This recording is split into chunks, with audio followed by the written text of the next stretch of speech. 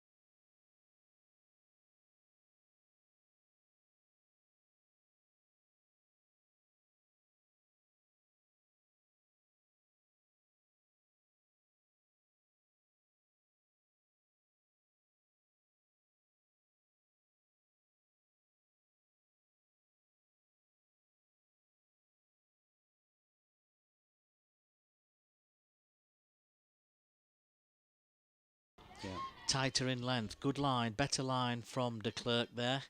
And Emma this time is just pushing that out onto the offside. As Doidge was saying, a really good opportunity for Emma to open the batting in these games. And she'll be looking to get a few runs on the board personally and get off to a good start here. As de Klerk's in again, pushed out onto the onside to a much straighter ball in line on this occasion, and Emma pushes that up towards a wideish mid-wicket, and there's no addition to the score on this occasion. So 7 without loss. 5 of those, as I've mentioned, to Emma, who started confidently so far. High back lift, short step across the stumps, and again on the toes, on the back foot, pushed through the offside this time with more of a straight bat. And that one is just nicely pushed through the offside. Good timing. Just waited for that, just leaned into it, pushed it out onto the offside, beats the infield. They go through for a second run. So good over this for the Diamonds then at this moment of in time. Doidge, if you're wondering, is just in the process of sorting out some of our technical issues, and doing a great job he is, as well as this one is a good delivery outside the off stump from Nadine de Klerk. It beats Emma outside the off stump. It's through to the keeper, Ella Claridge, and there's no addition to the score. But 2 overs in, the Diamonds have got off to a pretty decent start here. They're 9 without loss. Yeah, apologies folks if any of the blurb going on in the background there spoiled your enjoyment of over number 2, but we have had some technical problems this morning that we're hopefully going to have sorted out today, given that we have got several days play, of course, here during the season. But I'm told that we are definitely going out live on both the stream and on the BBC audio broadcast at this moment in time, which is good news. So we've got there. Tenacity, that's the thing, isn't it? Tenacity and perseverance. Tenacity and perseverance. You must continue to persevere. As will the players on both sides here. Grace Ballinger doing just that with her first ball of over number 3, which was stroked by Lauren Winfield Hill up to mid-off. No run. Yeah, it's not coming through at great pace off the pitch from what I've seen so far. But what we've seen is Lauren Winfield Hill and Emma Marlowe, who have been just patient and waiting. And by and large, they've found the middle of the bat so far. Here comes Ballinger then. A few shuffly strides and then a bit of a step in the middle of her run-up before she's in and bowls. And Lauren Winfield Hill, there you go. That is exactly bearing out what Graham has just said about the pitch. So she's just replayed the shot as if she's trying to whip it through mid-on, but it's stuck in the pitch a little bit, and she ended up spooning that one up in the air towards mid-off. Fortunately for Lauren, it dropped a few yards short. Wasn't any real danger, but we have seen her get caught in the V before. She can sometimes get under them, and it's that sort of a day when that might happen. So you're going to have to be just on your guard to some extent here. As an opening batter, Lauren doesn't need me to tell her that. As she's built up a great career. She flicks that one out square on the leg side and picks up 1. Yeah, she's in such great form, isn't she, already? In game 1 this season, 69 not out.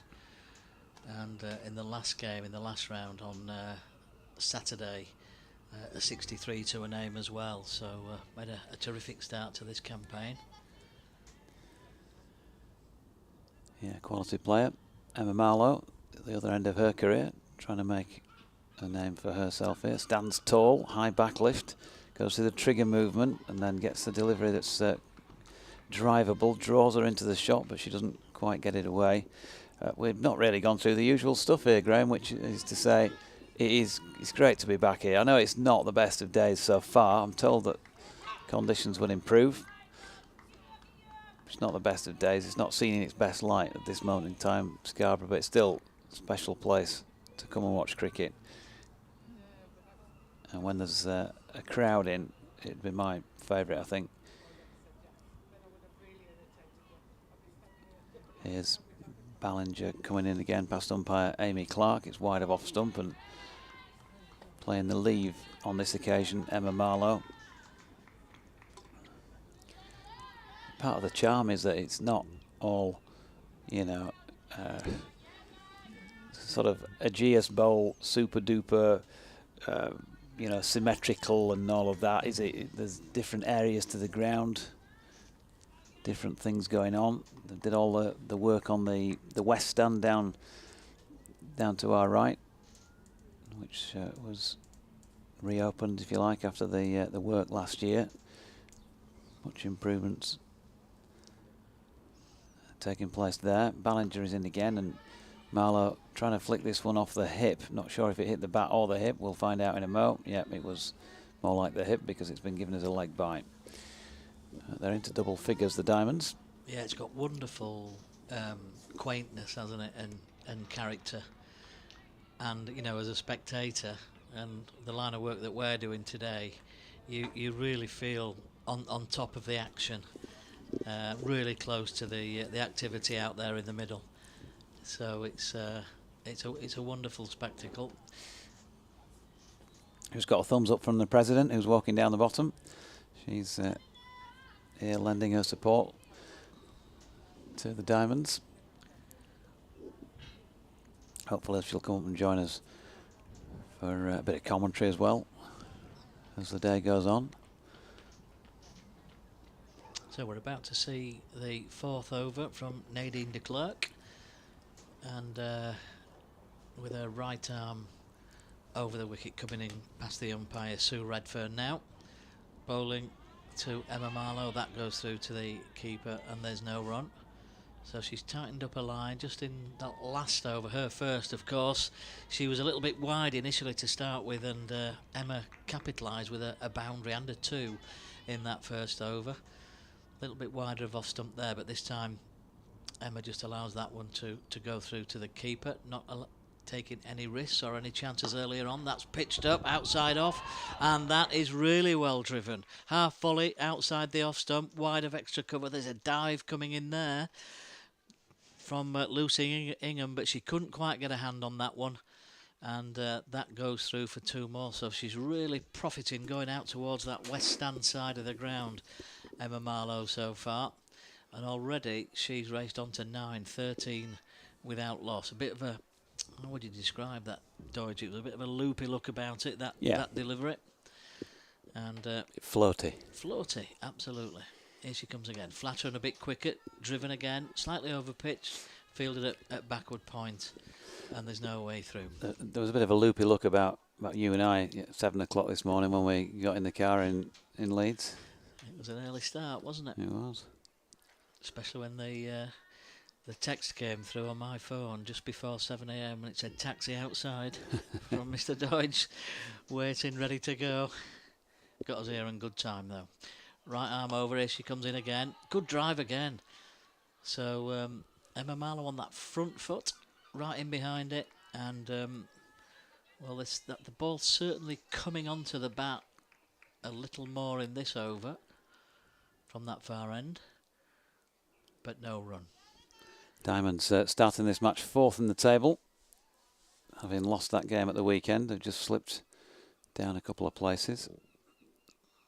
De Klerk's in again, coming in towards us. Again, it's well pitched up outside off, but fielded there by Lucy Ingham, coming round from extra cover. Still a slip and a gully in there.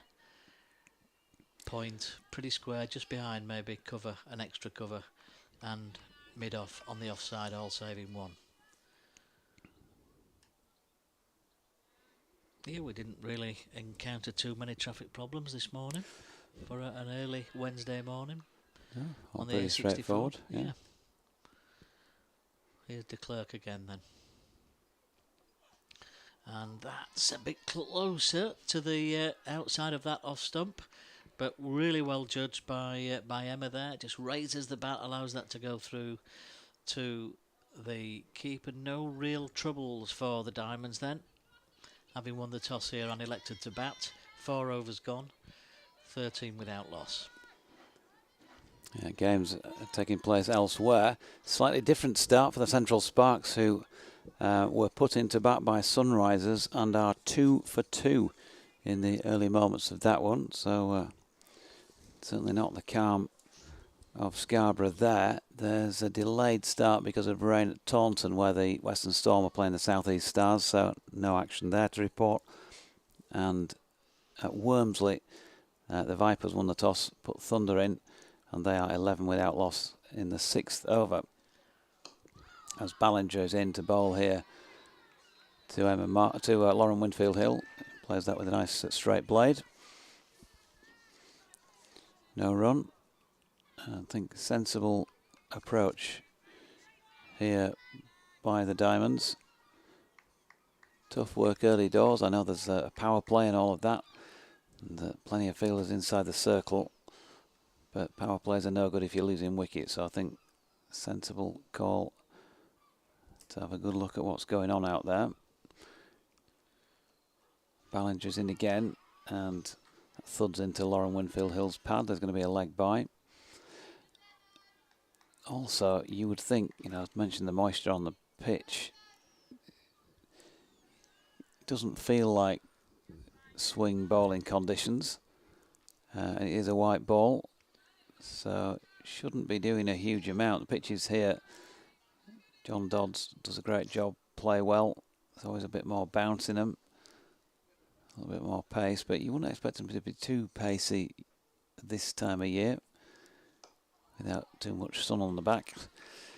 Ballinger's latest delivery sees Marlowe just prodding that one out to point. Bit of outside edge feel about it. Yeah, it's just that angle across from the left armour, isn't it? We saw Lauren just with a thick edge in one of the previous overs from Ballinger, and Emma this time. I don't think it's done a great deal off the pitch. I think it's probably just the angle of the ball coming from the left armour. Ballinger in again. Yep, and there you go. Another ball sort of slices its way out to point, doesn't it? Really off an open face. No run. Couple of snappers round the ground. Paul Butterfield in the distance, walking around with his beefed up lens, and just down to our left, John Heald, who's ample seating from which to take a good pitch. He's got his preferred choice by the looks of things. Chomping on some food. Got your pick of the seated accommodation today, JD, I think. Yeah. There's a few on the benches away to the left.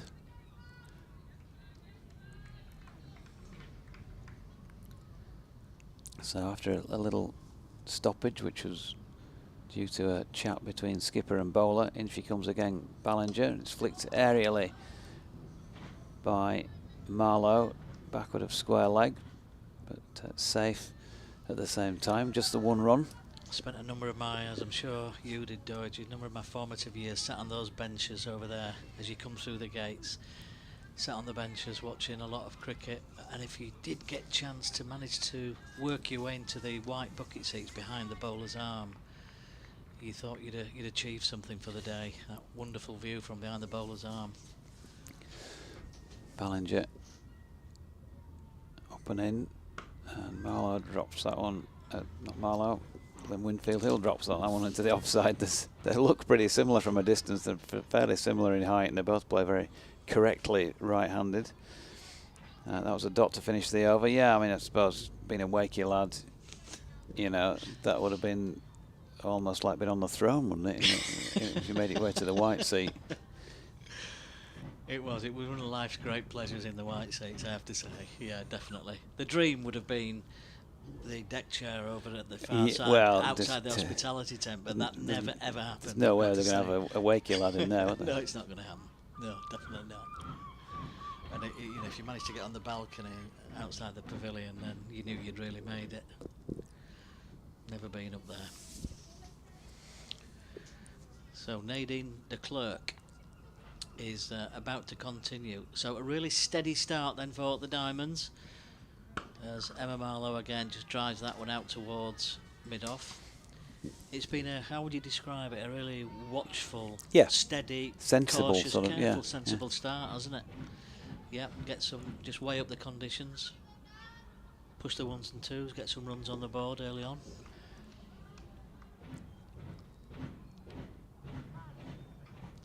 Klerk comes in again then. Marlowe stuck on the pad. There's a stifled appeal there. She's got that trigger movement across to the with the right foot, the back foot just moving across the stumps, as we see so often from so many players nowadays. But it was nothing more than a stifled appeal. I think an element of surprise with the decision to bat is purely because from watching, clearly I've watched sort of more fellas games than women's games here, and the predominance of wickets tend to fall in the morning. Right arm over again. That one's driven outside the off stump. It's in the air. It's at a catchable height, but it's wide of that first slip, and it more or less just goes between the first slip and the gully there. And again, they've raced through for 2. So great running between the wickets, down to third man. 2 added to the score onto 17. Yeah, she didn't quite get all the way across to it, did she? Hence it going in the air. But I mean, just going back to what I was saying about wickets falling in the morning, you could say this is the kind of brave cricketing decision, because if you do bat well in the morning, then you tend to do better as the day goes on. Whether that's Storm. Here's de Klerk in again. So maybe just hoping for conditions to clear. Maybe they've seen a forecast and think, well, by lunchtime the sun might be out, and that will make it feel quite a lot different. So if you bat sensible early doors, then you could prosper later on. Let's hope that that's what does happen. The Diamonds, of course, the 2022 champions, looking to re-establish themselves back towards the top of the table in 2024. De Klerk's in again, and there's just been the odd one that's beaten Emma outside the off stump. Slower ball, I think. There was a bounce in front of the keeper, Ella Claridge. But yeah, just bringing her forward, leaning forward, and maybe a bit of movement on the pitch there, and no addition to the score. De Klerk quickly back to a mark, coming bustling in towards us again, and that is in the air, but that's over the top of Cassidy. It's McCarthy, isn't it, there at mid-wicket, a wideish mid-wicket, just clipped off her toes there in the air, but over the top of the infielder, and they go through for a single. So she timed it well enough to ensure that it cleared the infield there, and they go through for a single. A little bit chancy, I think you've got to say, but nonetheless, we're playing 50 over cricket. I guess at times when the ball's pitched up on your legs, you will sort of push those through there, and sometimes in the air as well. She picks up one more. That's the end of over number 6. 18 without loss. Ballinger to continue at the Peace-Zone Park end. She's going to be bowling to Emma Marlowe. So yeah, bang on 3 and over, which doesn't feel like it's clearly not going to be a huge score if they carried on at that rate. But then again, factor in the scores that the Blades have come up with so far, and you still wouldn't be a million miles out of the game. They might not get that every week, of course. They might improve today significantly with the bat. Marlowe just flicking one again aerially off the legs round the corner for 1. She's done that a couple of times now, and you might wonder, well, would you bring up, when she's on strike, would you bring up your square leg a bit closer, because there might be a catching chance there. She doesn't have to be outside the circle. Got a slip, a third man, point, cover, extra cover, mid off, mid on, straight mid wicket and deep backwards square. Ballinger's in again, lovely little push by Lauren Winfield-Hill. She's a graceful player when you see a play like that. I suppose for a visiting team here, Doherty, there is a slope on the field, isn't there, that runs away towards that west stand, and I guess there is maybe a concern just behind square there that if it gets past the infield, it's away. We've seen that once today already, haven't we, through the offside from the other end. But I guess as a visiting captain, there's maybe some worries about conceding boundaries on that side. Ballinger in again, and Winfield-Hill trying to whip off the legs, but misses with the bat. It's going to be another leg by into the leg side. 20 on the board.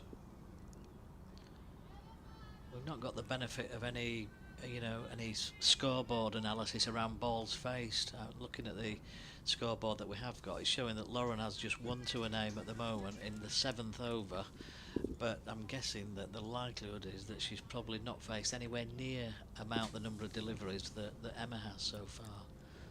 Yeah, correct. She's faced 11 and Emma's faced 28. This is her 29th. She's got a thickish outside edge on it. Playing in front of the wicket, but it's gone down to third man for 1. There won't have been many Diamonds games over the years, will there, where Lauren is on just 1 after 7 overs, I wouldn't think. Chance for her now, though. No, she tends to be a pretty brisk enough anyway. I wouldn't say that she goes for it from the gun every time. She just plays cricket, I think. Got that slightly crouched stance with the back lift high, and she walks into this one, and she got a good amount of bat on that, but it was half stopped at point, and that's not the best of fielding in the end, I think you've got to say. Sophie Munro got something on it, and that was a good effort to get something there, and then everybody was a little bit slow to react, really. And third man, Teresa Graves, had to come a long way to do the fielding, and that allowed them to get back for a second run. Maybe something for them to work on. 23 without loss, getting on into the back end of this 7th over then. Ballinger is in, and at Winfield Hill. Now she just starts to look a little more aggressive with the shot. She played the ball before, and there you go, that's a beautiful shot. Just waited for it, and she is a lovely touch player. She just stroked that one away square on the offside to complete the 7th over with a boundary, and that's very much the most productive over of the match so far, because 9 runs came from it, 27 without loss after 7. Yeah, I guess the good players, the great players, like Lauren in the women's game, don't worry too much, do they, about maybe facing sort of 6-7 overs with not many on the board. It's all about having the patience and the quality and the class, isn't it? Just to wait for that bad ball, knowing that they will come eventually. And it did there. Terrific shot, as you said, through the offside for a boundary. So, new over, down the leg side. We will see a wide there signalled by Sue Redfern, the umpire at the far end. And that's the first time I think we've seen de Klerk just stray down that leg side. She's been very much outside the off stump, or pretty straight generally, but straying down the leg side really for the first time. First wide of the day, I think. No, been one more, yeah. De Klerk in again. Emma Marlowe outside that off stump, just gets up on her toes and has timed the ball immaculately through extra cover. They go through for 2. They think about a third, but the throw is coming in. Yeah, it wasn't hammered. It was just caressed and pushed through the offside, through the gap, and they go through for 2. 30 without loss, so this is looking like a good start for the Diamonds now in the 8th over. As de Klerk passes the umpire again. A little bit more flight on that, but it's given the treatment by Emma Marlowe. But a brilliant diving stop there. They threw for 1. They'll have to be happy with just a single. Well, that was a 4 ball when it left the bat, wasn't it? It was a great shot, but a fantastic diving stop in the covers there. That Bethan Gammon, I think, was diving down to her right hand side there. Great piece of fielding. Saved 3. Yeah. That brings Lauren Winfield Hill down to the striker's end, but a confident looking Emma Marlowe at the moment moves on to 18. The South African de Klerk comes in again then. That's well pitched up and that's well dug out by Winfield Hill. Yorkerish length just outside the off stump, and Lauren just had to check that shot and just dig the ball out outside the off stump. No addition to the score this time.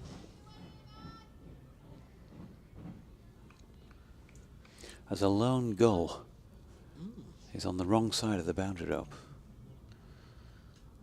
Here's de Klerk again, and pushed out into the offside. Good delivery. Yeah, the groundsman's looking out there as well, as if to say, what's that goal doing on the outfield? We nearly got in trouble for that this morning, didn't we? We did. We did. He was fine when he realised it was me. It was. Because I usually do park my car behind the west stand. Yeah.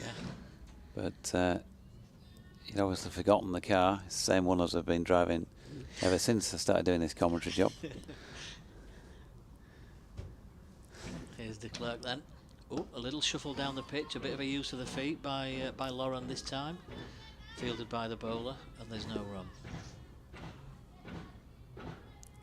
Yeah, he thought we were just ordinary fans or something, is ordinary spectators just having a drive around the outfield. But the reason we went on the outfield was because the players' warm-up gear was all laid out on the grass over the boundary rope and didn't want to run anybody down. De Klerk's in again, and that's outside off stump onto the back foot.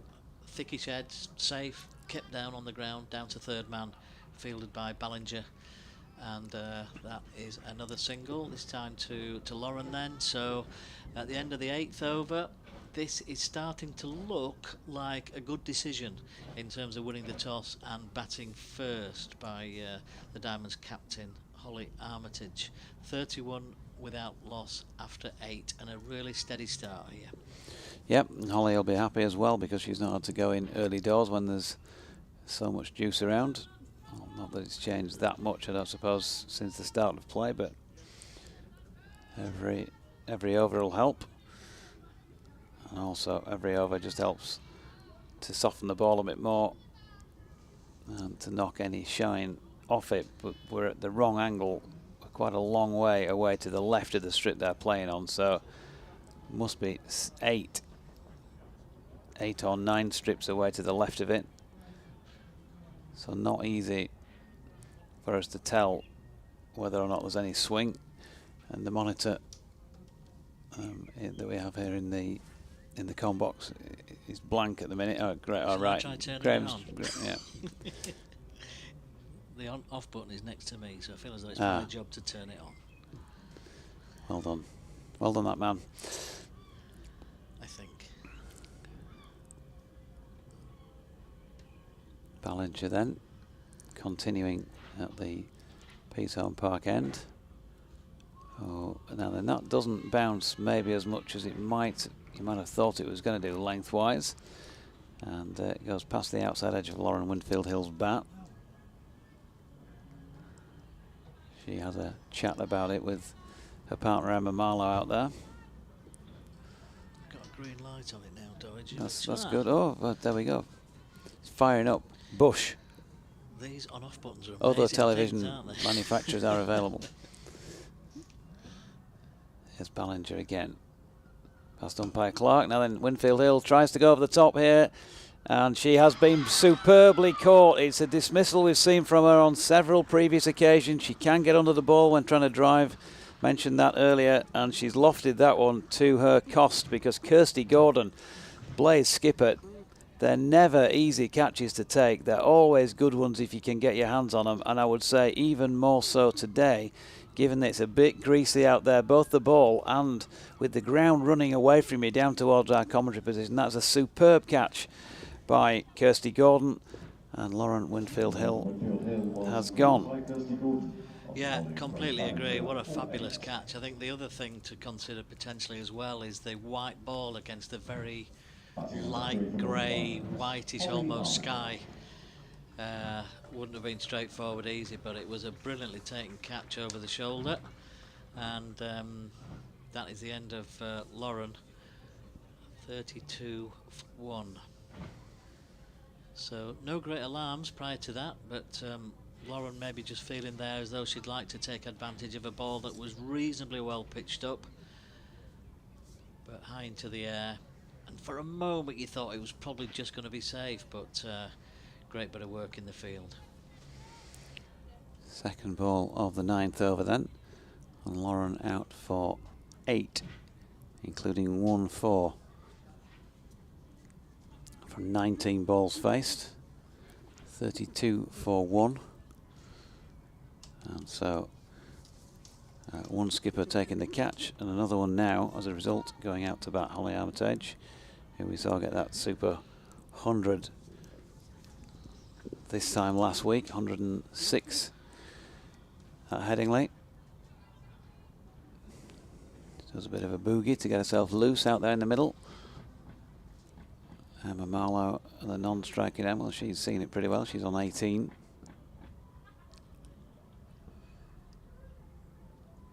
Third ball of the 9th then. Ballinger buoyed by the wicket. Comes into bowl to Holly Armitage, who just hangs the bat out a little, giving the impression there might be a bit of movement out there. But as I say, it is very difficult for us to tell from this angle, where we're guessing really from batter movements. As a van moves in around the periphery. Few spectators scattered around the ground, although none whatsoever in the West Stand, strangely enough. The newish facility.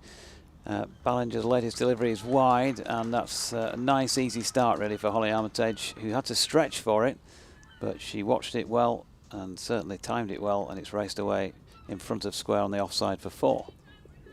Yep, great way to get off the mark, isn't it? Finding the middle of the bat there for Holly. Really well timed. It raced away for 4. Widest delivery by Ballinger there. Terrific 4. And she comes again then, past umpire Clark. It's full and flicked off the legs by Holly, who is going to come back for a second here. There was a sweeper was out deep at backward square, and they've got back for a comfortable 2 in the end. So she's quickly off and running with 6 runs against her name before the end of the first over that should have faced. She has one more ball of that to safely negotiate.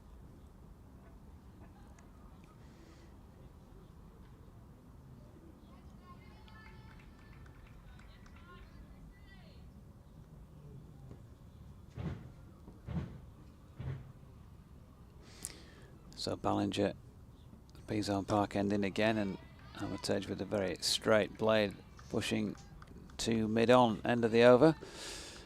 So, well, productive for both sides, because the Diamonds added 7 runs, but the Blaze took their first wicket. That of Lauren Winfield Hill gone for 8. 38 for 1 after 9. Shall we have a quick look at the other 3 matches score-wise? Before we get into this next over, Central Sparks have recovered from 2 for 2 to 12 for 2 against Sunrisers, but clearly finding it tough going in that match because they're already in the 10th over. 12 for 2 in the 10th. Stagnating early doors. Western Storm and South East Stars still to get underway at Taunton because of rain. And Thunder 28 for 1 against the Vipers, having been put into bat at Wormsley. That's in the 15th over. So it's not easy anywhere today with the bat. And this is a pretty productive start, really, by comparison to the other matches. It certainly is. So long may it continue for the Diamonds. And it's going to be de Klerk who continues then. So still no changes to the bowling so far. Outside off stump and a beautiful drive through the offside, and again that will run away towards the western stand on that far side. And there was a beautiful flow about the bat and the follow through there from Emma. And again, just exquisite timing really outside the off stump. She moves on to 22, and that will bring about a change to the field, will it? I think the Blaze are thinking about, looks like Lucy Ingham there, who's going to patrol the boundary now over in front of the west stand there. But a really well timed boundary through that offside area. 42 for 1 in the 10th over. De Klerk's in again. Again, it's driven outside the off stump. She's certainly finding the meat of the bat, isn't she?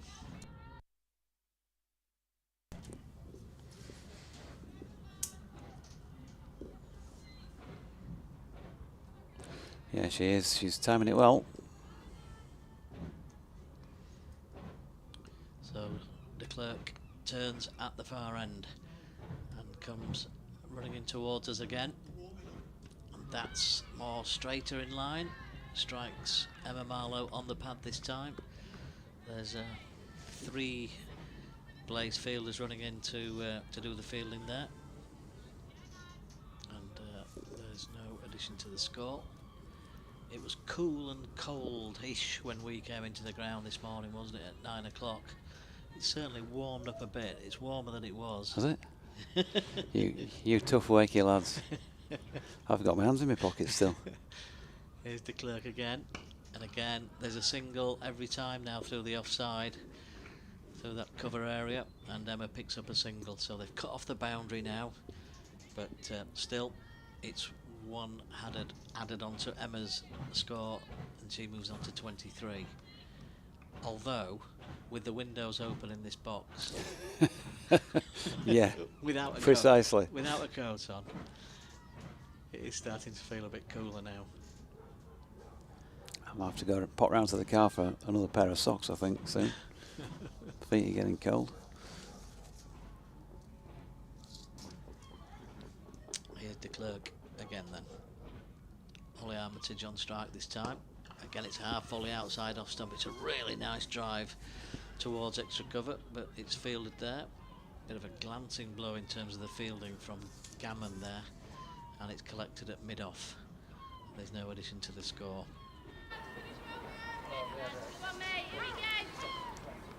4 points at stake, of course, for the win, and then you could get a bonus point if you manage to outscore your opponent by, I think it's 1.25 net run rate. Here's de Klerk. Holly again on the half volley up towards mid-off, straight to the fielder there. But not lucky not to pick up anything more than a dot ball there. Holly with the quality of the drive, but that's 10 overs completed, so I guess that's an interesting marker in a way, isn't it? And after 10, the Diamonds are 43 for 1. Yeah, it's a sort of day where if this was a ground that had floodlights, they would probably be on. The digital letter numbering on the scoreboard up over near the tea room is certainly quite pronounced, which gives you the feel that it's a little bit gloomy, and it is set in overhead and grey.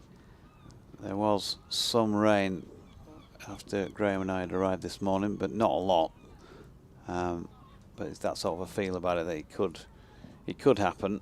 I don't think it's forecast to happen to any great extent. Kirsty Gordon then is going to come on from the Peasholm Park end after that super catch. She'll be feeling pretty good about life, the Blaze skipper.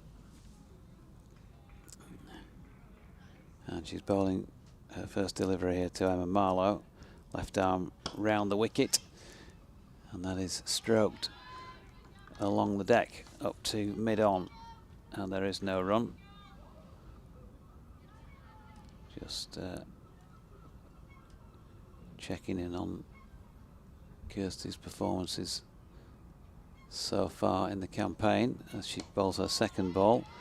That's a better delivery, already managing to land it where she wants. First one was a bit more of a full bunger, but slow left arm has played 1 women's test and 5 women's T20 internationals so far this season.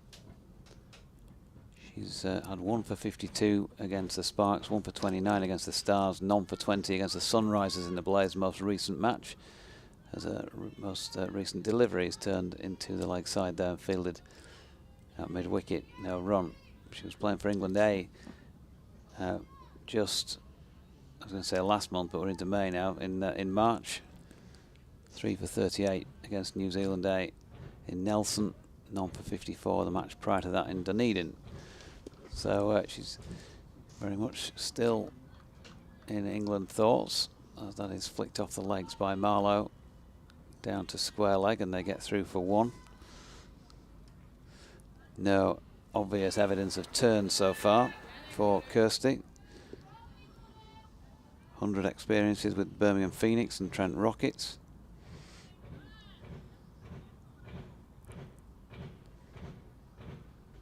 Has also played for Scotland women.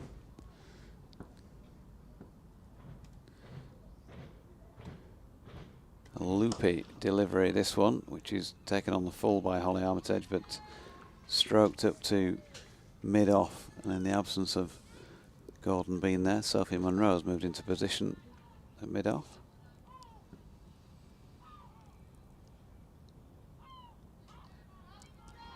And evidence that the ball is getting wet because Kirsty Gordon has just given it a dry from a towel stuck down the back of her trousers.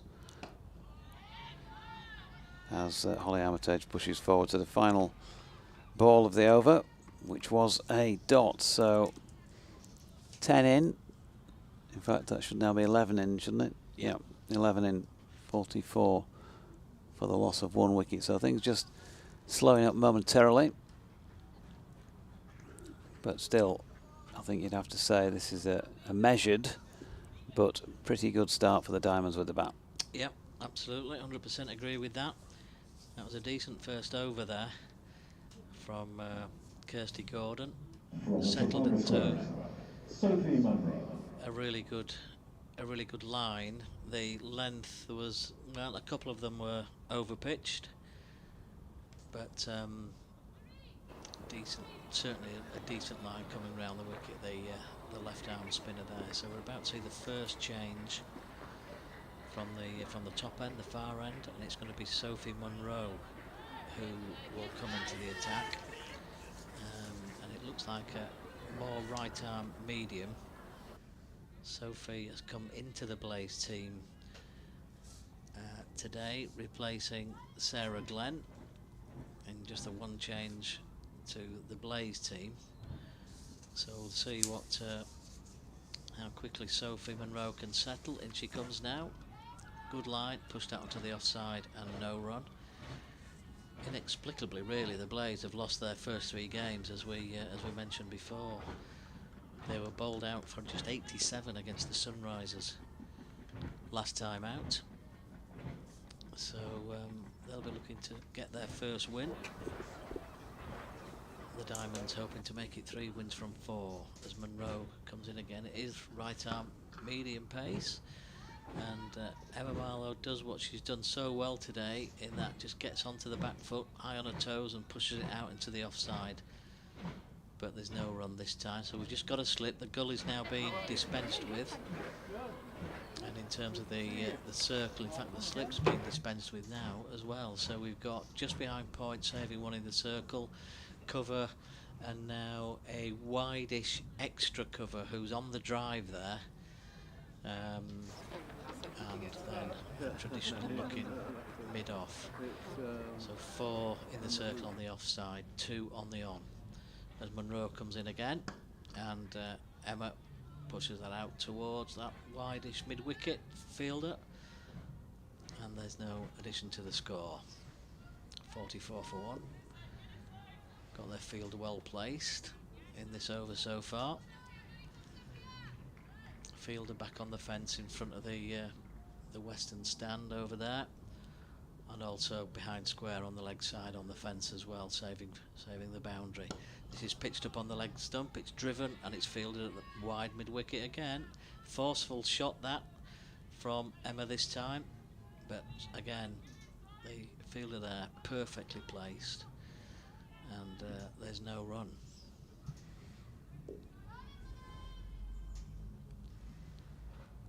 Munro quickly back to her mark again, and turns and comes running in towards us, then past the umpire now. Oh, and there's a bit of lift off the pitch there.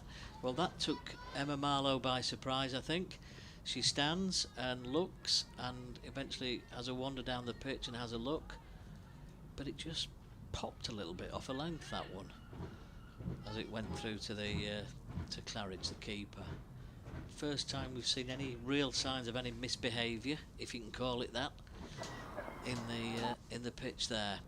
Here comes Munro again then, and this time Emma again just waits and pushes that through that vacant area out in the covers, and they go through for a single. That's the end of another over, and Emma moves on to 25. So a really steady, solid start where she's not looked to force the ball too much, but when the ball's been there to to hit, she's just basically leaned into it and timed it really nicely, patiently waiting, and 25 to her after 12 overs, 45 for 1, the Diamonds.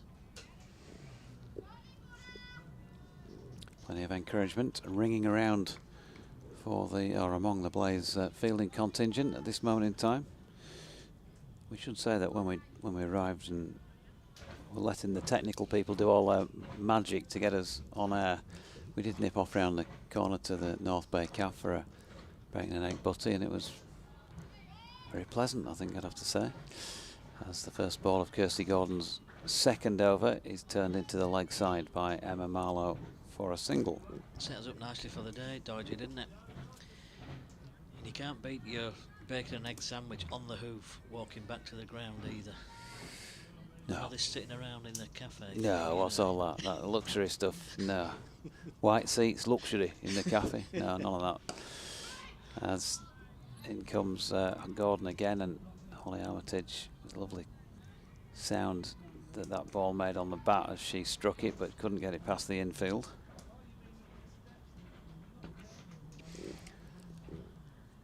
Gordon again, around the wicket still, and I think Holly Armitage looked like she was turning that one a bit squarer, maybe through mid-wicket, but once again, evidence that not easy on this pitch.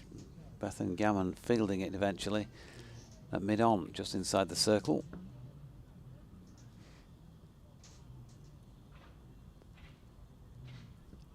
Gordon in again. An attacking field to the field. Attacking field to the shot as well by Holly Armitage, but again, she hit it to Gammon at mid-on. It was in the air for a while, but safe enough. One or two people have taken to walking around the ground much like you would at a club match. And I don't blame them either, because you'd want to keep moving in these conditions. It is fairly parky. Gordon once again to Armitage, and she's got her. Kirsty Gordon has managed to get one through, and that is the end of Holly Armitage bowled. Captain bowled by captain, and the Diamonds 46 for 2 in the 13th over. Well, there looked to be some turn there, I think, Dodgy, as Holly came forward. Looked as though it beat the outside edge with some sharpness turn. As Dodgy's been saying, it's difficult in terms of the angle that we watch from to really see how much turn there might have been, but it beat the outside edge, we know that for certain, and it looked as though it's somewhere near the top of off. So that is a good breakthrough. But what you can say about the delivery is that in terms of the loop on the ball and the length and where it pitched, it looked like a pretty good delivery, you have to say, and it brought Holly forward, and there was enough on it, as you say there, mate, just to get through the defences, and that's the loss of the second wicket. Yeah, absolutely spot on, really, in terms of delivery. You're bowling against an international player who is in the runs as well at the moment, and if you can manage to bamboozle a player of that quality, then you know you've produced something good. So well bowled, Kirsty Gordon. And Holly gone for 6 off 12 deliveries, so the wicket falling at 46. Fourth ball of the 13th over. That partnership for the second wicket worth just the 14, and well, the two most experienced top order players that they've got in the side both gone here. There might be a few nerves around.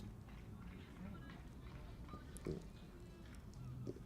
see how things go here, but Rebecca Duckworth is a new player at the crease, and she's immediately off the mark with a push into the covers. In the side today, Rebecca in place of Bess Heath. Jess Woolston in another change in for Lizzie Scott. And that is the end of the 13th then, with the score on 47 for 2. So the table in this Rachael Heyhoe Flint Trophy before the start of play today saw the Diamonds in 4th and the Blaze bottom before the start of play. looking back to last season, the Blaze did the double over the Diamonds. So the Diamonds due a win against this opposition, but we will see now. 2 wickets relatively quickly have fallen, and another partnership now to start to develop as Munro then comes into bowl. And that's a thickish edge outside off stump, safe enough though, no problem at all for Rebecca Duckworth, and that goes down to that third man area and through for a single, so she moves on to 2. So for anyone interested, the Blaze represent the East Midlands hub in this competition, which is Notts, Leicester and Derbyshire, I think, predominantly.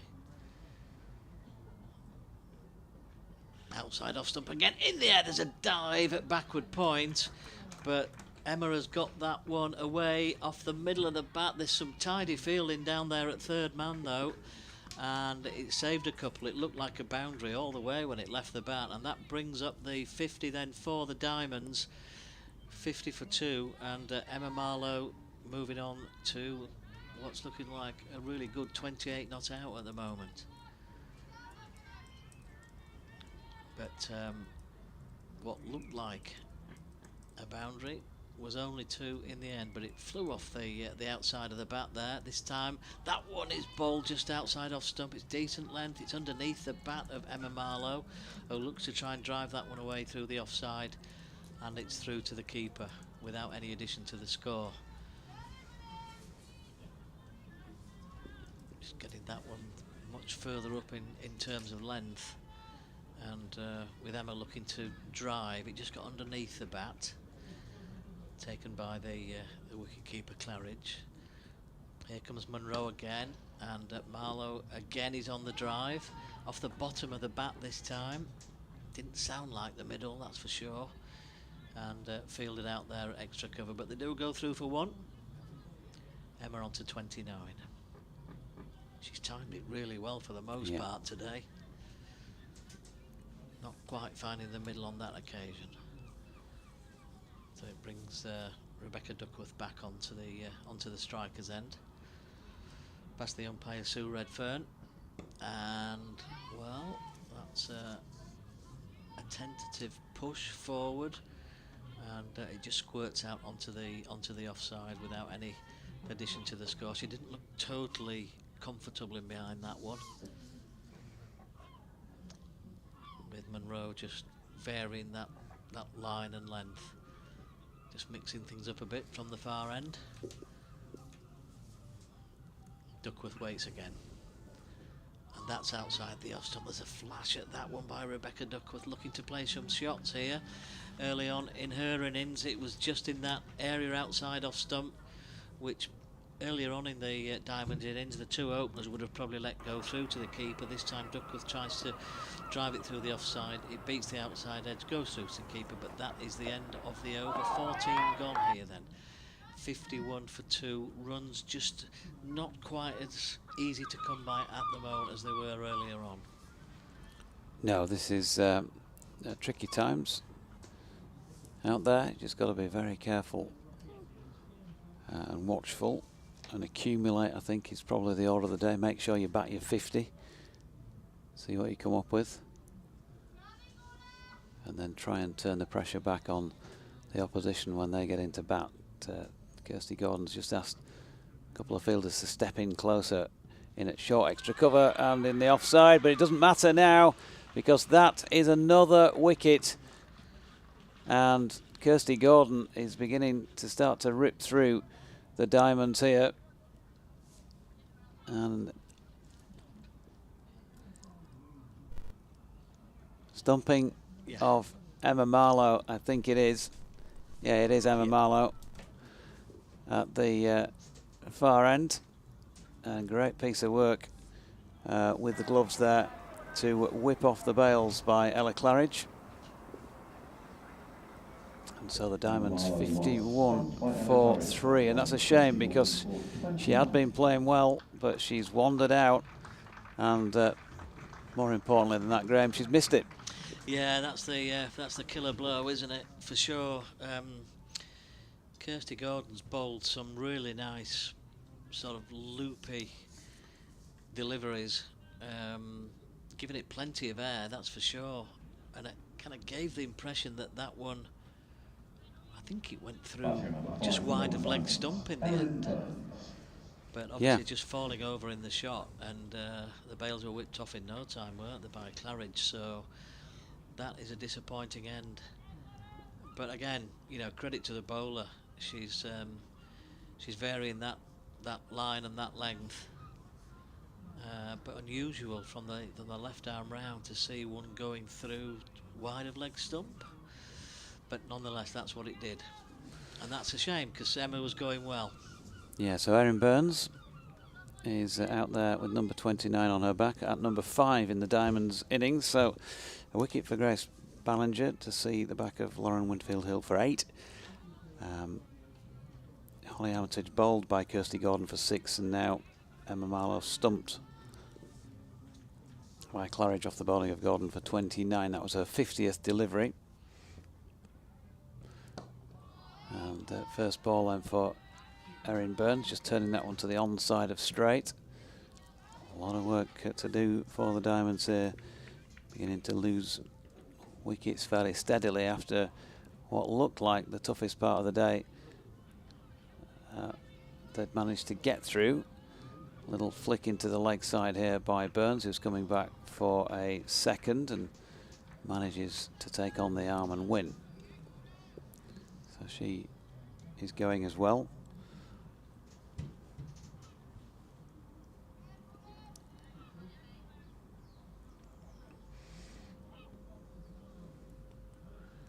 Kirsty Gordon, left arm round the wicket.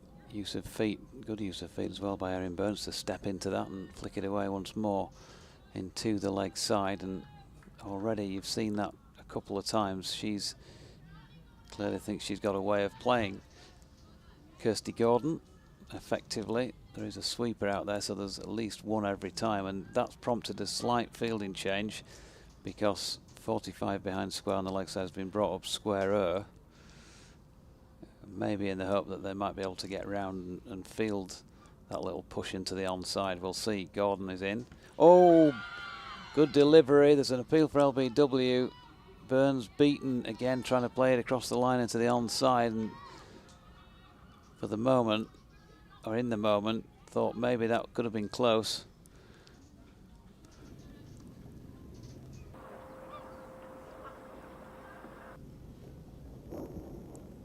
Here's Gordon again, and Burns this time more solid in pushing that one out into the offside. End of the over then, that's 15 now complete, and the complexion just beginning to change here because the Diamonds are 54 for 3. Yeah, you know, when you drive to the ground and you come into the ground on days like this, there's always a temptation with thick cloud cover grey days to think that it might be or it's likely to be the seamers that might do most of the damage. But it's the left arm spin that's really created most of the problems so far. 54 for 3, the Diamonds then. Yeah, so we're going to get a retake of the guard, a bit of discussion by a couple of the Blaze fielders out there. Sophie Munro and skipper Kirsty Gordon presumably having a think about what they're going to do from here.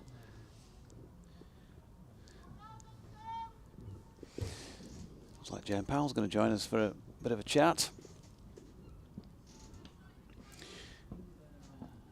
And there's going to be Sophie Munro to continue. Yep, Munro coming in from the far end then to Erin Burns, and that's short in length. That's pulled out onto the onside. Doesn't quite time that one. And again, she's on it way too soon, isn't she? Yeah. Again, that's the speed or lack of pace in the pitch. Yep. And she was already well through that shot before the ball arrived. Yeah, as you say, just a touch early on that, and she'll wait again for Munro to come in now. And a terrific delivery by Munro, and Erin Burns is beaten and bowled, and the off stump is flattened, unfortunately for Erin on this occasion, and she looked to be driving there outside the off stump, or probably on off stump, judging by the result in terms of where the stump is now on the ground. And sadly for Erin, that is the end of her knock for today. So that changes the complexion of the game even more. It was swinging the way of the Blaze prior to that delivery, and now with those 4 wickets falling reasonably quickly, the Diamonds have now moved on to 54 for 4, and Erin comes and goes too quickly for her liking, I'm sure. Yeah, Leah Dobson making her way out to the middle, and she's going to need to play a pretty responsible knock here, you would have thought. In the middle order, because there's a long way to go in this one. Still 35 overs to complete. Graham just going to take a breather. Might even pop and make us a cup of decaf coffee. Help yourself to one as well if you want, because there's no decaf in there. We have to get these things sorted out while we're on air, you know. Welcome along to the Prez. Jane Powell, good morning, Jane. Thanks for joining us. Good morning. On a pretty misty morning so far in Scarborough. Yeah, it's a bit parky, isn't it? Here is Munro down the hill, and Leah Dobson solidly behind her first delivery. It's dropped into the offside, no run. So we were saying, 32 on the board before a wicket fell. It looked like that was going to be the most difficult time of the day to bat, and if conditions improve, as is normally the case here, as you know, batting improves considerably, doesn't it? But they've got through that period and then lost 4 quick wickets.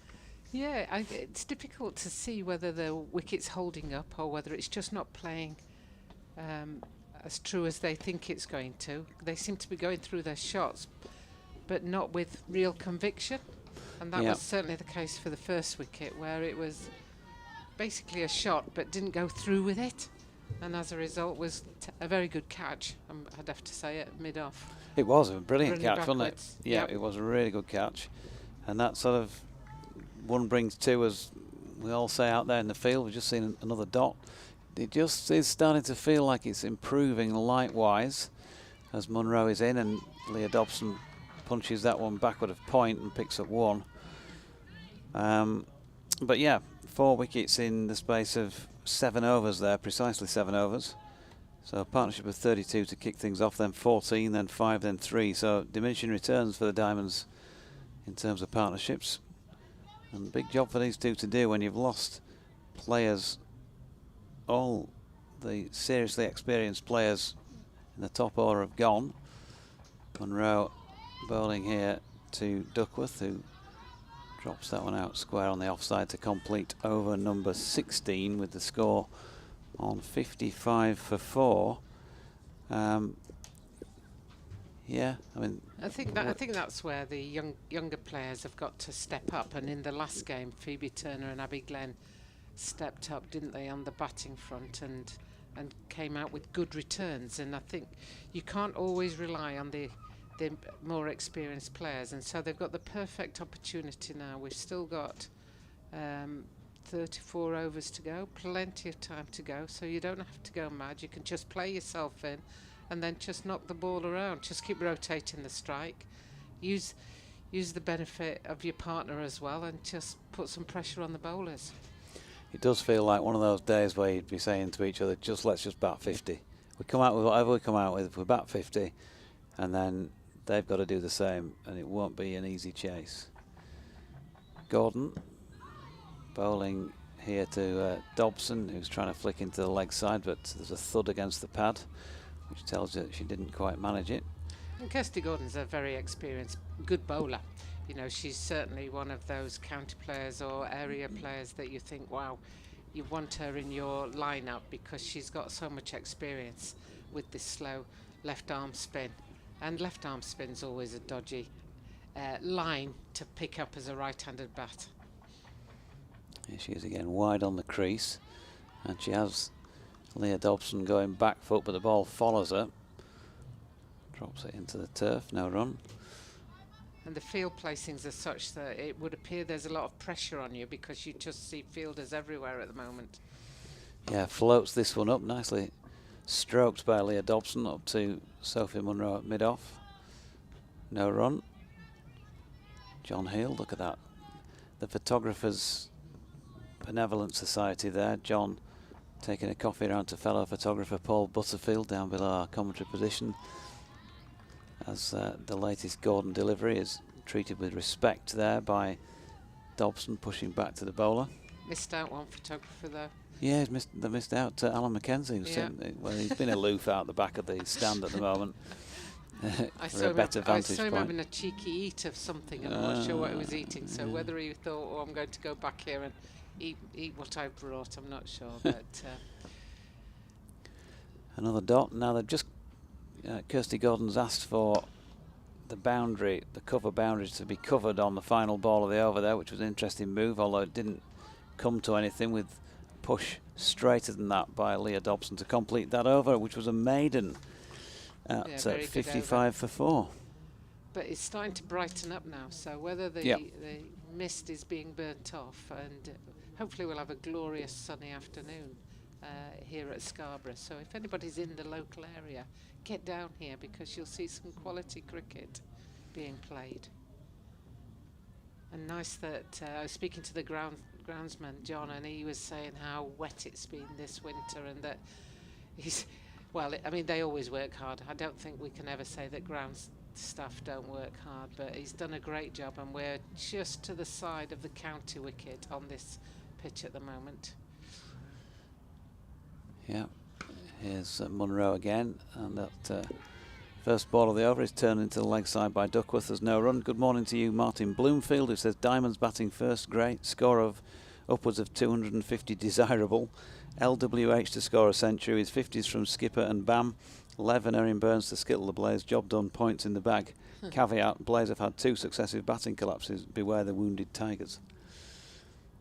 Or different to when you sent that email in, of course, Martin, but thanks for it. BBC West Yorkshire Sport at gmail.com is the email address, as we've got a single down to third man by Rebecca Duckworth. You can also get in touch on the usual at Sporting Lives 1 on X if you like. And you may have done so, I've not checked actually.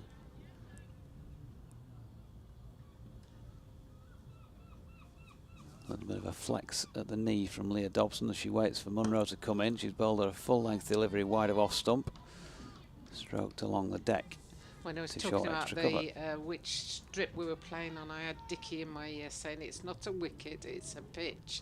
And you have to call them pitches, not wickets. And so often you find yourself using the wrong terminology, but Dickie Bird will correct you. So a good pitch here. Indeed. As that is turned backward of square by Leah Dobson, they might get a boundary. No, it's going to be pulled in just a few yards short of the rope and back for a comfortable 2. It was Cassidy McCarthy making the ground round from deep backward square leg. He's a good lad, that Graham Colley. He's bringing us a couple of decaf coffees. Do all the photographers and commentary staff have decaffeinated? No, but I brought my own because it's very rarely on offer when you get to these places. Oh, beautiful drive by Leah Dobson. Beats the despairing dive of short extra cover, and is it going to make the boundary? No, it's not quite made it. Long boundary out there. It is, and also still that bit of moisture around. Yeah, it's just held the ball up a bit, but nicely played 2. Mighty Mariner says, morning all, the group stage is better this year. Top 4 into the semi-finals. I think he's referring to the Diamonds' chances there. Thank you very much, Graham. I think it's they have changed the structure. So before it was the top 3, 2 and 3 played off to play number 1 in the final, whereas this year the top 4 go into semis. Yeah. So first place 4th and second place 3rd in the semis. Just opens things up a little bit more as we see a change in the field. Lucy Hyam has just been sent out to sort of square cover, really. Sweeping. Dobson flexing at the knee again. Munro in, bowls are slow and visibly slower from this distance. And she watched it well and treated it with a bit of respect. So they're back going again, but a lot of work to do. Just past the third of the way through the innings, really. 18 gone, 60 for 4. Were you like me up with the Lark this morning to get across here? Yeah, I came up from Sheffield this Did morning. you? So it's 100 miles from Sheffield. So just shows you how big Yorkshire is. And What time was that up last? I left at 7:30, so Aye. not too bad. So it was a nice drive. First thing in the morning. We left at 7. You never quite know going across the bypass past No. York when you get to that roundabout. Yeah. Where it When goes from dual carriageway to single. single. Yeah, you can be queuing a while, can't you? Yes. I have the luxury of not having to set things up like you do, though. So you're the experts and the pros. So I just jump in at a later stage. Well, we've had so much techie stuff going on this morning. I didn't even manage to get my usual morning tweet out to advertise the fact that I was here. Yes, I must admit my sister in Australia, as usual, told me there was no sound on commentary. So yeah, sorry, Jill. As the first ball there was a dot and the second is the same. Yeah, the facilities that we use, which is ISDN, is gone completely now here. Nobody's asked it to go, but it's from our last game last season to the first game this. It's just died. Another dot ball, third of the over, so another good start by Kirsty Gordon. And so we were trying on the hoof to find out an alternative way to get the broadcast going. And thanks to some technical expertise, we've managed to do that. A missed sweep this time by Rebecca Duckworth. Just going to have to be a little bit careful on that front. yeah, I think she's trying the slog sweep there. Yeah. And she's hopefully judging that it's pitching outside leg stumps, so it's safe to do that. The danger comes as if Kirsty straightens one or changes the line slightly. Here she is again with a loopy delivery. Driven, slightly a bit of a drag about the drive there, and again that's slow pitch feeling. She's And sending another the dot. fielder out again to deep cover. Loopy ball again. Ooh, missed. Not dissimilar to the stumping delivery, the one that got Emma Marlowe out, because that's past the leg stump, hasn't it? Past leg stump, which means that she's probably choosing the right ball to try and slog sweep, but she's just not executing it very well because it's obviously going down leg side, as was proven by the fact everybody missed it and it went down leg side. So good thought process, just not very good execution at the moment. And those are the two key things when you're out there, particularly when you feel the pressure of the overs and the run rate. Probably scoring at 3, just over 3 at the moment, 3.1. Yep. Something like that, because we've had 19 overs and we're on 60. So the perceived pressure builds. And that was another dot. Another maiden, I should say, as we have another dot from Munro there to Leah Dobson. Leah, well, don't think she would have wanted to repeat it the way she got out at Headingley last Wednesday when we were covering that game, because that was about 20 overs in roughly, wasn't it? A long way to go. Bit of an impetuous stroke, and hopefully this is a great way for her to try and show us that she's learned from that, show herself, as she strokes one back to the bowler. Yeah, plenty of time for her to play herself Yeah. in, isn't there? Because we know she's a powerful batter. We know that she can clear the infield quite easily, but she just needs to stay around a little bit longer, get the feel for the pace of the pitch. Sorry, Dickie. Get the feel for the pace of the pitch, and then make sure that you evade the fielders. Munro in again, ball short of length. She's played that well enough, because that's one of those that could have got you into a bit of a tangle with it holding up in the pitch, but she waited long enough and has got it away backward of square leg for 1. Yeah, definitely feeling brighter. For a little while it was pretty gloomy, wasn't it? You'd have wanted the floodlights on if there were any around. Yeah. But it's okay now. It's not as cold and blustery as it has been at various cricket games till now, so it feels quite pleasant. Munro in again, and Duckworth flicking across the line there, understandably in the sense that she's been left a yawning gap by Sophie Munro, but because of that she also just needs to be a little bit careful about what's coming out of the hand. There's a big gap between deep backward square leg and a straight mid-wicket of there's a 60 yards, isn't it? 6-3 field, isn't it? 6 on the offside and 3 on the leg side, and not much backward of square. So if you're going to flick it away leg side, you're thinking you're probably going to be playing across the line. She is doing here, but that's a short ball and totally valid in doing so. And a good piece of fielding to keep them to 1, because that was bound for the boundary. And once again, it was Cassidy McCarthy who, athletic figure of Cassidy McCarthy, made good yards around the boundary edge to keep that in. I was a little bit heart in mouth moment there, because I thought there's only one fielder out there, and I thought she'd hit it to her. Too well, so, yeah. As you say, she could hit it in forward of square and very fine, and is very safe. But that anywhere in that 10-yard region backward of square is, you've got a very athletic fielder there. So you have to be mindful of that when you're going aerial. Another dot to finish the over, and that was another slower ball which Leah Dobson was slightly foxed by, but has got away with that. And Sophie Munro certainly looks capable of bowling a decent slow ball from what we've seen of her attempts at doing so far. So we are precisely 20 overs in, and it's become a bit of a grind when you consider that it was 4 and over at 32 off the first 8, and it's now just over 3 after 20 overs, and the loss of 4 wickets, and wickets do tend to stifle things, don't they? They do. But in mentally, you've got to think, you know, in a 20 over game we would score X. We've scored 30 overs, so there's plenty of time. So just don't give your wicket away. And that's a nice fine edge there down leg side, and they've come through for 2. I think she was aiming that back over the bowler and just got an inside edge. Yeah, very thin nick. Not sure it was intended.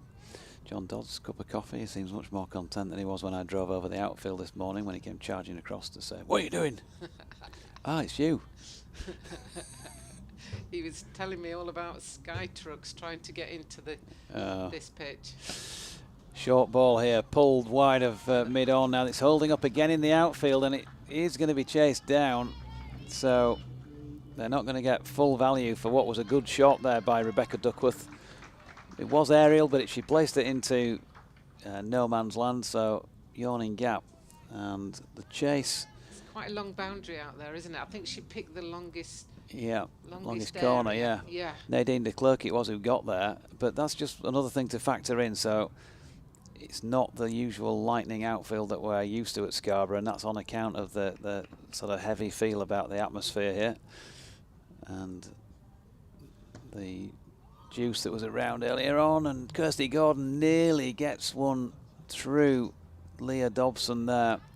She got some bat on it. It looked like it was running back towards the stumps.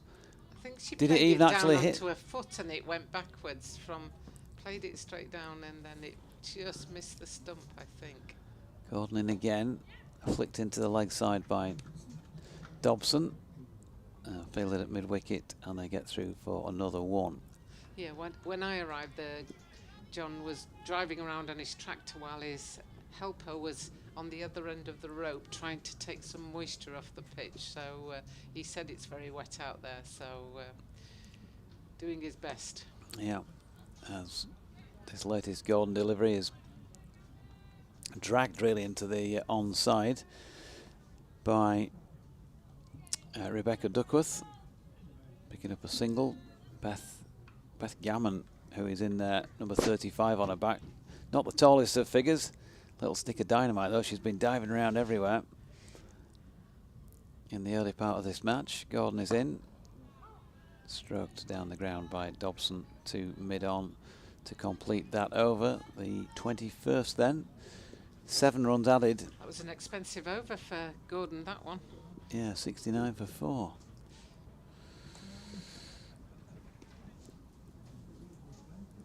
She's going get a change. Must be getting a bit warmer down at pitch level because one of our batters, Miss Duckworth, has decided to remove the sweater. A bit of a giveaway that the 12th man coming on had a bobble hat, gilet, Yeah. and sunglasses, I think. So it's a real combination out there. Not sure about the sunglasses at the moment. I don't think it's that bright, but I think that's a younger person's thing. I'm probably a bit too old for that. Don't know about you, but you can join us if you like. Graham and I think we're going to go for fish and chips after the match is done, before we hit the road home. That sounds like a yes. Everybody always tells me about which one's the best ones when you come to Scarborough. Yeah, everyone's got an opinion on that front, hasn't they? Yeah. First ball of Sophie Munro's over a dot there. Just a little bit of a waft from Duckworth. I think what I've seen over the recent years is less foot movement from batters, and that's probably why we see a lot of wafts, as you've just described it. High backlift. Oof, she really does take that bat high as well, right around the back of her neck as she waits for Sophie Munro's delivery and then strokes it. Yeah, yeah, she does, doesn't she, Tammy? Yeah. It's almost like they're wielding it's like a medieval film drama where they're going to wield the mace or something, yeah. The axe. 69 for 4 then. And Munro down the hill from the Trafalgar Square, and short ball pulled. It's going a long way. It's going all the way. A six. That is a big six. That was. Super shot by Rebecca Duckworth, then banged into the pitch by Sophie Munro, and mentioned the yawning gap in the field between straight mid wicket and deep backward square. Well, it pierced that gap and has cleared the boundary by the better part of 10 yards. And Rebecca Duckworth's quite short in comparison to Leah Dobson, isn't she? But she certainly timed that well, and with a real connection, just cleared the boundary considerably. She's on to 16 then, score on to 75 for 4. First 6 of the match. And she's just played that one nicely. It was wide of off stump, and she just ran it down, and the diving fielder backward of point, Daisy Mullen, couldn't quite reel it in. So another single. Once you've got the measure of the pitch, you know, and you can start clearing the boundary, it makes a big difference to the run rate and the score, doesn't it? You know, if you can hit 6 off one ball, you don't need to worry for the rest of the over, and then just knock it around.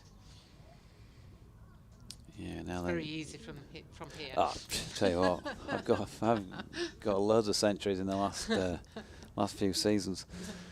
Lucy Hyam has just been sent out to sweep on the cover boundary, a ball short of length, and that is dropped into the leg side by Leah Dobson. That's good cricket. Yeah, that's one of the shots that I think should be meat and drink to everybody, is that if there isn't a square leg as such, just drop it into that square leg area and just make sure that you and your partner are ready, because there's a run every time. And it's the sort of shot that when you watch Holly playing well, you know, she does routinely, doesn't she? She picks up the singles and then puts the bad ones away. This one from Munro wide of Duckworth's off stump, and she misses out, but that was a good over as far as the Diamonds are concerned. 22 of them now complete, 77 for 4. I think we'll probably do one more, and then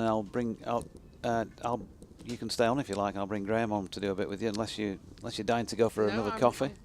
I'm good. I enjoy sitting here chatting with you and watching the cricket. Well, we'll bring Mr. Colley back in, because he knows far more about cricket than I do. He'd probably have much more intelligence. So the last over went for, the previous one went for 7, and that one went for 8. So yeah, so they picked things up in the last couple of overs. 2 overs. Yeah. It just sort of changes the feel fairly quickly, doesn't it? I see Kirsty Gordon off, because she sort of I feel like she's more of a threat. Yeah. And she's bowling the first ball of this over to Leah Dobson, who strokes that down to mid-on. There's no run.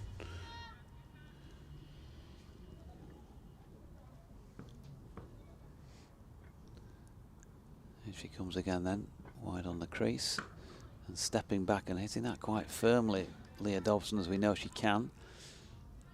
Fielded there in the covers, no run.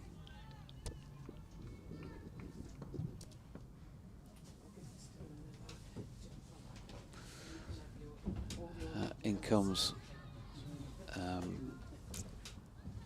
Gordon again. That's stroked away backward of point this time, and they'll pick up another single. So this is better, having got themselves in a little bit of a hole. They're managing some sort of recovery here, the Diamonds, because they've added 24 now for this 5th wicket. Sensible play by Duckworth to a good delivery by Gordon. Still plenty of time left in the contest, as this was just dragged slightly by Gordon and hit firmly by Rebecca Duckworth into the offside. But once again, the fielder out there is Cassidy McCarthy, who, having fielded it, is charging off. I bet she was a sprinter in the school athletics team. Pretty quick across the ground. Oh, now then, this is full, and she's got underneath it as Rebecca Duckworth. Can it go all the way? No, in fact, she's got some backspin on that 9-iron, and it's absolutely plugged. And so she's only got the 2 for a shot that on just about any other day of the season here would have just kicked on and gone for 4. Again, so factor that into the score, 80 for 4. It might be worth a bit more than that because it is slow in the outfield, just 3 from that over. 23 complete. I'll step out for a bit. Graham will continue, and Jane will come back in for me. Well, this feels like a really nice recovery now, this partnership by the Diamonds. Remember, the 4th wicket fell at 54 for 4, and a really nice recovery developing. 80 for 4 on the board after 23 overs. And we've got Rebecca Duckworth out there on 19. And Leah Dobson on 9. So not sure if we worked out what a good score is today, Jane, and maybe something to think about. I mean, you'd like at least another 100 to have something to bowl at, you know, and it's the cloud looks as if it's breaking up. So if the sun comes out, we've all seen this ground play quite differently when the sun's beating down. So that's always a bit of a consideration if the climate, if the environment changes. Here's Sophie Munro again then, into bowl, squirts out onto the leg side to go through for a single. Leah Dobson picks up one more, so she's into double figures now, on to 10. And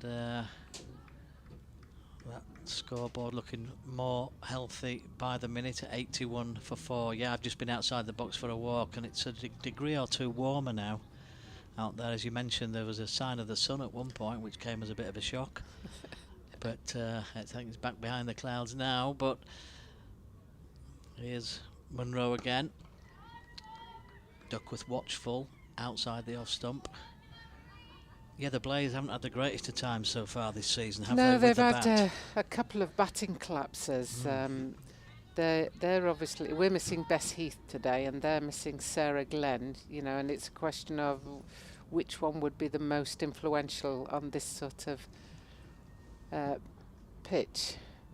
This time that's just outside the off stump again, played out confidently out of the meat of the bat again by Duckworth out onto the offside, where it's well fielded by the ring of fielders, saving one out there on the offside. Yeah, they've got the 6-3 field, so they've got the inner field, and then they've just got, have they got a deep, can't quite see round the corner of this building, so I'm not sure if they've got a deep third man.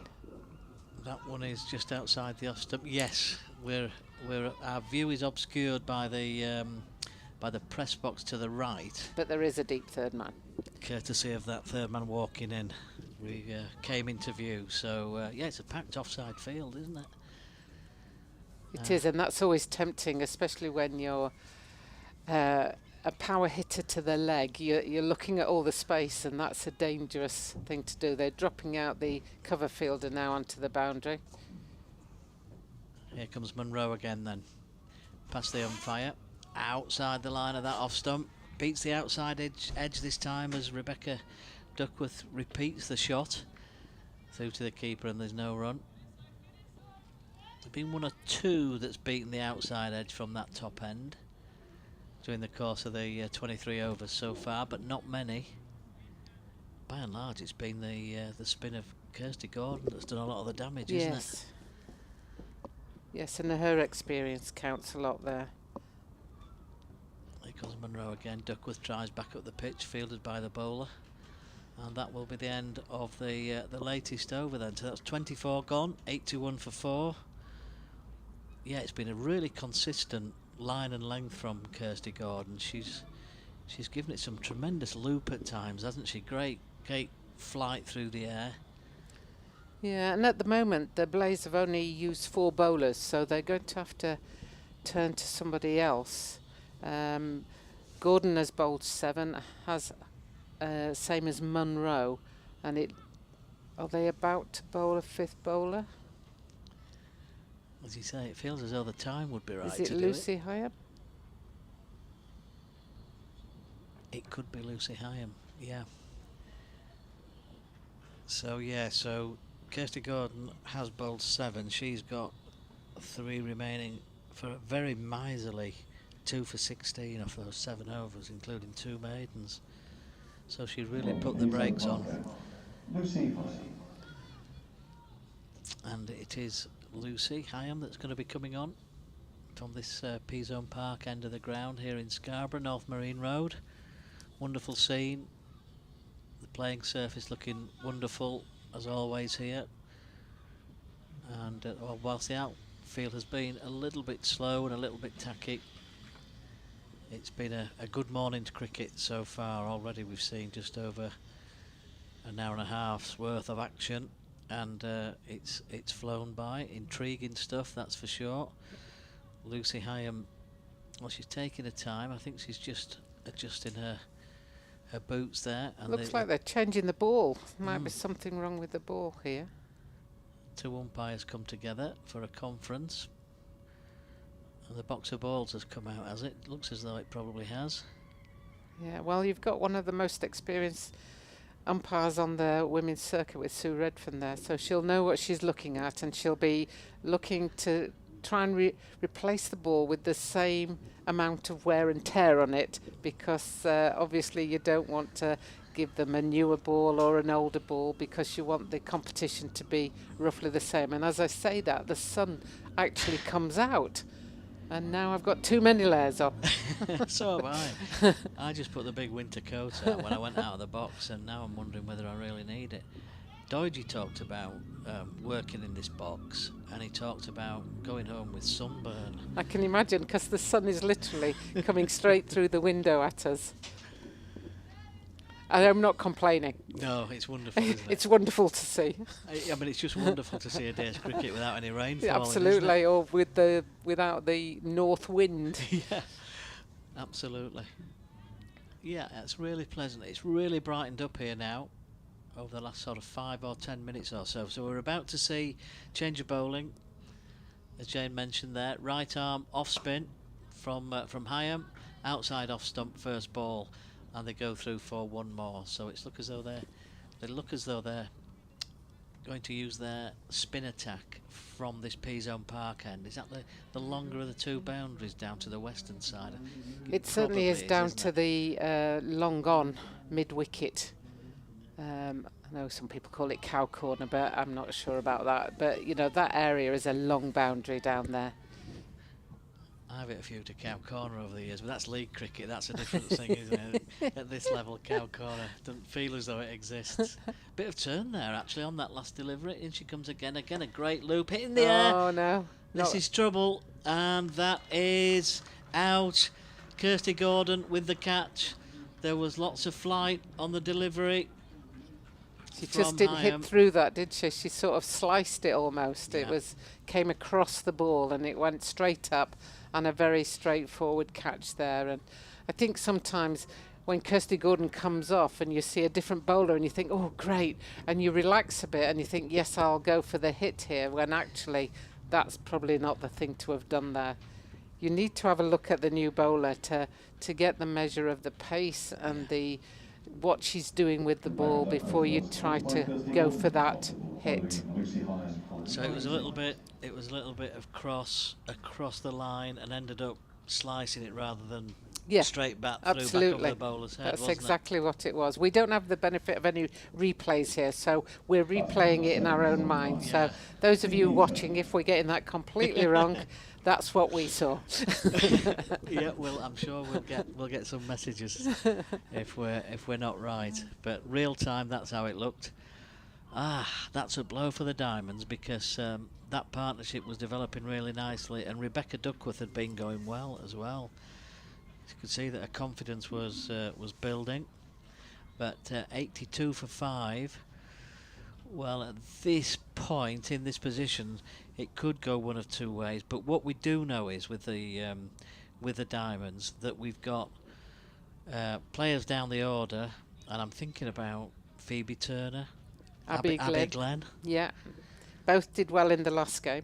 Yeah, not just them, but you know they're the two that stood out. And was it a week ago today when they stuck around at the other end when Holly was going well and got her century Yes. and scored runs down the order to help her to that what was a wonderful 100 to watch. So It was, but I'm just trying to compare the scenarios. It might look like they're a long way behind the game at this stage, but this wicket, this pitch and this outfield are completely different. When we were at Headingley, when we hit the ball, it was a bit drier and it just raced to the boundary. yeah, I mean, we've had about 6 shots at least here that would have been boundaries before that haven't been. So it's difficult at this stage to actually set a total, but if you start thinking, let's get 150, 180, we're in with a shout. yeah. But you've got a long way to go from this position with 5 wickets down. So but you've still got 26 overs, so you've got plenty of time. Just build it. Just build it. Don't panic. Don't start trying to hit out too early. We've still got a whole 20 over game if you think of the T20, because we've still got 26 overs to go. So there's plenty of time to actually raise the score. And if you can do that, that will put pressure on the Blaze, who know that they've not really batted well over the last few games. Yeah, there was. I'm just started thinking about the psychological side of the game. There was a long break before the start of that over for the ball change, wasn't there? Yes. And a wicket for. It's almost like drinks in a way, isn't it? You know how concentration gets broken during the drinks break quite often. So not only did we have a long break there, but we got a change of ball as well. Yes. And a wicket falls in the over that follows that. So Yeah. And it's never easy with breaks when you're trying to do things. no. So we have Phoebe Turner out there in the middle now. So Phoebe, who has been in some really good form, and it's going to be a continuation of this high arm over then. Right arm over. Just a little bit of turn, or it's as if the ball just holds up slightly in the pitch as it pitches, maybe. Yeah, I think you're right, Graham. I think it's just holding up slightly. It looks like it's coming through and then it just sort of pops a little bit. Yeah. Here she comes again, but that's played by Phoebe out onto the onto the offside. There's no run. Decent bowling change then by the Blaze. Yeah, I think spin bowlers in the women's game are really effective because there's no pace on the ball. So as a batter, you've got to try and put all the pace on the ball, and that's where certainly Lauren Winfield Hill came unstuck. And then we've just had Rebecca Duckworth both do the same thing, where they've gone through but not gone completely through on the ball and been caught out at mid-off. So that's the end of the over. So we're at the halfway stage. 25 overs gone. So a long way to go still. 82 for 5. And you know, you're talking, Jane, about that 170, 180. You can just go a steady 4 and over for the next 25 to get up to 180. You don't really need to take too many risks now. No, you're absolutely right. Just hang around for the 50 overs as much as anything else, because if you're still there, then you'll be scoring runs. Remember Dad telling me, you won't score any runs back in the pavilion. So make sure that you're still out there. And it's so true, you know, you can do it, you can say all you like, but the only place you're going to score runs is when you're out in the middle. So stay there. I remember those conversations really well as well. We must have had the same father. Well, yeah, absolutely. And I think we've just got the box of older balls coming back out into the middle again. So is there another change? Is this the umpire that instigates these changes, or are the fielding team, are they asking for I it? think the fielding team, well, the fielding team throw the ball to the umpire at the end of each over. So whether the umpire has made a call on it or whether the fielders have said you need to look at that, it's difficult to tell because the umpire hangs on to the ball quite a bit in this white ball cricket. So we're about to see a change of bowler, and it's going to be Cassidy McCarthy coming into bowl now. She's certainly been quick on the outfield as a fielder. She has. And that's hit the pad, and it squirts out onto the offside just behind square, and they go through for a single. So is that the second change of ball in the space of 6 It could deliveries? be, yes, it certainly could be.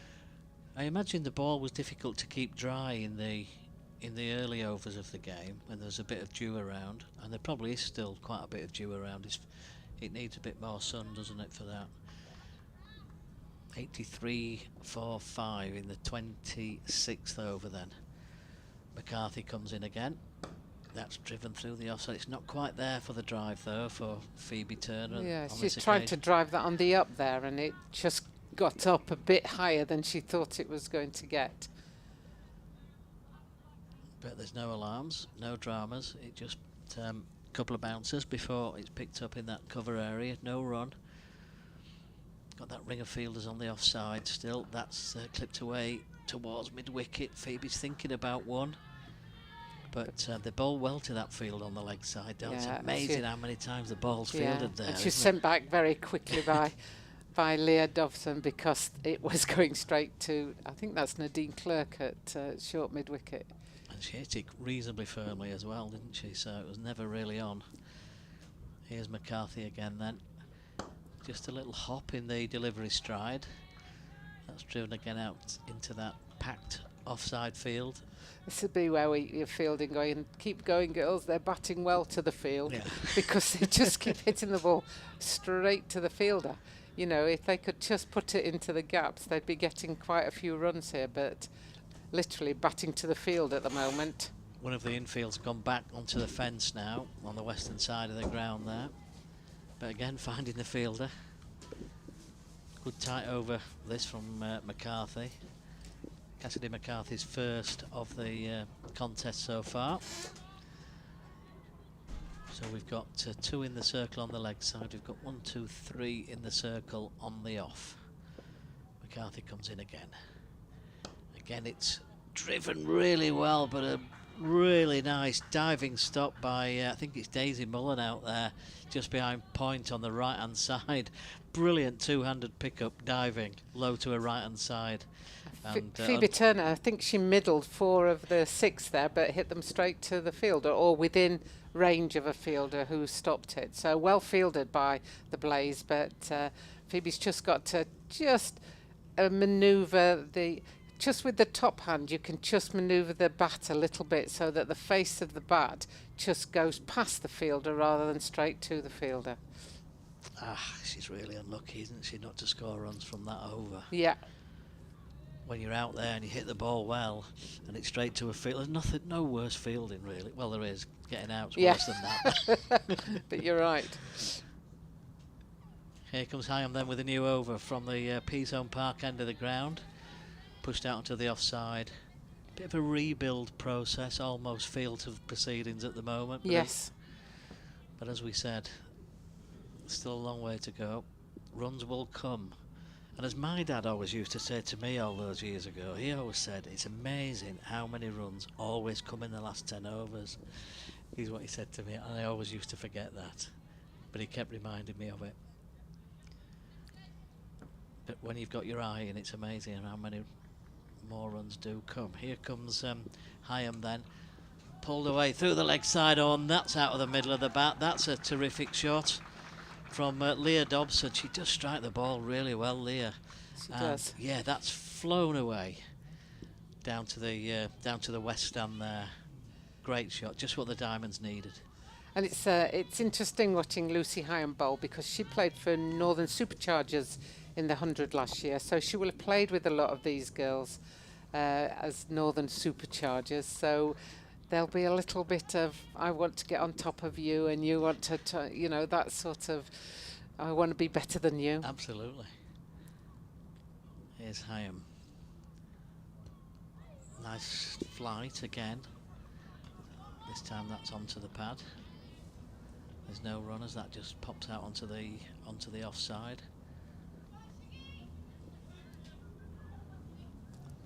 Real lively outfit in the field, the Blaze today. You can hear them encouraging each other such a lot.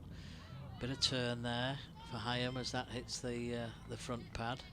Yeah, I think they've fielded really well. They've attacked the ball. They've had good field placings, and you know, they've restricted the Diamonds here this morning. So let's hope the Diamonds can field just as well in the afternoon, and it'll be a really competitive game.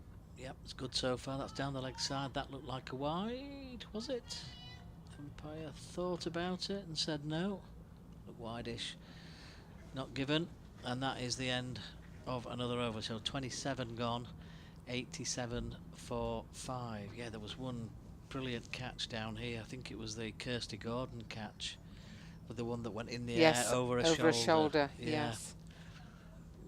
That was really well taken. But their ground fielding generally has been really good, hasn't it? Anywhere sort of close by the fielders, they've got right in behind it and, you know, stopped quite a lot of runs. Yeah, no, they've done very well. Now, if we were in Australia now, we'd be thinking it's a bit unlucky, because 87, I believe, is their Nelson, so to speak. Yeah. But I don't think we've got any Australians on the pitch at the moment, so I think we're okay. Yeah. That's good news for the Diamonds at the moment. So start of a new over then, driven nicely by Turner up towards mid-on. Oh, it's the superstitions in the game of cricket is unbelievable, isn't it? The number of times, we used to have people going, no, I always go out last, and I always, you had to keep up to speed with what everybody's superstitions were. Yeah, putting one pad on always before the other.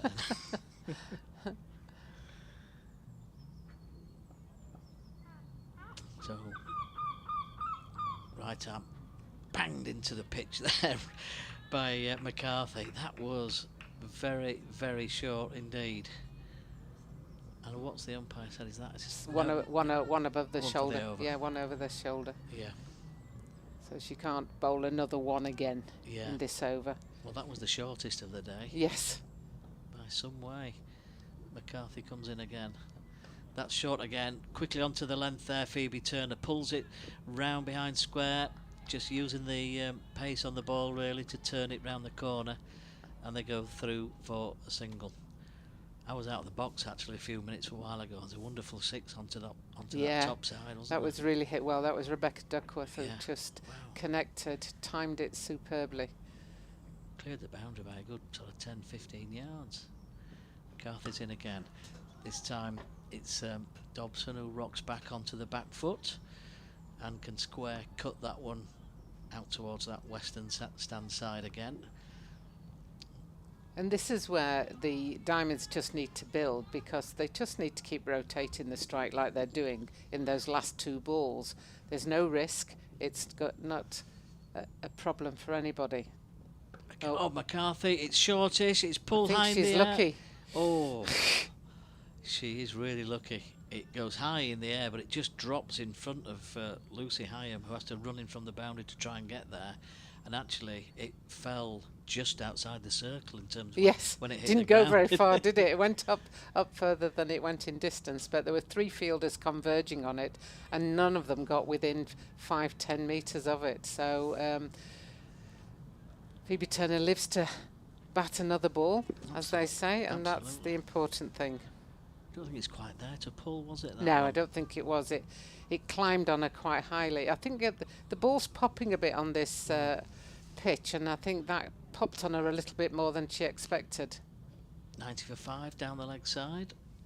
That's a wide. It's not far wide, but it's wide enough. I thought maybe there's a wide last ball of the last over. That Yes, I agree with you. I think I felt there was as well, but we're not the umpires, No. so and we don't have the benefit of the replay, and we're not quite behind the line of the ball either. Very That's true. a lovely shot through extra cover, really, long off. Well, that is almost the shot of the day from Leah Dobson. Potentially it is the shot of the day. It was a terrific shot, and again, brilliant timing, right out of the meat of the bat, just wide of mid-off. Raced along the ground. Not many have today, all the way along the ground, but that one did. Fine shot, another boundary, and Leah moves on to 21, so she's accumulating very nicely at the moment. 28 overs gone. Yes, we were saying after her choice of shot at Headingley last week, which was a little bit rash, you know, she's got time to actually play herself in and get a good total behind her, so hopefully she can continue and just keep building on that. And it's Phoebe Turner to face though now. Yeah, that's not always considered by most of us on the outside, that some of these batters coming in the middle order don't always get a chance to build, and you'll just look at how many they've scored individually and think, well, she's only got 10 today, she's only got 15 yes. or whatever, but they don't always get time, as you say, to build their innings. So Leah will be really enjoying this today, I'm sure. Here's Hyam then for the Blaze coming in. Oh, really patient there. That was floated up there, and that was one of those that you could have thrown the bat at outside off stump, but the temptation was resisted on this occasion. 95 for 5, 22 left. This one's outside the off stump. Wow, What a great beautiful shot that was. And that's what I was saying earlier, just changing the angle of the bat on the impact, because before she was hitting it straight to the field. She just opened the face of the bat slightly there and was able to pierce the field. And again, the ball slowed up on this outfield. I've seen that race for 4 most of the time this year, but that one slowed up on this outfield. It was worth 4 all the way. It was such a well played shot. A little bit of a use of the feet as well. Yes. And a couple more. And why not use the feet? Because in terms of the trajectory of the ball, it's been pretty consistently similar or the same. So just makes the bowler think a little bit more, doesn't it? So, and now we've got cover fielder going back onto the boundary. There's turn there by the looks of things. Again, struck on the pad. No way, no runs added to the score. 97 for 5. As Hyam quickly back to a mark with this right arm off spin, a little bit shorter in length. Pushed out onto the offside, and that's the end of the over. So we saw maybe the shot of the day in the previous over the 4, and then a shot that was equally as good in the next over there that held up. So these runs that you were talking about previously, that would be 4 balls on most other days, they're all adding up actually, aren't they? Yes. I mean, you know, it needs somebody with a cleverer mind than mine, but you know, probably 15, 20 runs maybe. Yeah, I think potentially what would normally be 180 is 150. You know, I think there's a good 30 runs difference in what we're looking at. So we'll see. I mean, they always say you've got to see both teams bat on the same pitch to see whether it's a good score or not. But I think they've just got to be confident and keep building from here. And Blaze have just got to keep the pressure on as much as possible. So, start of a new over. Leah Dobson on strike. That is wide of the leg stump, and I think this is another bowling change by the Blaze. This is Teresa Graves, I think now, who's bowling from that far end. So they're rattling through the bowling changes at the moment, having Yeah, having not used anybody till about the... Oops. That was a bit uppish, straight to mid-on, but safe. One bounce to mid-on. Teresa Gray's another right arm medium pacer from that far end. Yeah, no, just 4 bowlers up to 24 overs, and since then, in the last 5 overs, we've had two changes. 2 changes, yeah. Good line. Again, pushed up towards wide mid-wicket. Fielded by de Klerk, South African, who bowled 5 overs earlier today, none for 21.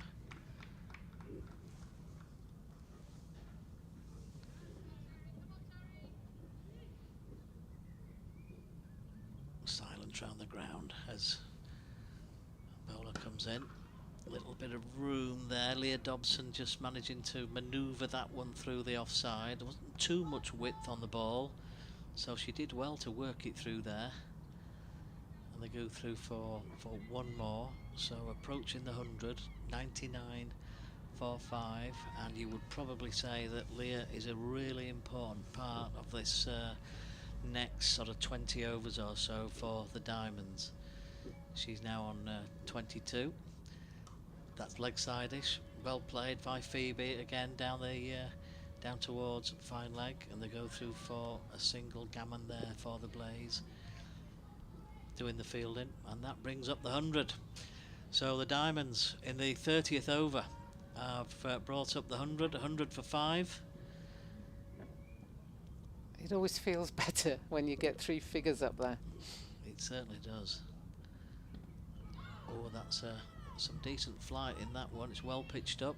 I think that hits Leah on the pad on this occasion. You almost feel that she looks as if she's going to bowl quicker than she does, and then it suddenly just floats out of her hand, and I think she got fooled by the pace of that last one. Graves in again then. Forcing shot down the ground, fielded at mid-on. Just shorter in length, that one. Wasn't there for the drive, but they trying to get some force on the ball to... I think the thinking was to try and get it wide of the fielder to pick up some runs, but it's straight to the mid-on fielder, and that is the end of the 30th over then. So 20 overs exactly remaining. 30 overs have been bowled, and the Northern Diamonds are 100 for 5 in their quest for win number 3 out of 4 games at the start of this 50 over campaign. Lucy Hyam will continue to bowl again. Great use of the feet again this time though. It's straight to Mullen.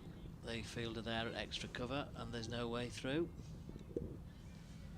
And the ball's obviously still wet because Lucy Hyam is still using the cloth to dry the ball between balls. Yep, here she comes again, a little bit shorter.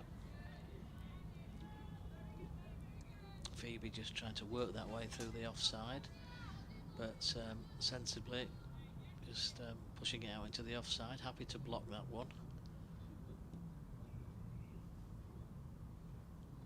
Right arm off spin, use of the feet, not quite driven perfectly, I suppose is the word. It was the bat wasn't quite straight, just seemed to twist in her hand there as she played that one out towards mid-on. But happy to, and always considering use of the feet here to get at this off spinner as the Blaze push the cover fielder back towards the edge on the offside.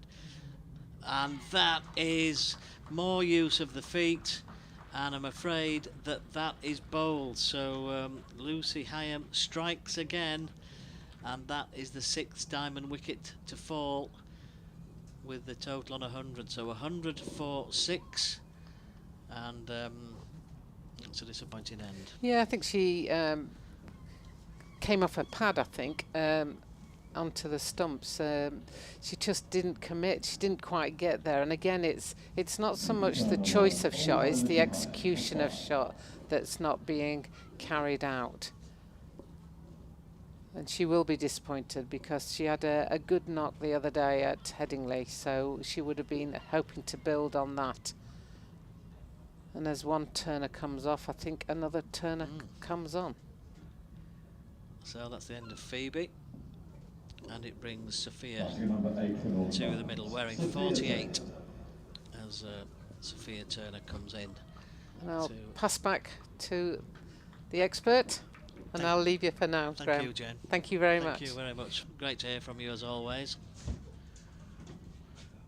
Doidge makes his way back into the box again.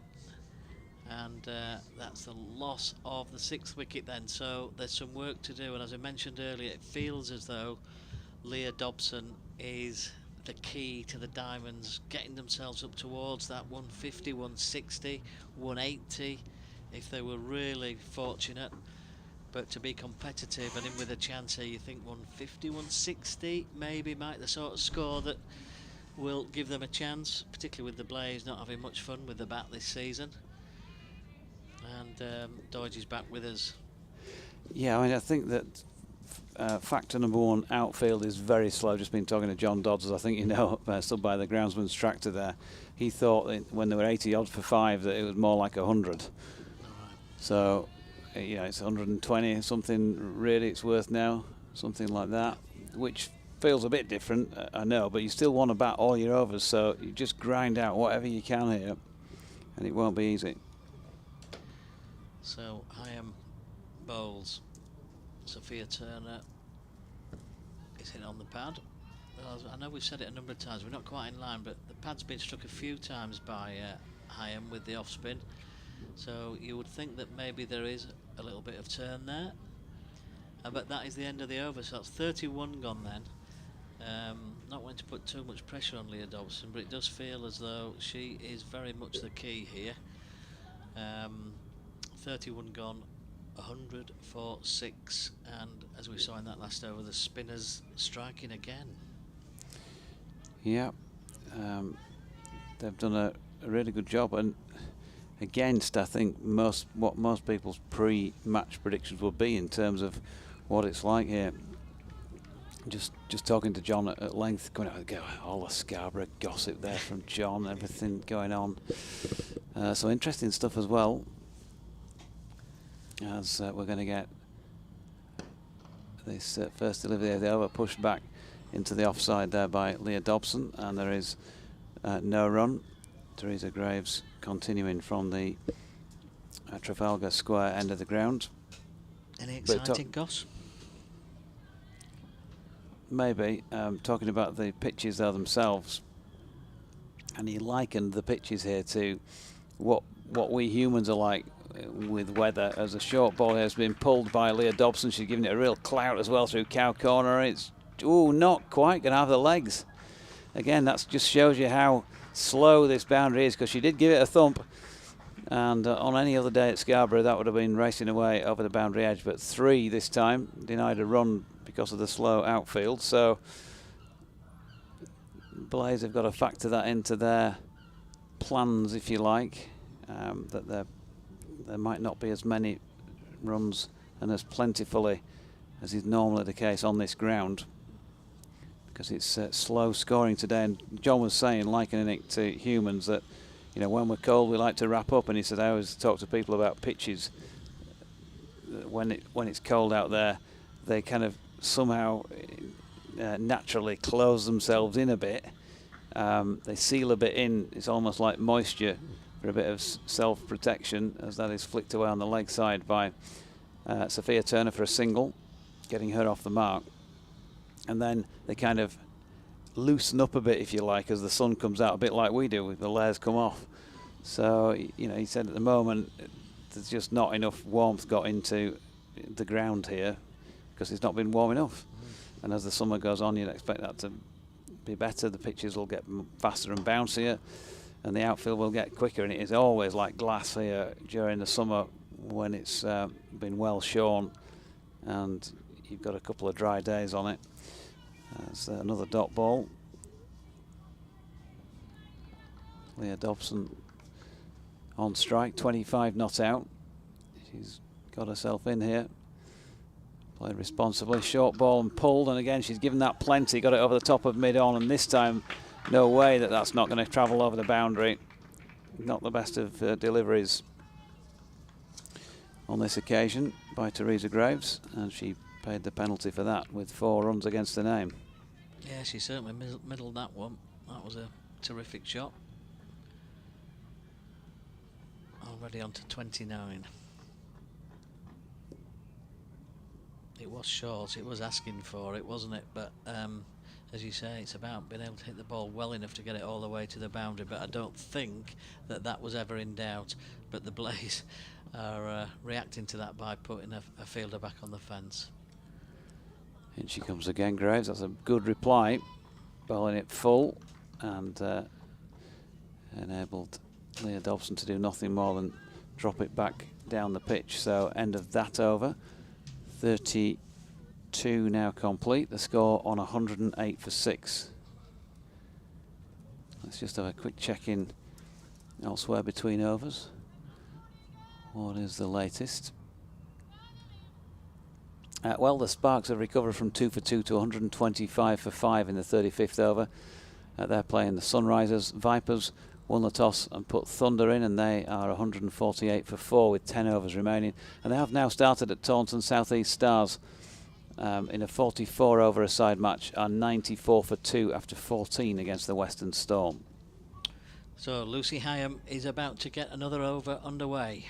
She runs away from us then, bowls again with her off spin, just tickled away around the corner by Sophia Turner, and there is no run. So the spin from this end has been doing the damage.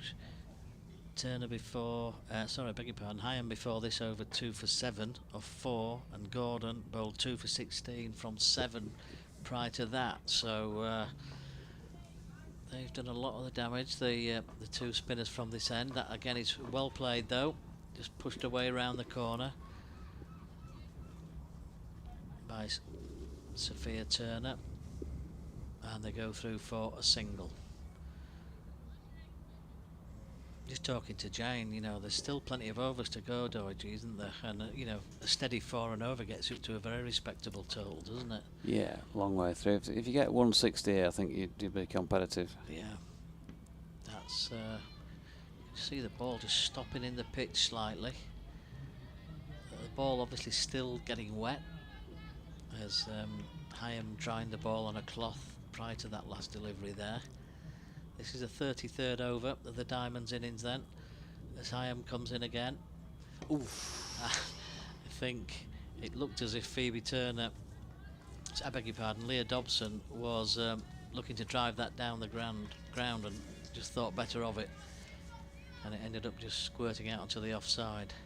Sharp intake of breath moment as Hyam comes in again to Dobson. She's quickly onto the back foot and just steers that away backward of square. There's a fielder on the fence there, and it's only a single, but she judged the length really, really well. Leah there. And they go through for one more. Again, a bit more drying of the ball taking place. Hyam's in. Lots of flight. Nice drive back towards the bowler by Sophia Turner, and that is the end of another over then. So well, they're certainly giving the ball some air, the spinners, that is for sure, and it's not been easy batting against them, that is for sure. But that is another decent over, but for the next few overs, 1s and 2s would be pretty good. Put the bad ball away if you can, pick up a boundary, try to get to that 150, 160, which, as you said, JD, could be on another day, could be a one worth 170 type score. It feels as though you're in with a shout, you're competitive, aren't you? Yeah, once you get north of 150, I think there won't be loads of confidence around, but it'll be more a case of feel a bit more like you've got something to defend. And if you stick on another 25, 30 runs, something like that for the slow outfield, then a 180, you know, when you've got a bit of scoreboard pressure and a day like this, will not be easy. especially against a team who've not been scoring runs, so they'll be sort of lacking in confidence, you would think, somewhat. Yeah, first ball of this Graves over. She falls over into the onside, and it's actually Nadine de Klerk who's back on, I should say, at the Trafalgar Square end. That's flicked into the leg side by Dobson, and there's no run. Graves just 2 overs for 11 before she was relieved of her duties. 5 overs, 1 maiden, 2 for 9 for Lucy Heyhoe so far. Really good effort from her. And you wonder, with spin playing its part, what sort of part here Katie Levick and Erin Burns might play for the Diamonds. I'm sure they'll be cracking on with seam first, just as the Blaze are now again with de Klerk. That one defended by Dobson, who's playing certainly a much more measured innings today than the one we saw a week or so ago. Just sending a fielder back, Munro, going all the way back to the long on boundary, and straight mid wicket has also been moved out a few yards as de Klerk comes in to Leah Dobson, and no surprise it was a straight delivery, and that's been stroked along the deck up to long on for 1 run.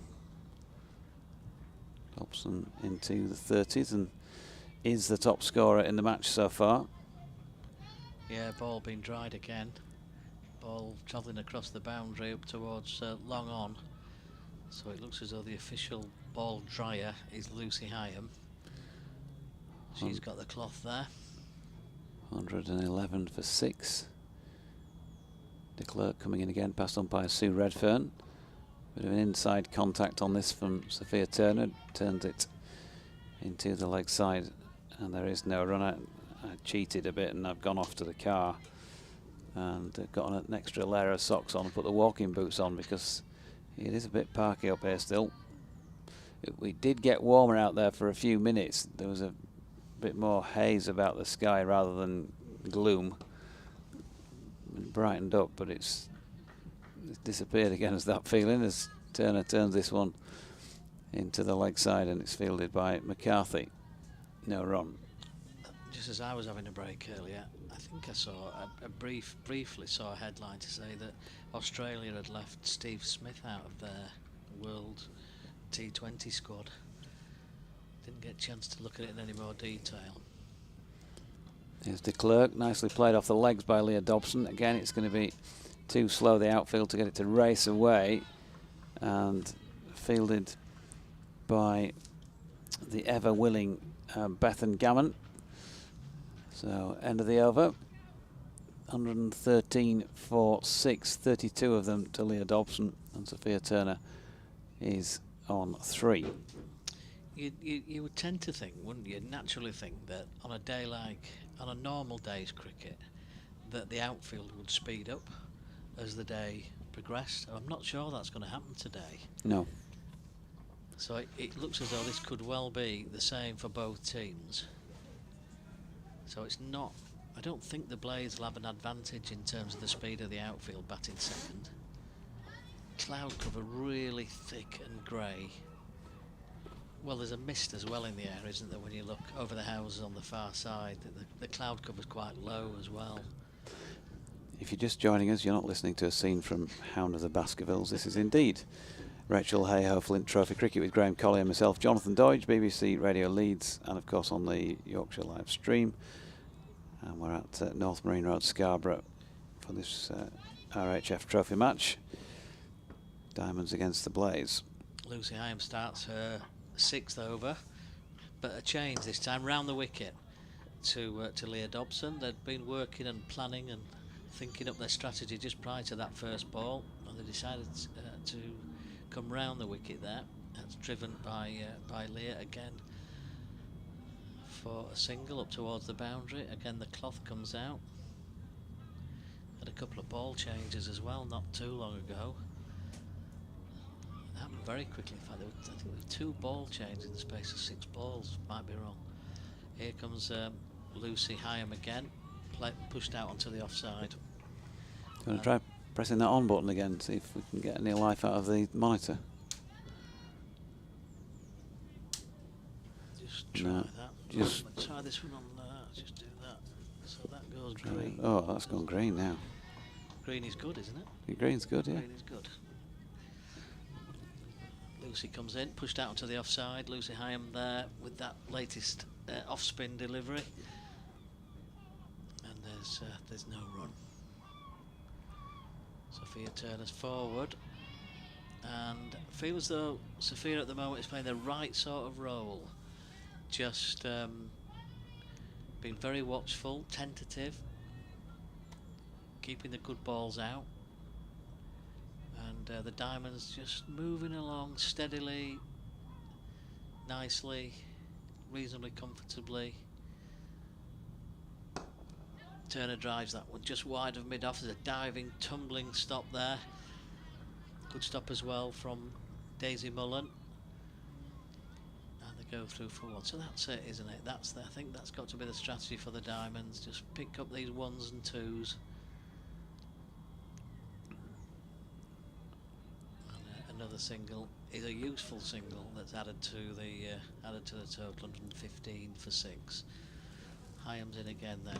Round the wicket, angled across the right-hander Leah Dobson. And that is the end of another over. So they're rattling through the overs at the moment then. We've got 15 overs remaining of the Diamonds innings. And 115 for 6. The Diamonds batting first here in this round 4 Rachael Heyhoe Trophy game at North Marine Road. I think to just break it down into fairly simple stuff, really. 15 overs at 3 takes you to 160. Might not sound a lot, but when you've got just the 4 wickets remaining, it's still, you know, you've seen worse returns than that with a slow outfield. That's something to bowl at. If you do manage to hit the boundary a few times during that time, then you might be up to 170, 180, and that feels like a pretty good score, I would have said. Short ball first up by de Klerk, and that was sort of short arm jabbed really over the top of the infield on the onside by Sophia Turner, who picks up 2 as a result. So there's 2 of your 3 for this over. I know 3 doesn't sound like a lot, and maybe I'm doing everybody a disservice by suggesting that, but it just feels like sensible cricket on a difficult pitch. And if you do get a bad ball, then put it away. And if you work on those sort of principles and try not to go too mad and look too hard at the scoreboard and panic about scoring rates, then you might be better served than starting to think we must now up the ante, we must now go for it. Leg side wide there by de Klerk, signalled by Sue Redfern. So 118 for 6, every little helps. We've got 3 in the over so far.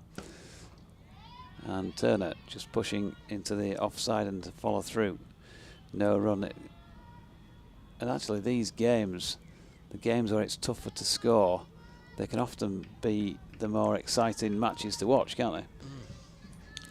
No, I mean, I think your strategy, your analysis of you know, the conditions and where we are and what needs to be done sounds about right to me. De Klerk again, falling over again in her delivery stride, and picked off for a single down to long leg by Sophia Turner. She's just a slight limp as she gets up there, not happy with the foothold, so he's scratching away at that. Nadine de Klerk. I think it's knowing that, Doige, isn't it? That, you know, absolutely the right strategy. It's knowing that as a batter, but it's being able to, when you're out there, resist the natural temptation, you know, to play your own game and just want to get on with it and score runs. 119 for 6. So they've got 4 in the over so far already anyway, and they're going to get more because Dobson just drives down the ground. So without really breaking sweat in this over, they've got 5. And just keep on keeping on, really. If you do get a loose one, try your best to put it away. 2s are still good on days like this, as we've seen, when it's hard to reach the boundary. And if Leah's still in the middle out there with 5 overs left, when runs tend to come more quickly, the Diamonds have been in a pretty decent position, you would think. Yeah, now then this is aerial off the outside edge of Sophia Turner's bat. Bit of width from Nadine de Klerk, but couldn't get it past point. Fielded there at point by Daisy Mullen. 120 for 6.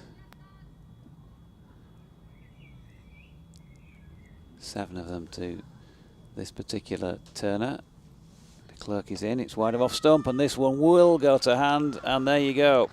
So they have cracked. They got 5 off the over, but she could not resist having a drive at that one, and she's got a thick outside edge. That's a good catch, tumbling away to her right by Daisy Mullen, just at backward point. So 120 for 7, and the key question remains, Graham, can they see the 50 overs out?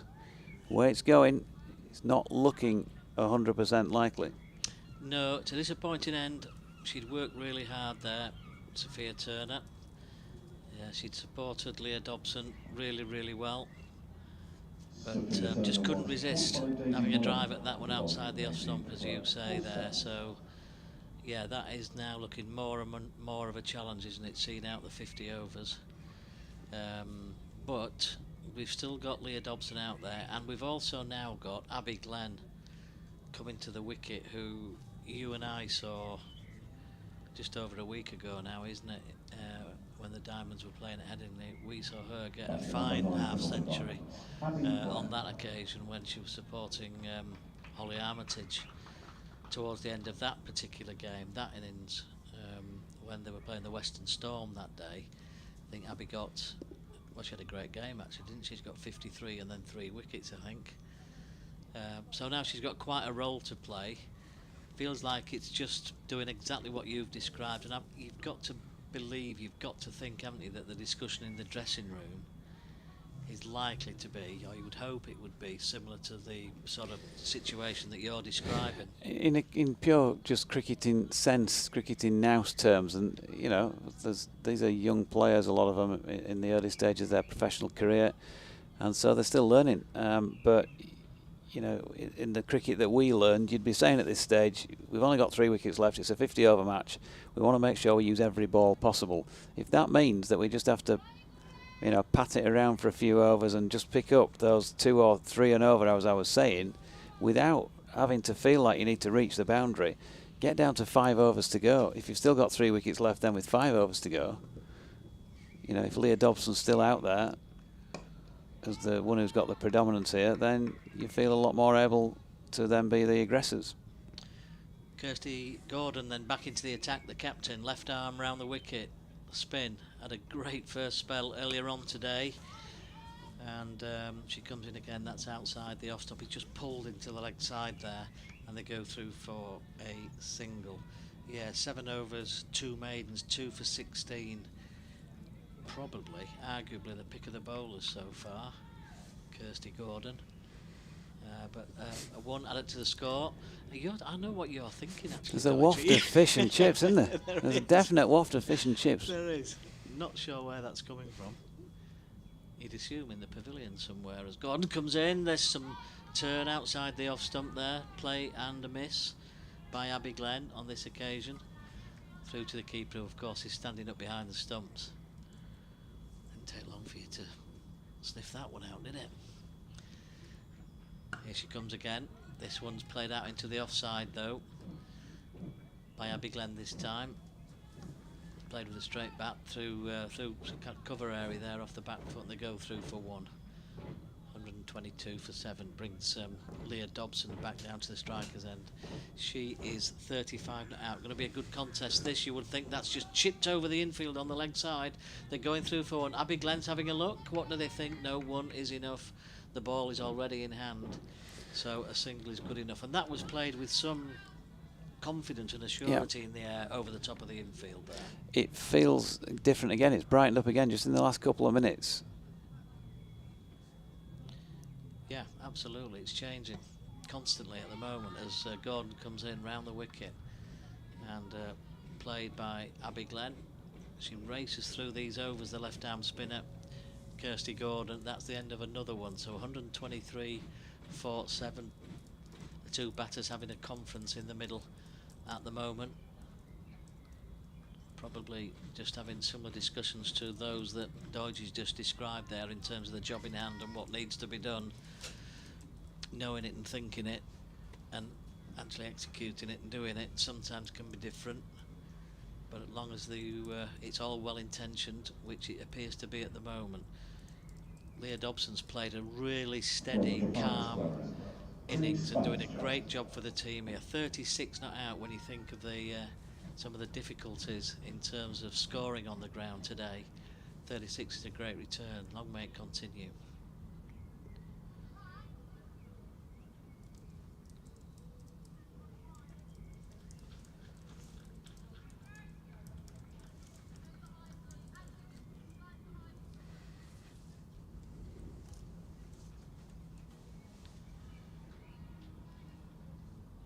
Looks like Grace Ballinger coming back into the attack now.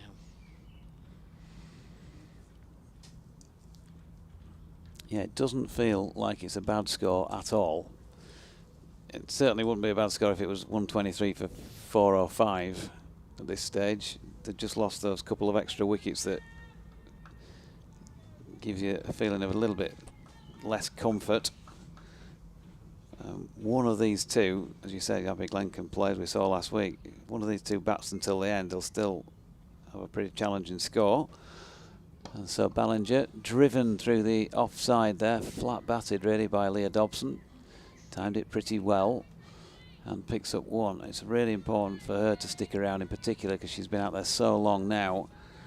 She's seen it as well as anybody, timing it as well as anybody can do on this pitch. And under the circumstances, a strike rate of 62 is pretty healthy, I would have said. Just the 3 boundaries, that's how difficult they've been to come by. 59 balls for her 37. She's watching on as Abby Glenn is on strike. 4 fielders in front of the bat, all in the eye line, 2 either side. That's slanted across. Glenn, who plays and misses at 1 wide of off stump. No run. Yeah, the scores that you've been reading out from elsewhere around the country today, the scores here are not too dissimilar to what we've seen elsewhere, so batting conditions not necessarily easy anywhere so far today. Ballinger down the hill, slanted right across Glenn once again. She's plonking her front foot down and then kind of playing flat bat style. She's just replayed the shot, and I think, yeah, you'd be kind of better served probably, Abby, to try it the second way than you were the first. Maybe just adjust that front foot slightly in a more offside direction as we have passing goal traffic, and Ballinger comes in. That's a lovely drive for 1 run. She struck it well and ran. We've all done it. Straight to mid-on, but she managed to get through for the single. So Abby Glenn on to 2. That was a delightful on drive, wasn't it? It was well deserved for such as the quality of the shot. Yeah, so Ballinger just straying a little bit too much towards leg stump. She's changed the field here and sent mid-on all the way out to long on. And in she comes again. Dobson getting an outside contact on this. Lucy Hyam is just inside the circle at a sort of fly slip really, and she does the fielding. Another dot. Dobson on 37. She'll be sniffing a half century in, and on a day like this that would be a well earned, not that on other days they're not, but certainly would be well earned today. Not the easiest of circumstances. Full this next delivery and dug out more than anything by Leah.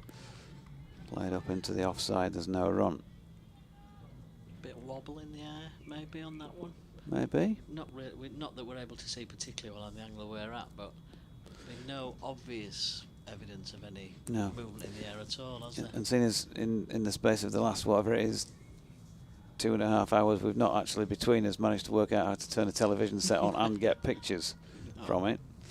We can't see much in the way of what's going out on the stream. Maybe try and have a word with a technical expert at the break. See if we can put that right. 12 overs to go then in this Northern Diamonds innings. And 125 for 7. Those bright scoreboard lights shining at the back of the terrace on the far side of the ground. So it's going to be Kirsty Gordon, absolutely one to watch.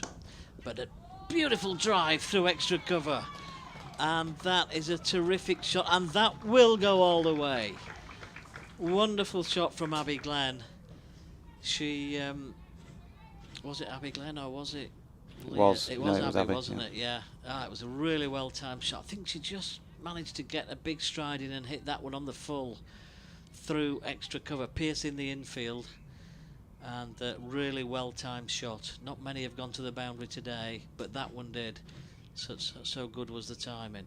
This one's a bit shorter. She's onto the back foot quickly, Abby Glenn this time, and it's well fielded at mid-wicket by Gammon for the Blaze, as Gordon's already waiting and back on a mark and ready. That one's down the leg side. It's swept away backward a square. It will go to the fielder back on the fence there, so it's going to be just a single. I think they'll want the ball drying again though before the next ball is delivered, will they? No, they're going to continue this time, so the score just creeps up to 130. Mid off goes back to long off. That's Daisy Mullen. But otherwise on the offside you've got 4 in a ring, saving 1. For the left arm spinner, turning the ball away from the right hander. Kirsty Gordon's in. That one's well pitched up, but it's really nicely driven down the ground by Leah Dobson. She's accumulating really nicely. There's no heroics, there's no big shots, no big hits. It's all about head down and try and find the gaps and nudge the ball around the ground. 38 she moves on to now. Cover fielder goes back onto the boundary, so you just got 4 in the circle again on the offside. A little bit shorter in length. Gordon again this time. That's pulled through the leg side by Abby Glenn, and they go through for 1 more, so she's not quite found a line and length in this over. She's been pretty much on the money all the way through today, and interestingly that extra cover fielder comes back into the circle on the offside, pushed out towards one of those fielders saving one on the offside, this time by Leah Dobson, who will not be moved at the moment in terms of how she is applying herself. Great application, and she's on 38. Abby Glenn on 8, 132 for 7, so you're approaching that kind of territory, that 150, 160 territory that felt like a decent score, competitive score, a score where you've probably got a chance. You're approaching that kind of area now, so these two doing a really good job for the team. Yeah, Abby Glenn on strike then to face Grace Ballinger coming in from the Trafalgar Square end, and this one has been hit in the air towards mid-off, but fortunately for Abby Glenn, she completely mistimed it, was playing across it, and it didn't go anywhere near the hand at mid-off. Yeah, she gave into temptation there, didn't she? Ballinger in again. There's a bit of the hustle and bustle somehow. She sort of rocks side to side, Grace Ballinger, as she runs in. And this time she's picked it up as Abby Glenn. That's gone a long way out towards the boundary at Cow Corner, and will be 4 up towards the tea room. 2 bounces, that was all. So she really did pick that up smartly. And she's into double figures, and complexion of the game just moving in a slightly different direction again. There am I saying just pick up those 3 and overs if you can, and then you might be able to hit the gas in the closing stages if you've still got wickets intact. But flying in the face of that, because they've put on 16 here so far for this wicket in pretty quick time. Ballinger in again, and Abby Glenn runs it down past point. It is being chased down and has been hauled in with 2 runs scored. So Abby enjoying a good competition, well, in the matches that we've covered, certainly with the bat. And having got 6 runs off the last 2 balls, it's now about saying we've done really well off the last 2. Let's not get carried away. Let's play cricket. Yeah. Absolutely. Still 60 odd deliveries to go. You wouldn't want to now give it away. 138 for 7. Ballinger down the slope, full toss, and she's got a top edge on that, but perfectly safe. There's no slip in place. 1 down to 3rd. Glenn on to 15. 139. I think I'm right in saying the Blaze have posted no more than 137 so far. Yeah. So may find this a challenge, and there are still 10 overs remaining. If the sun comes out, they'll get the better of the batting conditions, but it doesn't feel like it's going to. It just feels like we might get haze at best. I think it's still fairly well set overhead and all around. Full length delivery this time from Ballinger. Played into the leg side by Dobson. No run. Yeah, I think you're right. I think the forecast that I saw was mist and haze for the rest of the day, potentially today. That's just your age. Well, that is my age. I live in this misty, mystique sort of world when you get to my age. Here comes Ballinger again, stretches up with that big front arm, and that's flicked into the leg side by Dobson. Fielder comes in from cow corner, but is in quickly and fires that in over the top. 1 run. So Dobson on to 39. Abby Glenn has done well here. She's contributed 15 of the 20 that have been scored since she went out to the middle, and they are now 140 for 7 with 8 coming from that over and 10 overs remaining. Yeah, I was just surprised about the field placing for that last ball. There were 1 or 2 changes to the field.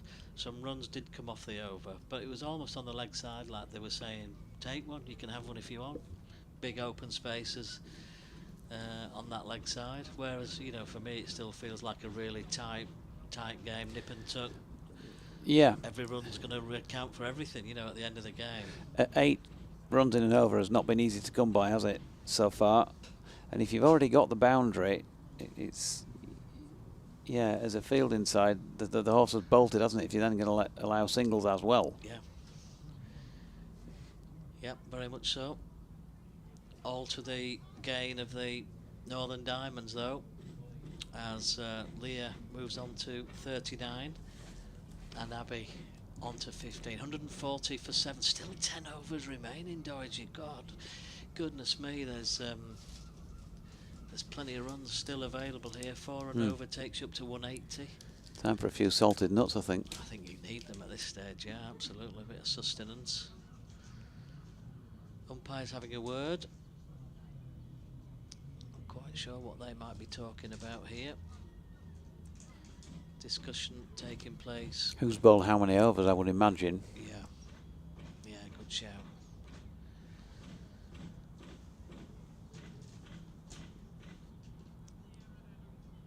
Well, we saw Kirsty Gordon coming back into the attack, didn't we? I was surprised in a way that she came back into the attack to replace Lucy Hyam so early. She's got 1 left, as Kirsty. Yeah, so you would think that she will see out her 10 overs now, and hopefully for the Diamonds' point of view, without any further damage. So there's almost a case for just pushing 6 balls back here, because she has been one of the more difficult bowlers to get away today. So here we go then. 41st over in the air, driven down the ground, but more than safe. Go through for a single. The fielder there's back on the fence, so a comfortable 1 for Leah Dobson.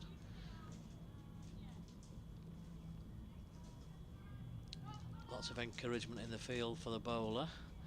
Leah into the 40s. That one's short, and Abby Glenn does so well to get onto the back foot, and it's pulled away through the leg side. Well done, Abby Glenn. That's a terrific shot again. She was onto that shorter ball like a flash, and pulled that away in front of square to the western stand there for another boundary, and she rattling along to 19. It's been a great couple of overs for Abby. Yeah, every boundary precious. She timed it really well, as you said, and kicked on for the first time in the match, really, didn't it? Diving attempt. Kirsty Gordon in again. Abby Glenn driving a full toss through extra cover. Suddenly runs just starting to flow a little bit, and they go through for 2 more. So that's again, we've just seen 6 runs coming off the last 2 balls. The score moving on to 147. And Abby plays this part of the innings really, really well from what I've seen. She's short again, and Kirsty Gordon's not quite the same bowler, with 1 or 2 runs being conceded. That was dragged down short. Abby didn't quite get hold of that one. So it's left arm round, spin again from Gordon. A little bit shorter. Play and miss outside off stump. Looks as though she's trying to play that with a flat bat, trying to play it fairly square. Maybe a straighter bat towards extra cover might have been the shot. But anyway, through's the keeper, no run. Plenty of flight, full toss straight to the fielder now then. Don't get frustrated, Abby. End of the over. Another good over for the Diamonds though, that's for sure. And that is the end of Kirsty Gordon's spell, with the Diamonds now on 147 for 7, 9 overs left, and Abby Glenn now on to 21. Yeah, it's there for them, isn't it now, having got themselves in, just to play sensible cricket, and they'll come up with a challenging score here, particularly factoring in, as we say, that the slow outfield. It may be that as the day goes on, that might just quicken up a little bit, but you wouldn't expect it to get a whole lot quicker, I wouldn't have thought. Change of bowling at the Trafalgar Square end. I missed the announcement by the Golden Voice there as to who was coming back on. So did I. I can tell you that it's Leah Dobson on strike, and that is turned away into the leg side, and there is no run. Nadine de Klerk, I think it is. Yeah, it is indeed. 1 run through mid-wicket. The total is not racing away, it's not running away from the Blaze by any means, but they're switching the bowlers round a fair bit now. It's almost like, Ballinger went for, what did she go for, 6 or 7 in her last over, and she's straight out of the attack. There's de Klerk again, around about 4th stump and pushed to extra cover. There's no run, so the field's an interesting one because all 4 fields on the leg side of the 4 outside the circle, all set back, and in the offside, all 5 fielders are inside the circle. So you'd expect, really, she's going to be bowling this at the stumps. De Klerk is in. There you go. She's straight leg side of the stumps, and Abby Glenn has just pinged that one away out into the onside where it was fielded by McCarthy. 1 run. If you bowls it straight here, she's got protection on the leg side, and you are taking a chance if you try and get it away through the closer infields on the offside. If you bowl it outside off stump here, you're going to go, aren't you? You would think. Yeah. Just a push through the infield, and you're going to get at least 2. Appeal for LBW, a ball that hits Dobson on the full. Sue Redfern shaking in the negative manner ahead. Maybe just played across a straightish one, looking at those vacant spaces out on the leg side that you were talking about there. De Klerk in again, this time uses the feet, steps outside leg stump to create some space outside off stump, and not the best piece of fielding there on the wicket ends. The ball that goes underneath the fielder, or a would-be fielder, who was Bethan Gammon, who's done well, generally speaking, today, but she missed one there, and they've got through for 3 with a lengthy chase for mid-off. Yeah, rare misfield. They've fielded really tidily, Yep. haven't they? They've taken some good catches, and their ground field has been really good. So that brings up the 150 in the 42nd over. And another delivery that looked like a slower one wide of off stump and slightly foxed Abby Glenn, the final ball of the over. So end of the over, 152 for 7 after 42, so 5 runs coming from it. 50 came up in 13.2, 100 that was passed in 29.3, so a slower 50, and then this one somewhere in between the two. In fact, a bit of quickest 50 of the match, just 41.5 overs to get to the 150 mark. I think that's a partnership of 32 now for this 8th wicket, and my maths is not brilliant, but just a quick glance suggests that that's the best partnership in the game, is it, so far, between these two? Best partnership of the game, 32 was the first wicket, so they've levelled it. Yep. So Grace Ballinger switching to the P-zone park end. Was that still sort of abacus in Wakey back in the day? Yeah. Chalk and slate. Well, yeah, back in the day it had just been introduced back then. Oh, lunches, he's been taken around to the press room. This might be time for one of us to disappear off commentary and go pick up a bag, I reckon. Otherwise there might not be any left. So Grace Ballinger will continue from this P-zone park end. The game really finely balanced at the moment, and Leah Dobson still playing such a terrific innings. That one is nicely angled across Leah though this time. It goes through to the keeper, Ella Claridge, without any addition to the score. Interesting that Ballinger has changed ends. We've got 8 overs remaining.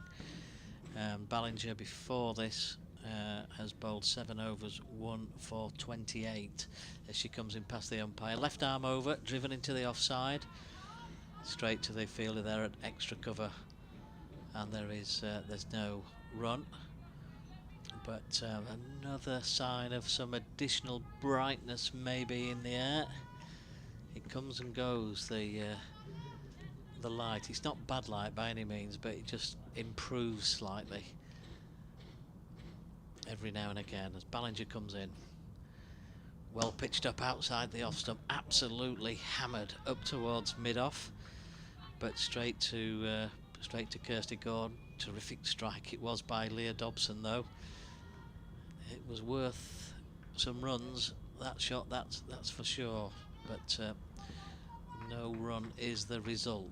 Left arm over, offside we've got 3 in the circle, and on the onside we have 2, so 5 saving 1 in total. That's well pitched up, and that is really well driven.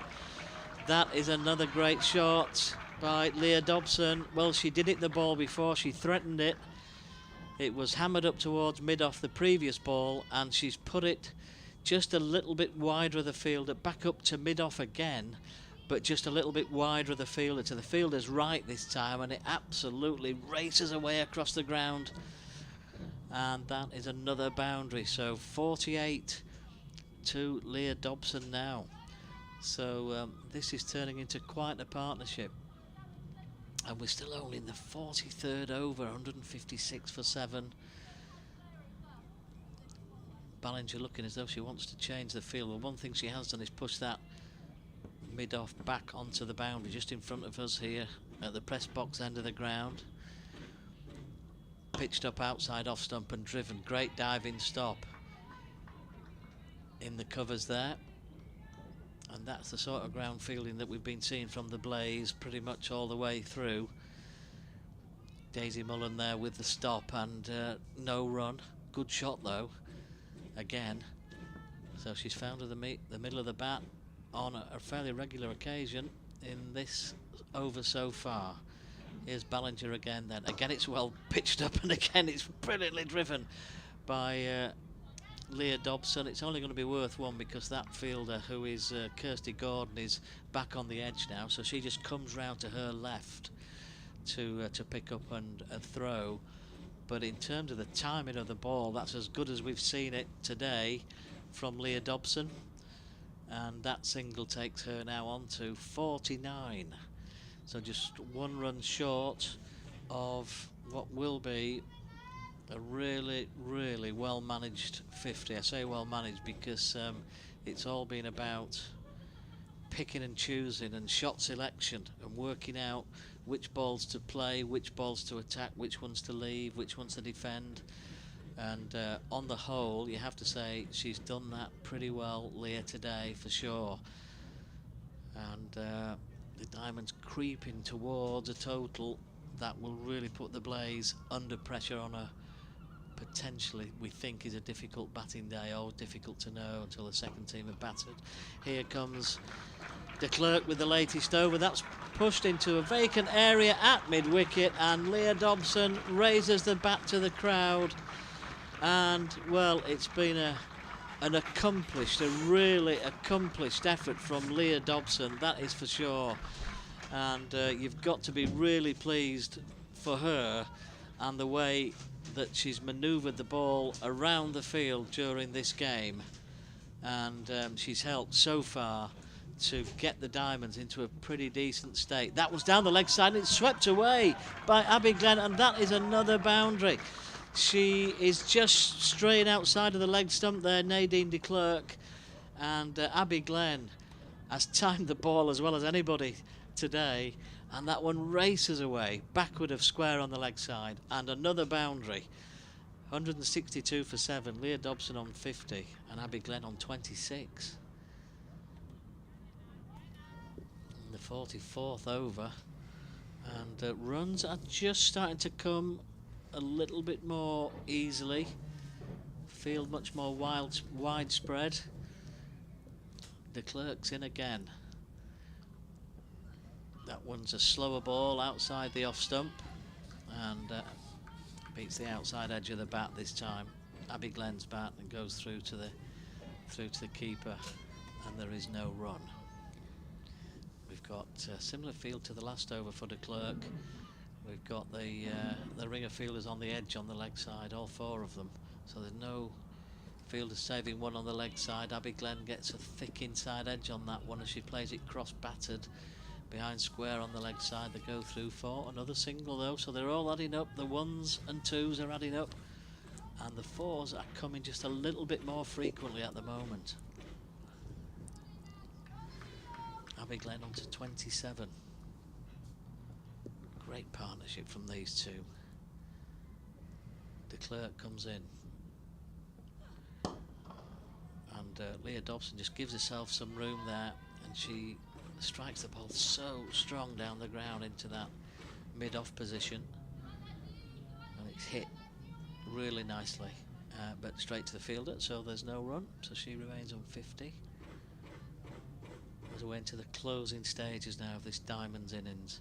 De Klerk's in, a little bit shorter in length. There's an easy 1, and is there a 2? Abby Glenn's quick between the wickets. She thought about it, and they have made absolutely the right decision. It wasn't worth it, it wasn't on, and the right call was no, and that's what we heard. So these two remain at the crease. 164 for 7, 6 left. Leah Dobson's half-century came from 76 deliveries. 76 balls and 4 fours in Leah Dobson's 50. That's how difficult boundaries have been to hit for somebody who can strike a good ball, Leah Dobson. So she's done a really good job today, and we were critical of her dismissal at Headingley last week, which felt like it was very much the wrong shot to play at the wrong time when the team were in a bit of strife. But today she has absolutely glued it all together from the moment she walked out there at the fall of the 4th wicket when the score was on 54. She's been out there since the 16th over,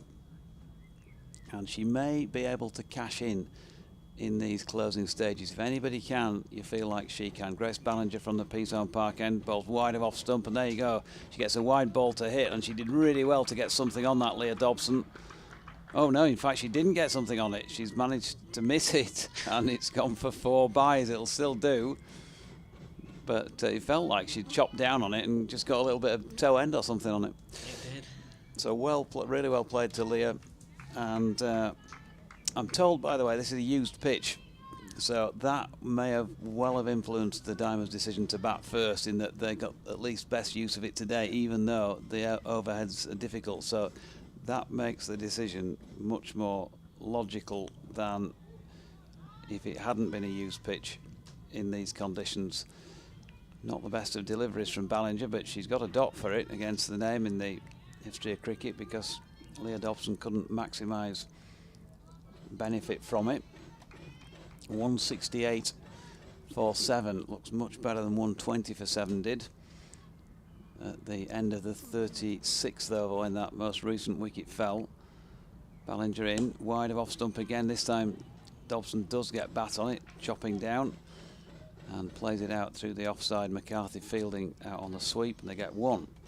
Brilliant from Leah Dobson, isn't it? And you mentioned there the last time we saw her, when she probably played the wrong shot at the wrong time.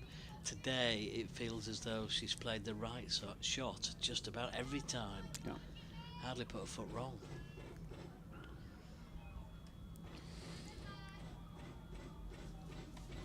.168 for 7 in the 45th.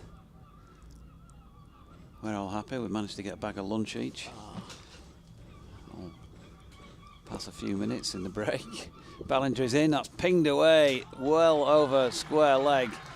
Super shot by Abby Glenn. Got to say, wasn't the best of deliveries from Grace Ballinger today. Dragged it down a bit, and Abby Glenn wasn't for missing out there. She's having a really good series of matches so far. Another score here, 31, just when the team needed it, down there at number 9 as well. And that means the pair of them have put on 53. First 50 partnership in the match. Well, I wouldn't go as far as to say the Blaze look rattled, but they've lost their shape a bit, haven't they? The bowlers are just starting to stray a little bit, and they're being punished. Here's Ballinger again, and that's hit down the ground this time by Abby Glenn. It's slowing up in the outfield, but it will have the legs to make it for 4 more. And the boundaries really are starting to come now. 35 to Abby, 177 for 7. She's making a mockery of the number 9 role, isn't she, at the moment? Seeing it really well, picking them out. I tell you what, if you've got somebody coming in at number 9 who can strike it this well, you're looking up the order thinking 8, 7 are all useful themselves, because she's striking it clean on a day that striking it clean has been difficult. And you'd say she's struck it more cleanly than anybody else in the lineup, I think, in terms of the length of time she's been out there. 27 deliveries now for 35, and she's pinged another one out through the same area. This definitely isn't quite going to have the legs to make it to the boundary. De Klerk round to field, but 2 more.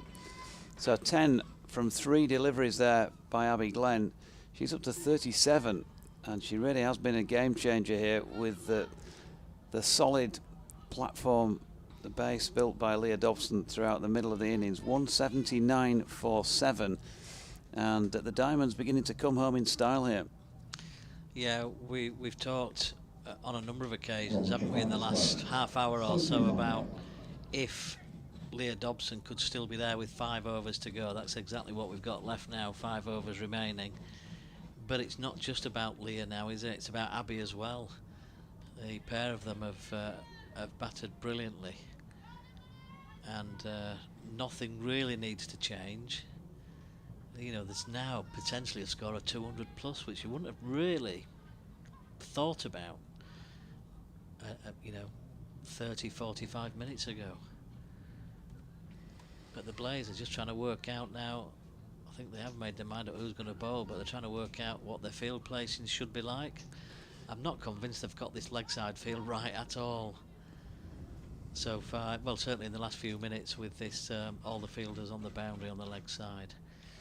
So start of a new over. Short ball pulled away.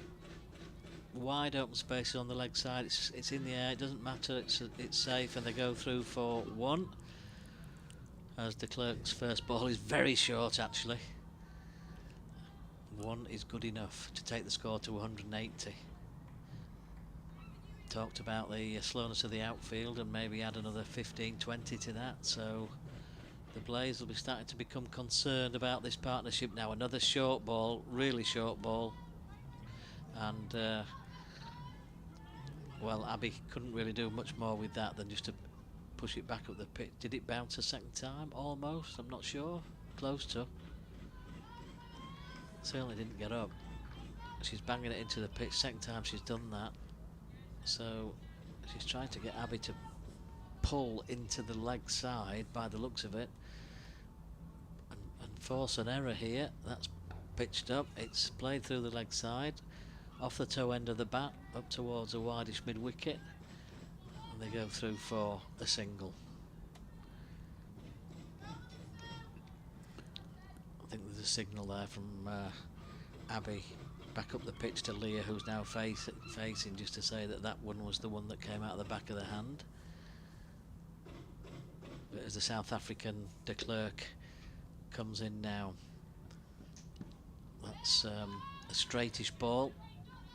Hit on the pad this time, Leah Dobson. She is not planning to throw her wicket away anytime soon, Leah. That is for sure. She's looking for what potentially could be a score in the 70s here. Got 4 overs remaining after this, 181 for 7. 53 not out then. Leah Dobson, what a knock for the team this has been. De Klerk comes in to the right-handed Dobson. It's just paddled round the corner onto the leg side. It was shortish again, it was slow, and it was outside off stump, so she just pulls it round the corner into those vacant spaces on the leg side. So they're giving away a single every ball into the leg side pretty much, the Blaze. They're happy to do that, and when runs have been at a premium, you question that slightly. Abby Glenn back on strike. De Klerk, and Abby just tried to give herself some room outside the off stump, and that is out. That's bowled. Abby Glenn has gone. She's gone for 38, and well, again, the big wide open spaces on the leg side were a big temptation in the end, and Abby Glenn has gone bowled by De Klerk for 38, and the Diamonds are now 182 for 8. But what an innings, what a contribution at number 9, and what a different outlook this game has got courtesy of that effort from Abby Glenn. Yep, she only faced 31 deliveries, and she hit 6 fours during that knock, and that was really the key. Boundaries have been so difficult to come by, haven't they, throughout this match. Leah Dobson's been out there a long time and hit 4, and that just tells you anybody who could score at a strike rate of 127 and come up with, you know, not just 10 at 127 but 38 runs in a game where scoring has not been easy. That's a really good effort, and you'd feel that that's a game changer. Leah Dobson will clearly get the headlines on a home patch, and rightly so, because without her contribution the innings would have petered out, you feel, much quicker. But well played, Abby Glenn, and it was a stand that took the Diamonds from 120 to 182 for 8, 62 runs for that 8th wicket partnership.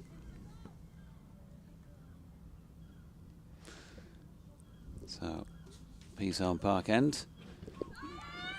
We have a change of bowling, and it brings another wicket, double strike for the Blaze. So just as the Diamonds were thinking that they might sail on towards the close and get a big score, that's the end of Leah Dobson. LBW to Teresa Graves' first ball of the over, and all of a sudden 182 for 7 becomes 182 for 9, and it becomes a different game again. You've got to make sure you play every ball from here on. You can't afford to take any silly risks. But change of bowling, she's played across it, and although we're nowhere near the right angle, there was something about the feel of it from watching your cricket where you thought, this is not going to be too far out, and I'm not going to be too surprised if Amy Clark raises a finger, as she did. Well, just listen to the applause around the ground. There's not too many people here today, but there's enough to make quite a noise as the hands come together around the ground for what's been a great knock from Leah Dobson. And who knows, let's hope that that is a match-winning knock. And that has been a great partnership between the two of them. But as people so often say, greater minds than mine often say, after a big-ish partnership, that one wicket falls and another one quite often falls soon after, and that's just what we've seen there. Great knock though from Leah. Yep, super stuff from her. 54 from 85 balls, including 4 fours, a tremendous effort, and it just gives the Diamonds some confidence now. Bearing in mind this feels like it's a 200+ score with the slow outfield. Graves is in. First ball. He's pinged away through mid-wicket by Katie Levick, and she will get off the mark immediately. She's been joined out there in the middle by Jess Woolston, who hasn't yet faced because she replaced the dismissed Abby Glenn at the other end. So Woolston and Levick. Well, the Blaze had a really good last wicket partnership, because last week, remember reading the scores, they were 50 odd for 9 and made it to 120 odd. So don't rule it out completely. There's an appeal for LBW here, though. Woolston playing across a straight-ish one, but not straight enough for the liking of Amy Clark on this occasion.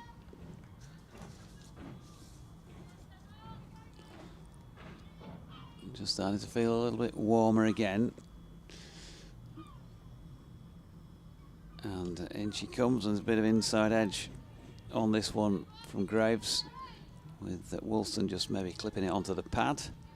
There's a bit more of a buoyant noise going round, ringing around the outfield from the Blaze fielders now that they've seen those two destructive players go in the space of 2 balls. And she comes again. That is stroked down the ground this time by Woolston. Fielded there at mid-off by Kirsty Gordon. And there's no run.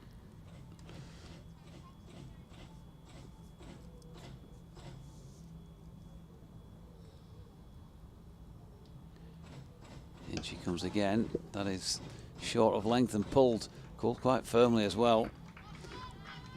And well fielded by Nadine de Klerk, but nicely played too by Jess Woolston to get herself off the mark. That is the end of the over. 47 now complete, and 185 for 9 showing on the scoreboard.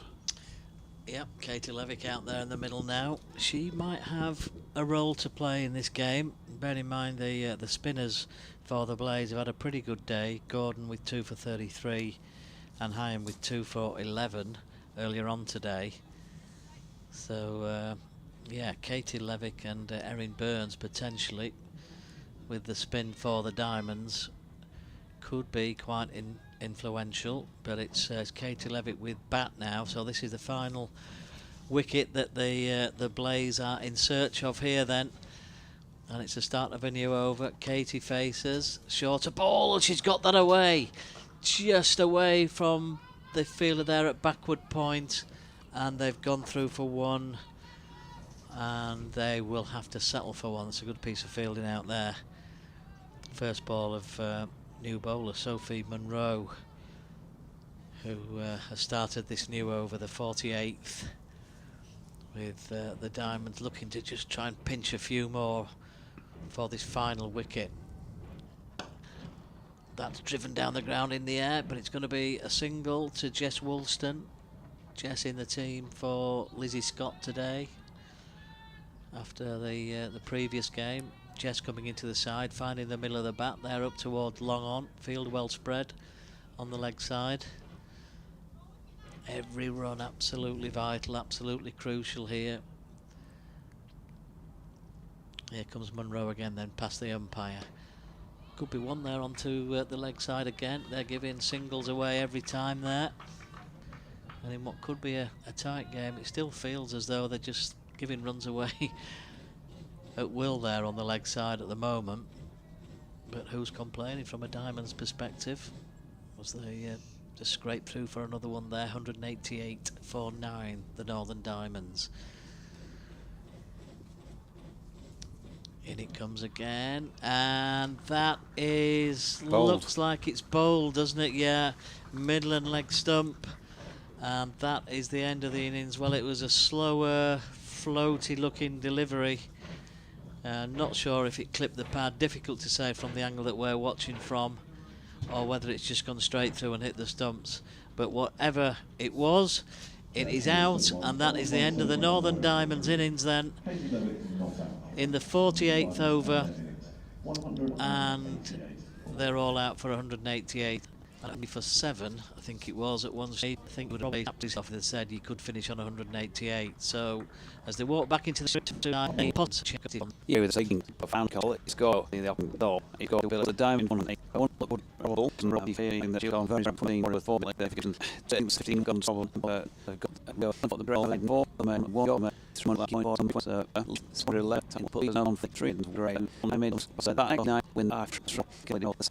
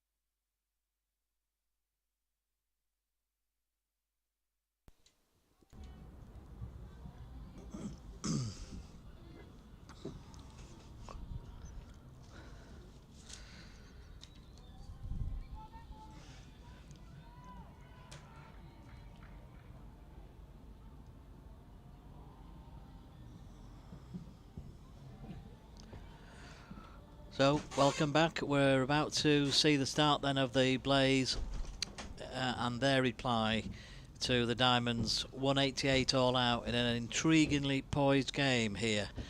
And we're about to see Jess Woolston then coming in for the first ball of the innings from the P-Zone Park end of the ground.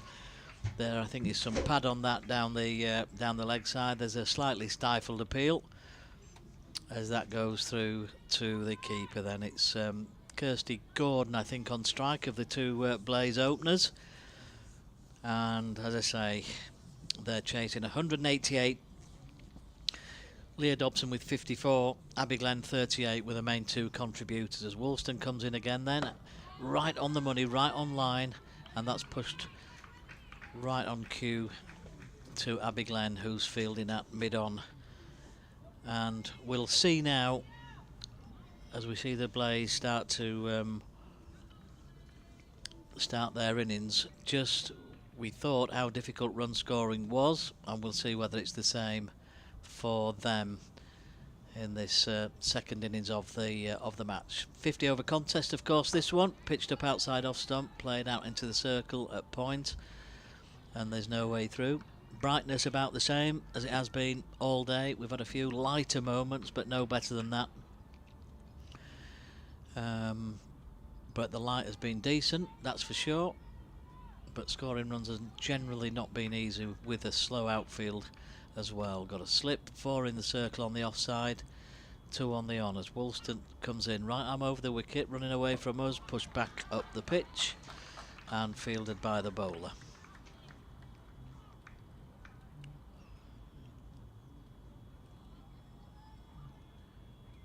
A team, the Blaze, who have not necessarily had the best start to the campaign. Lost all 3 of their games, as we mentioned before, and they've not been prolific by any means in the run scoring department, that's for sure. That's been an issue for them. As Woolston's in again, outside off stump, pushed out into the offside. Again, that ring of 4 on the offside. The Blaze can't pierce the infield on this occasion, and no run. Throw back into the keeper. Jess Woolston into the team today, replacing Lizzie Scott as she makes her way back to her mark and runs away from us. The Blaze still looking to get their first run of the innings. Again, that's really nicely pitched up by Jess Woolston. It's pushed away onto the offside again, and a really, really tidy first over. That would be just what the Diamonds were looking for. What they don't want is to let the Blaze get off to a flyer here on what we think is going to be a really tight, close scoring game. So just a job. A maiden first over, so that's just 1 over bowled of the Blaze innings, and they're still to get their first runs. Oh, the coffee's gone. The coffee has gone officially. The coffee has gone on the deck. Not a cup full, I hasten to add, just the little box of powder. So Abby Glenn, who featured so well with the bat a little earlier in the day, is now going to try a look with the ball from the Trafalgar Square end of the ground. And having seen out a maiden, Kirsty Gordon leans on her bat at the non-striking end, and it's over to Teresa Graves, who has been waiting patiently, watching on for that first over. High backlift for Graves, and she's going to be the first run scorer for the Blaze here, flicking full-length delivery off her legs down to long leg where Woolston does the fielding. Single to get them going, but 188 more needed, and still doesn't feel like that is going to be easy.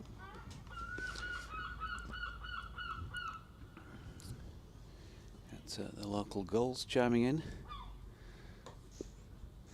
Just good enough for the sound effects as in she comes again, and that is full-length ball. Timed quite nicely actually by Kirsty Gordon out through mid-wicket, and they get a single from it.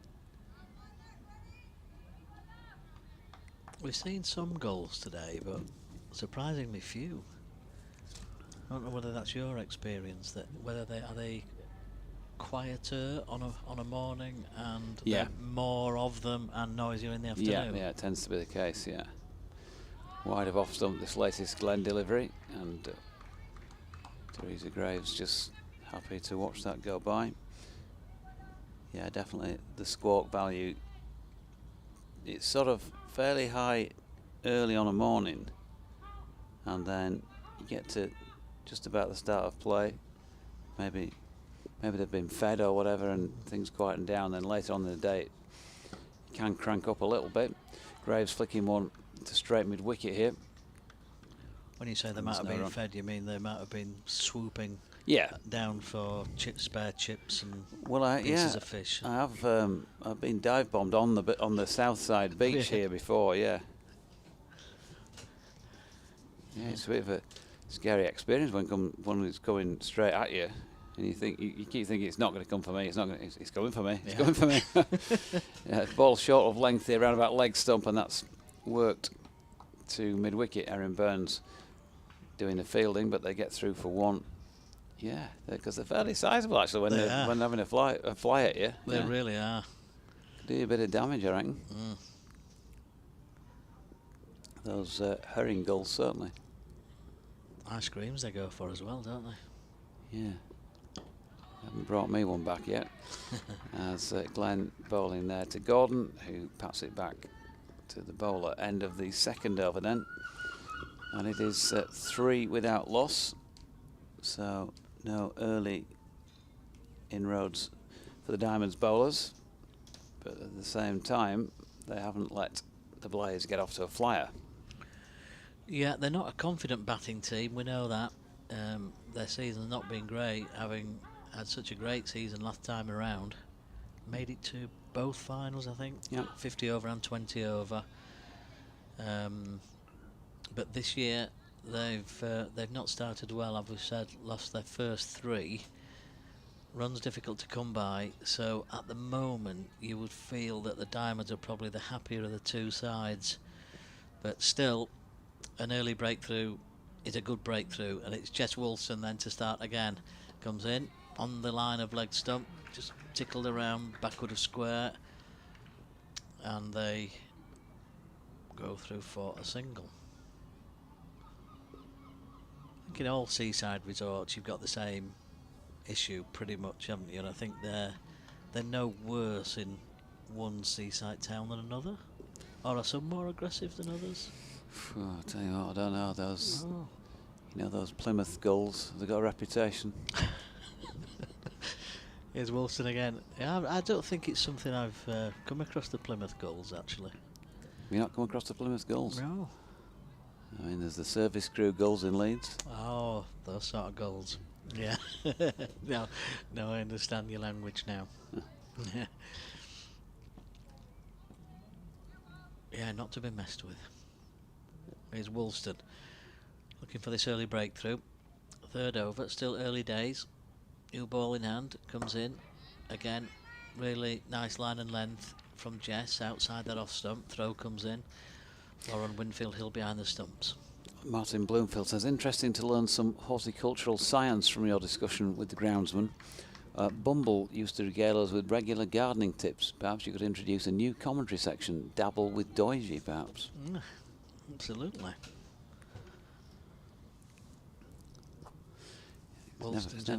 Never been a strong point, gardening. Oh, and that's just dropped short of first slip. It was an edge, a genuine edge, good delivery, and we don't have the benefit of a replay, but not sure what you thought, Doige. I thought that maybe was just short of the left hand. Yeah, I think it certainly was just short. It felt like she'd bowled it out the back of the hand.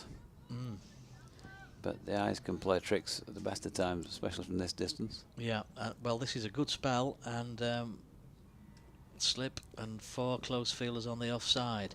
That one's just slightly offline though, clipped away in the air through the mid-wicket area. They go through for a single. Leah Dobson out there as usual, patrolling the boundaries. Good arm. Yeah, great throw. Lauren Winfield Hill with the wicket keeper with the pads on underneath the trousers. I think that's quite a regular thing for for Lauren, isn't it? Yeah. Never really sure what the benefits are of having them inside or outside the trouser. Here comes Woolston again. That's driven through the offside.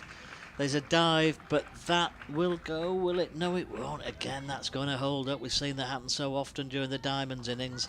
There's a lengthy chase, and in the end it's Holly Armitage who gets there first, just beating the infield, and it looked as though it would be four, but no, it held up just inside the rope. Yeah, it was a despairing dive there by Phoebe Turner,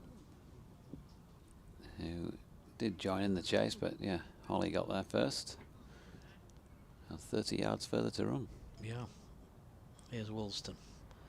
In again, just putting it on that nice length, drivable length almost, up towards mid-on. This time there's no run, so 3 overs have been bowled, and the Blaze are 12 without loss. Yep. Diamonds would love an early breakthrough here. I've managed to get one so far. We had that edge in that over, but dropping short of slip. Abby Glenn going to continue then at the Trafalgar Square end. Now Graham Colley, who told me, quite sneering about it as well, when he said, I'm taking my overcoat, my top coat off Doji before the second innings starts. What a way, we're 3 overs in, and he's resorted not only to putting it back on, but now zipping it up as well. This one just dragged down the leg side by Abby Glenn, but did make contact, I think, with the bottom of the pad of Teresa Graves as it went through to Lauren Winfield Hill. No run. Bit sneaky, is that breeze, lad? Yeah, he's got to the age now where he needs to stay warm. He struggled to reach the microphone to turn it back on there as well. Flexibility is starting to go.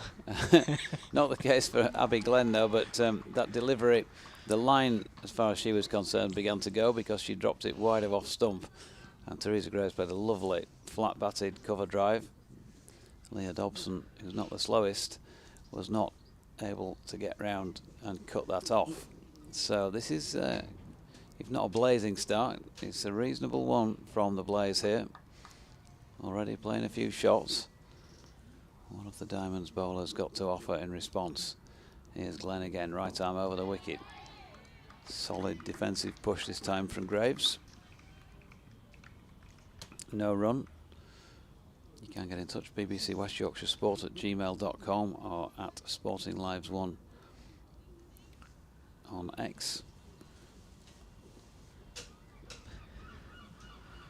Great source of information, the groundsman, though. Yeah, here's Glenn again. This one's going to be a wide. Drag down the leg side. Sue Redfern indicates as such. Absolutely, yeah. Not only about the pitch, but it's just the stuff that goes on around the ground. You know, the groundsman's always often a source of stuff, isn't he? People tell him things. Absolutely. He's only groundsman. He won't pass that on. He's only there. As nicely driven on the full this time by Graves, but also well fielded. Holly Armitage at extra cover. Yeah, he'll not say much, you know. And they're as close to a professional weather forecaster as you can get as well.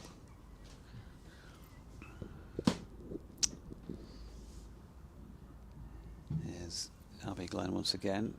Graves steps back to a ball short of length and drops it into the offside. There's no run. Yeah, that sort of, you know, they've been around here. I've been groundsman here for 173 years. I'm telling you now, when wind's blowing in from west, it's going to be wet. Except on a Tuesday in June.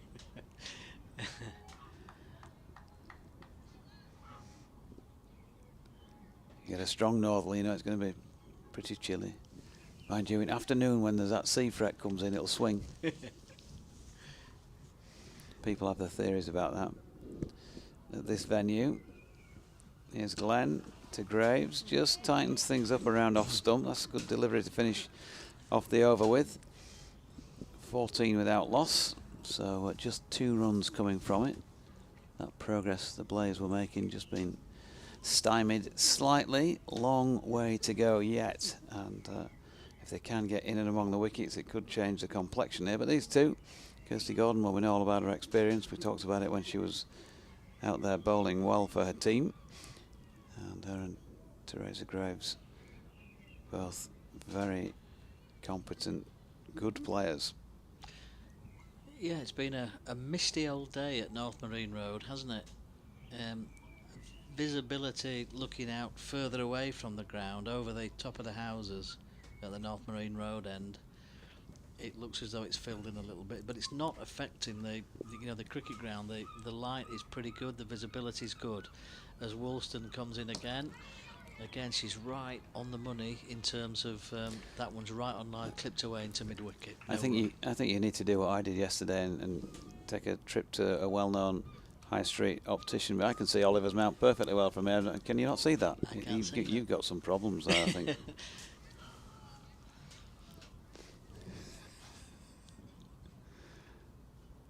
I'm joking, don't panic. Oh, thank goodness Don't for adjust that. your glasses. Here's Woolston. Tickled away down the leg side, that's well timed. Just running that down towards fine leg, and they go through for another single. So just drifting down the leg side. Now wrong with my eyesight, they said yesterday. Well, no.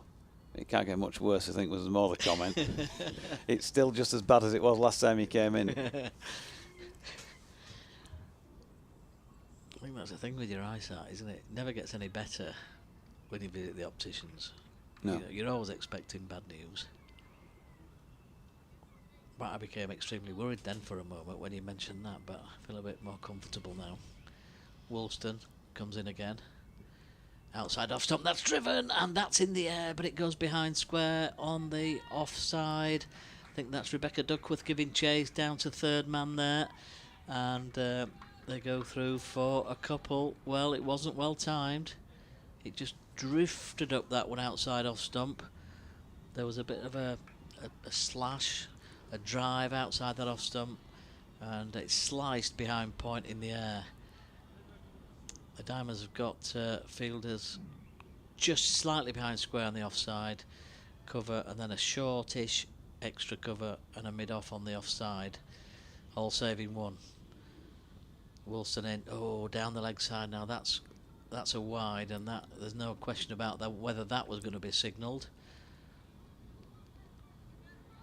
by I think it's Amy Clark, the umpire at this end, who confirms to the scorers that that's a wide ball. Never in doubt. 18 without loss then. The Blaze chasing this 188. 5th over. Woolston's in again. Driven outside off stump.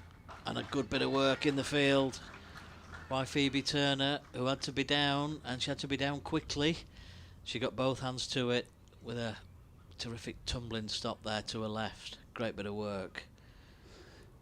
Yeah, watched it well. She'd had the one that she couldn't reel in a couple of hours ago, but this time was up to the job. Yeah, good tumbling stop, wasn't it? Saved a boundary potentially. That's a good delivery. Just outside off stump, and that's pushed away into the offside by Kirsty Gordon, who looks like a really good cricketer. Yeah, very much so. It's got a similar feel to the Diamonds innings, although they've probably been outscored. He said checking back on the rate. Oh no, 15 without loss after 5 the Diamonds were, so not a huge amount in it. Jess Woolston.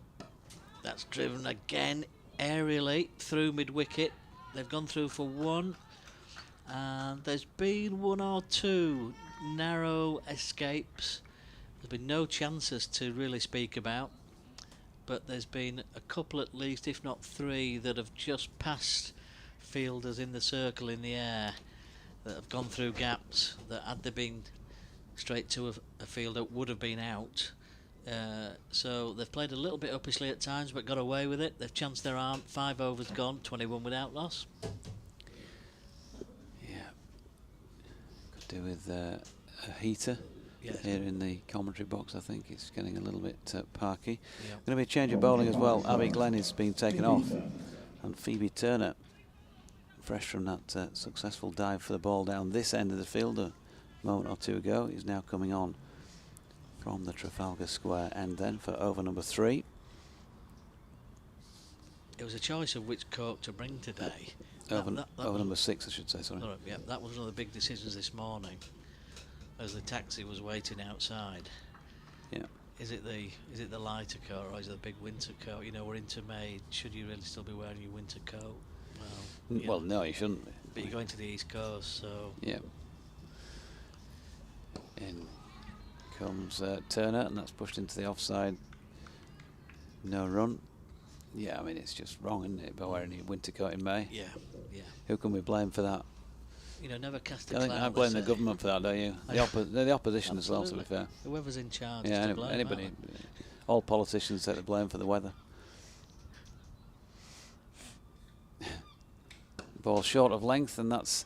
Oh, now then, danger territory here. Must be a run out. Surely a run out. Oh, they've fumbled away and thrown away a golden opportunity for a run out there. Panic setting in.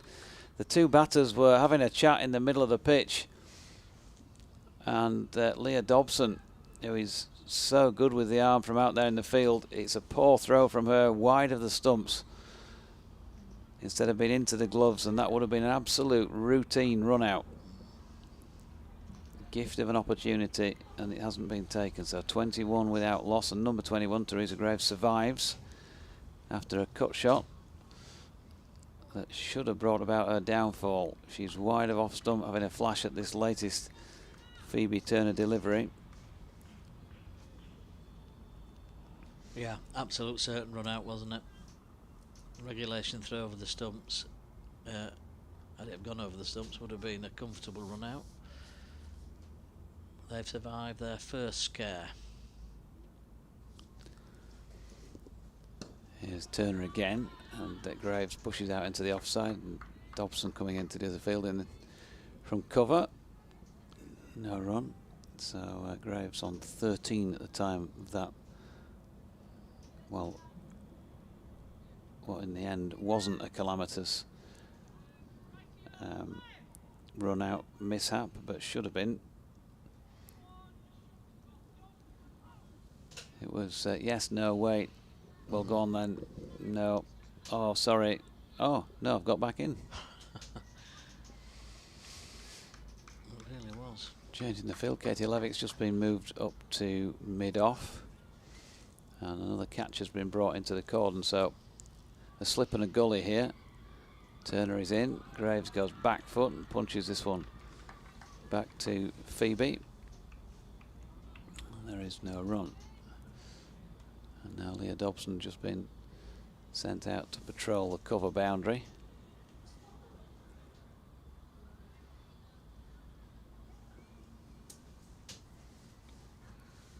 Turner on the turn and making her way in now. Right arm over the wicket, ball short of length. And Leah Dobson, who had been sent, as I say, comes in to do the fielding there. They get a single. And that completes over number 6 then. Just that one run from it. 22 without loss, with Graves on 14 and Gordon on 5. So the Blaze are steadily progressing here. 6 overs in. And the Diamonds are not desperate for a breakthrough, but a breakthrough would be nice. And it's going to be Jess Woolston to continue from this Peaceon Park end of the ground. Past the umpire now with her right arm over.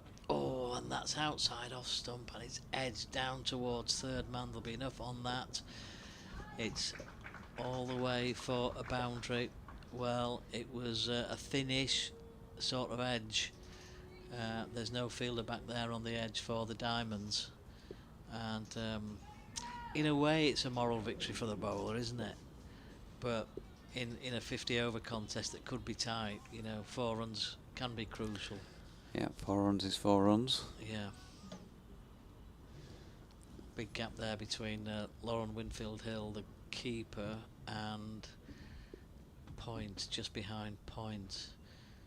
So a dangerous little area that for the Diamonds. This time that line has been adjusted. It's back on leg stump, maybe just outside this time.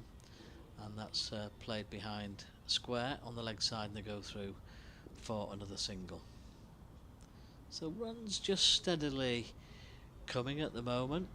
No great alarms. But Teresa Graves on to 19 out of the 27 has made a really useful start here. Yeah, she's been striking it pretty nicely, apart from the run mix-up. Well, she still struck that reasonably well. Slip going in now.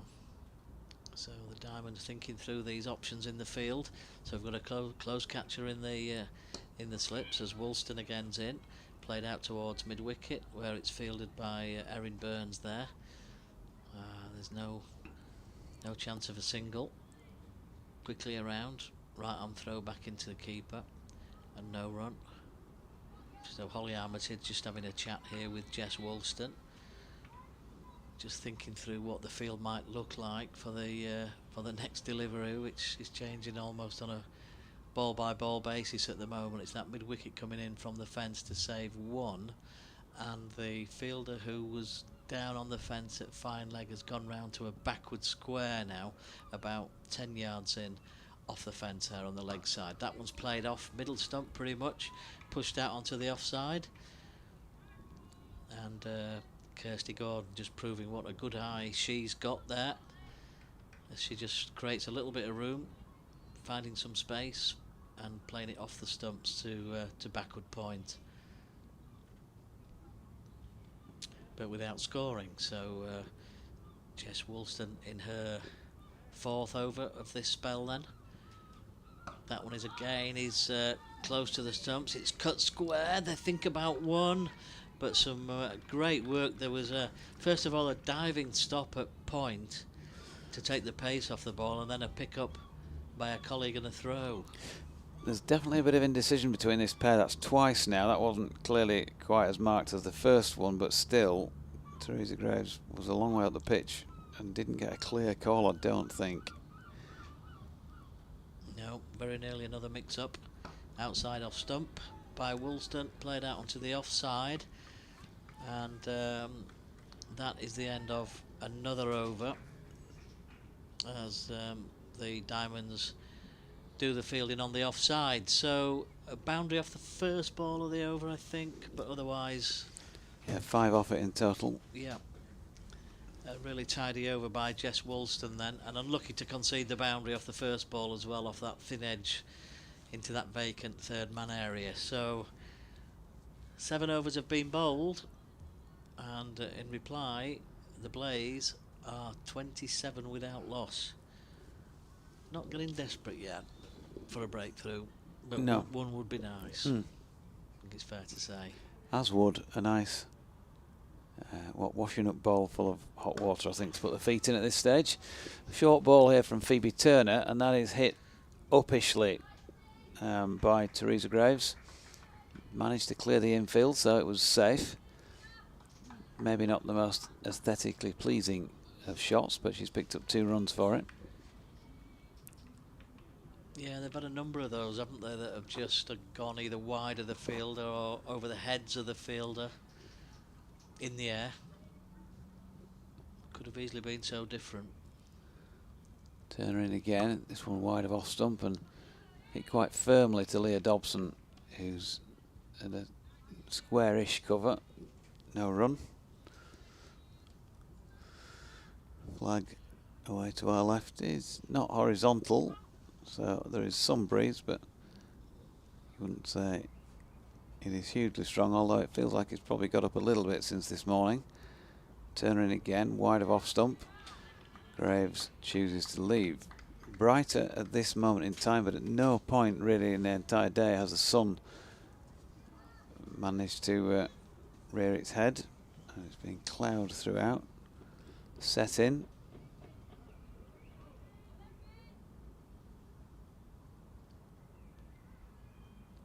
comes Turner again. And just pushed out by Graves into extra cover. Once more, no run. Abby Glenn just catching that, had a couple of overs from this Trafalgar Square end to open up proceedings. Doubtless we'll get another go later. Be interesting to see how Erin Burns and Katie Levitt go on when they get involved. Good delivery by Phoebe Turner, which beats the driving Graves past the inside edge of her bat. No run.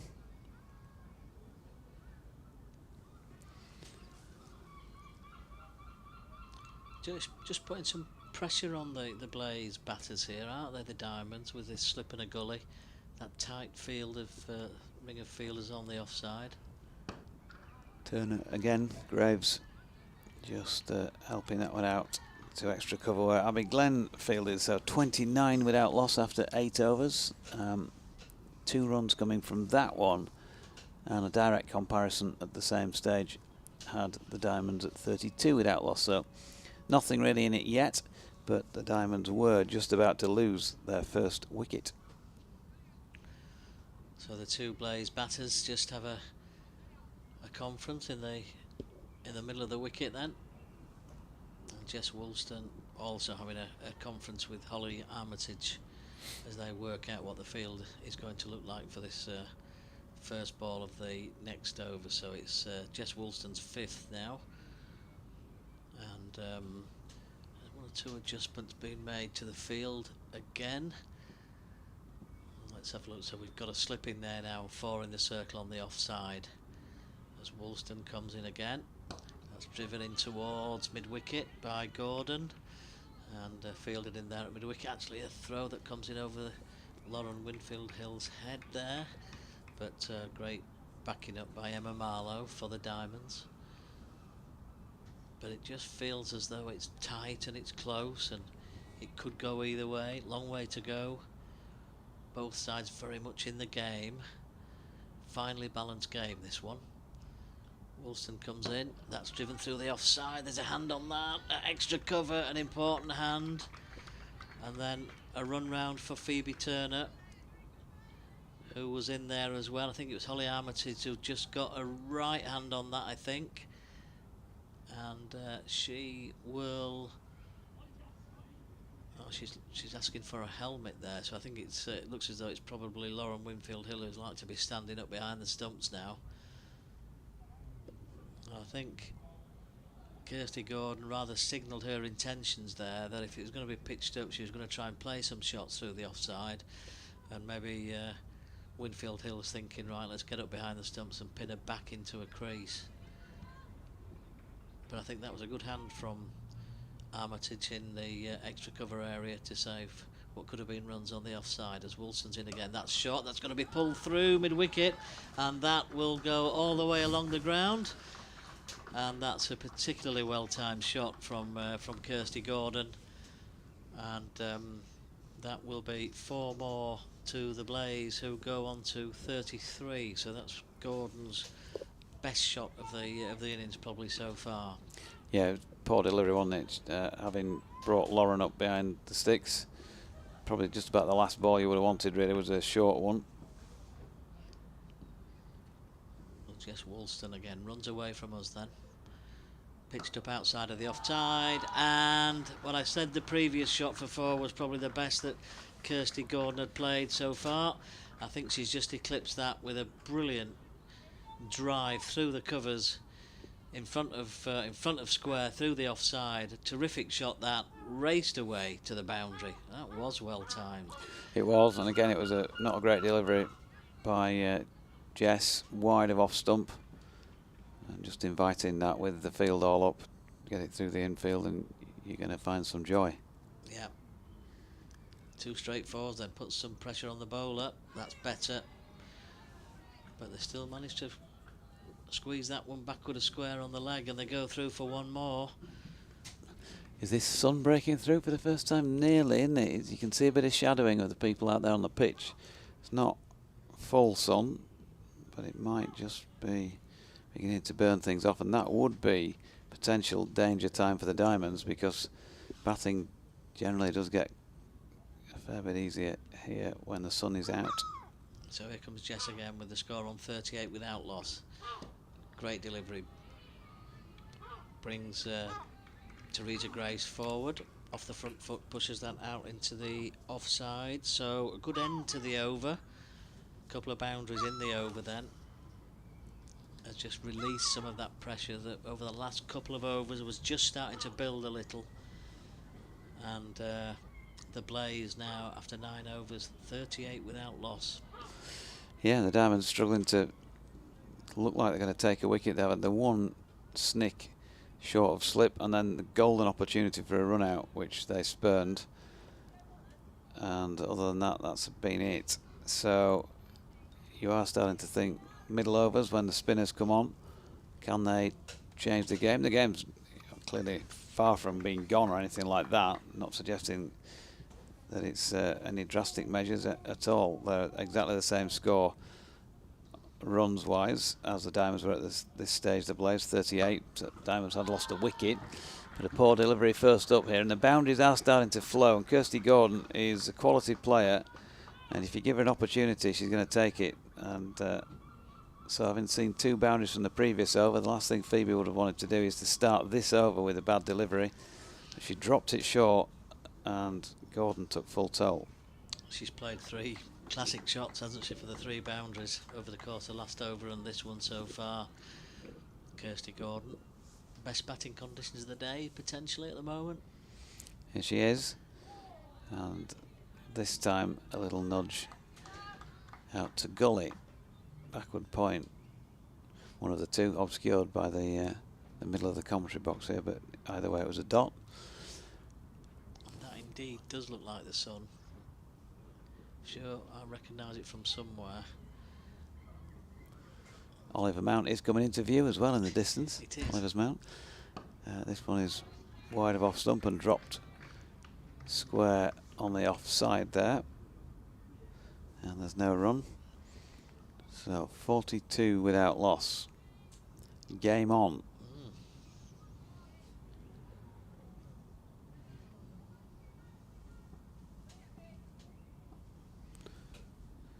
Phoebe Turner coming in now, past umpire Redfern. Once again, Gordon looking to come forward and then just gets over the top and runs it to Holly Armitage coming around from gully. No run. Not a great deal happening for the Diamonds at the moment, Doidgy. Just wonder if we might see a change at this end, at the P-Zone Park end, next time around. Turning again, up there to drive and driven square on the offside. Dobson's out there sweeping, and so she'll keep them to 1. But yes, for the first time today at just before 3 o'clock, we do actually have something that you can call sunshine. It suddenly looks as though, you know, the ball's just coming onto the bat a little bit, doesn't it? You talked about the warmth needed in the pitch. Last ball of Turner's over is wide of off stump, and Graves watches it by. So 43 without loss at the end of 10 compares to 43 for 1 the Diamonds at the same stage. As I said, game on. Yeah, game on. Nothing much in it. And in the Diamonds innings, the Blaze turned to spin pretty quickly at this P-Zone Park end of the ground when Kirsty Gordon came on as first change at this end, and it looks as though the Diamonds are about to implement the same strategy. It looks as though that's Katie Levick, is it, who's getting ready to come on there? Yep. So we're going to see some leg spin. And one of the things about the Diamonds lineup this season, looking at the likely starting 11, was always going to be the prospect of Katie Levick and Erin Burns, the Australian all-rounder Burns, bowling in tandem, spin at both ends potentially. Well, Katie Levick's quickly into the attack, and I think this is probably based on the fact that the wicket had gone quiet for the last couple of overs, and it probably just felt as though it needed something just slightly different. and that is exactly what Katie Levick brings to proceedings then with this leg spin. Over the wicket, perfectly placed, and a nice bit of turn off the pitch as well. So she's got cover point on the boundary, fielder at backward square on the offside, fielder on the drive on the offside, which is Holly Armitage as she comes in again down the leg side. There's appeal for caught behind, and there it is. There's the breakthrough. We said the Diamonds looked as though they needed something different, and how often do you see that Katie Levick comes into the attack and she immediately makes things happen, and she picks up an important wicket there, the wicket of Kirsty Gordon, who is out, caught behind, down the leg side. So Lauren Winfield Hill had to be really quick with those feet down towards her left there, down the leg side to the right-hander. There was an attempted sweep or pull, more like a pull actually, and Winfield Hill does well to get across to take the catch, and Katie Levick breaks the partnership. Yeah, well done, Lev. One of our commentary team, of course, during the season. Great to see her coming on and making an impact, and Lauren Winfield Hill doing well to make a good grab there as well. So that might just settle down any Diamonds' nerves, if there were any at this stage. And it also brings us back to sort of parity in the contest, doesn't it? Because, as I just said, that first wicket had fallen a couple of overs ago for the Diamonds as they got towards the 10-over mark, and the Blaze now losing their first one as well.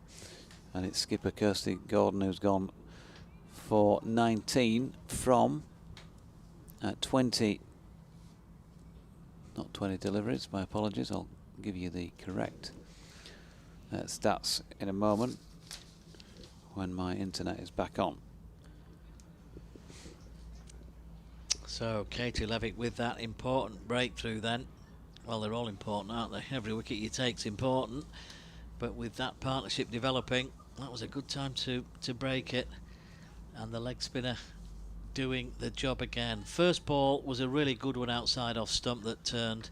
This one was just slightly outside leg potentially, but that was enough to do the damage and attract the batter there into trying to play that cross back shot through the leg side.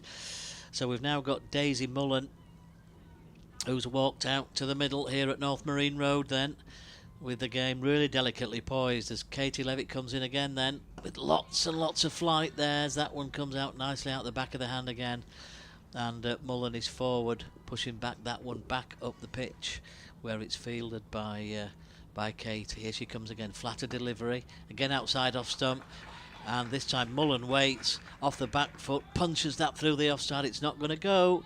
They've gone through for two, and that's all they will get.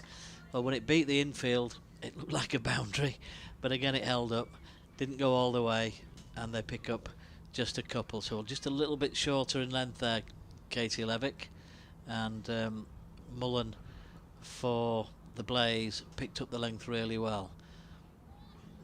That one's passing outside off stump, and Mullen allows that one to go through to Winfield Hill, the Diamonds keeper, and there's no addition to the score. 11th over, cover fielder goes back onto the boundary, and Levick comes in again past the umpire, running away from us, pitched on about leg stump there. That squirts out towards the leg side where it's fielded, and that is the end of Katie Levick's first over then. So well, she was asked to come on and stop the flow of runs. She was asked to come on and try and get the Diamonds a breakthrough, and she's done exactly that, and she's probably achieved on both counts there. So well, historically her record is absolutely phenomenal, isn't it? You know, in terms of wicket taking record, Katie Levick, and we've just seen exactly why she's so important to this team there, Doidgy. Yep, the all-time leading women's wicket taker, Katie Levick. Fantastic record. You do wonder over the years why there have not been international calls, at least at some stage, to have a look at that and what she's got to offer at that level.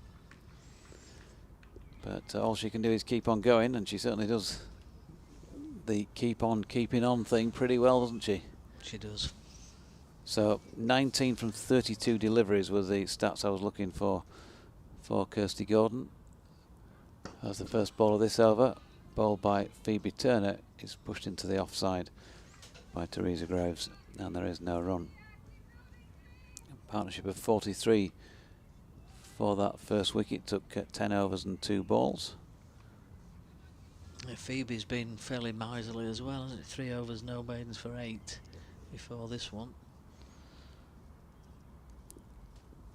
She again, now that she's drawn a false stroke here from Graves, who was looking to flick that into the leg side and gets a leading edge. It hung in the air for a little while, but Holly Armitage is probably 5 or 6 yards wider than it dropped, and it was certainly not ever going to carry it as far as mid-off. So Graves riding just a little bit of luck. As Turner's in again, right arm over, straight, again playing across the line. Again, can't make much, if any, contact at all with that. Might have just hit the pad, possibly. Difficult to say because of the angle we're sitting at behind where she's batting at this moment in time. You mentioned this earlier on today, Doidge, but we've got the some of the spectators having a walk around the ground again. Yep. Well wrapped up. Trying to keep warm on a day like this. More winter coats on there. Turner again, wide of off stump, and Graves feels like she's missed out there, and you've got to kind of agree with her as well, because she was a little bit soon on it, and rather than driving it a bit wider, she pulled it really round to mid-on. Bit of self-disappointment, frustration from her point of view, but she needs to curb that. It's a big job to do here, and she's solidly behind the latest Phoebe Turner delivery, and turns that into the leg side. There's no run.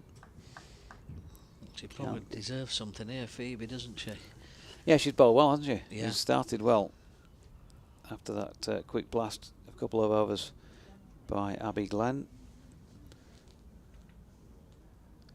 Phoebe Turner again down the slope.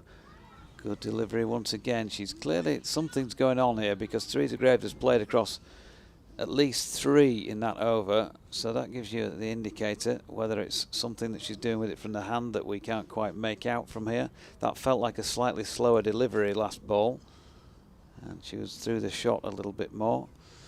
But either way, another good over by Phoebe Turner. That one a maiden, so 45 for 1 after 12. Yeah, just signs at the end of the over that Teresa Graves there was just feeling a little bit frustrated. Not suggesting she's feeling in any way bogged down necessarily at this stage. She's got 21 on the board from the 12 overs that she's been out there in the middle, so you know she'll be reasonably comfortable with that, but certainly struggling to get that over away, that's for sure. Another over then from Katie Levick, and Mullen, the number 3 batter for the Blaze, pushes that out onto the offside, and it's fielded by Holly Armitage. Levick comes in again then. Oh, on the pad on the front foot, there's a big appeal. And the umpire at this end there, Amy Clark, saying no, not out. It was a good appeal though. Felt just a little bit too optimistic. Yeah. Here's Levick again. This time middle of the bat on that one. Great contest though, isn't it, against the leg spinner? Yeah. Really testing Mullen here. New batter at the crease. Oh, and that squirts out onto the offside. It goes with the turn. Yeah, just feeling for that one, Daisy Mullen. That's danger territory. If you'd gone at it a bit harder, it could have been a loopy chance. Yeah. Played it down into the ground, but not in control. Levick's in again. That's pitched right what appears to be on middle stump, and it squirts out towards the fielder there, just back of the square on the onside.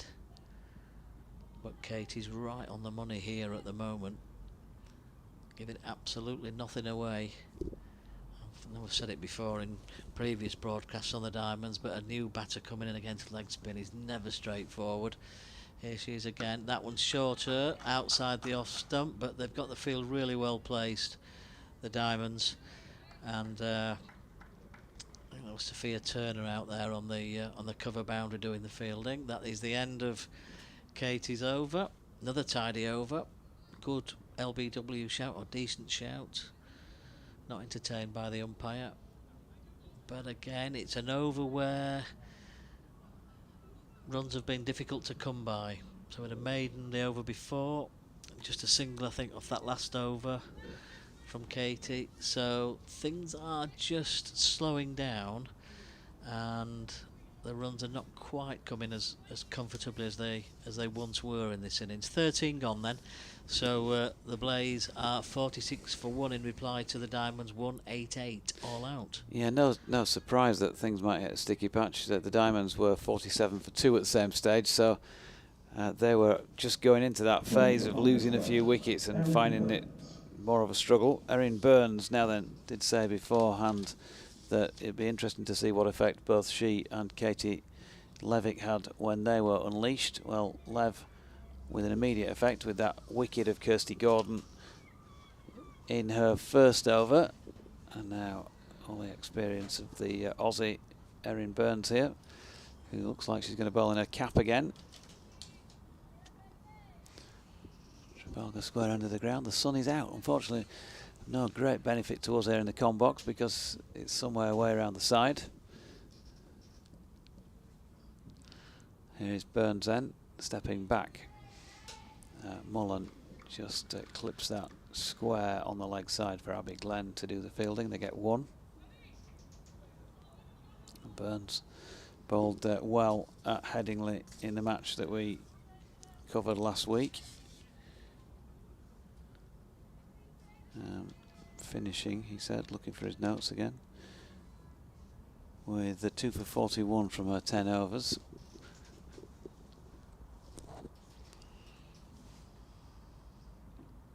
There she comes then, bowling her off spin.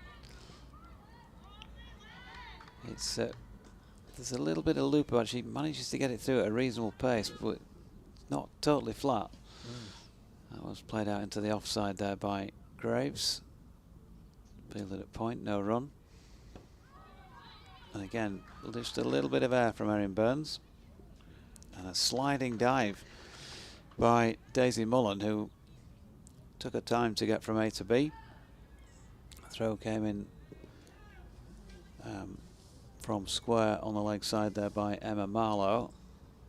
And the result was 1 run. But it was closer really than it might have been. Maybe daydreaming a little at the non-strikers end, was hard to tell.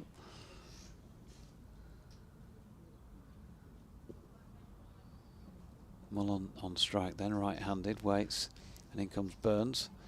And that is timed quite nicely out through mid-wicket. Interesting watching Holly Armitage out there, the captain, always having a look round at the field, thinking things through. What are the options? Burns it again. And solidly behind it, Mullen. There is Holly coming into field, no run. Well, might go sit outside, lad, and get a bit of sunshine. Yeah. Burns it again. Mullen, back foot punch. Armitage round to field in the covers, and that will complete Erin Burns' first over. So rattling through these now are the Diamonds. We're 14 overs in at the same stage. The Diamonds were 51 for 2, and the Blaze 48 for 1. So still very little in it.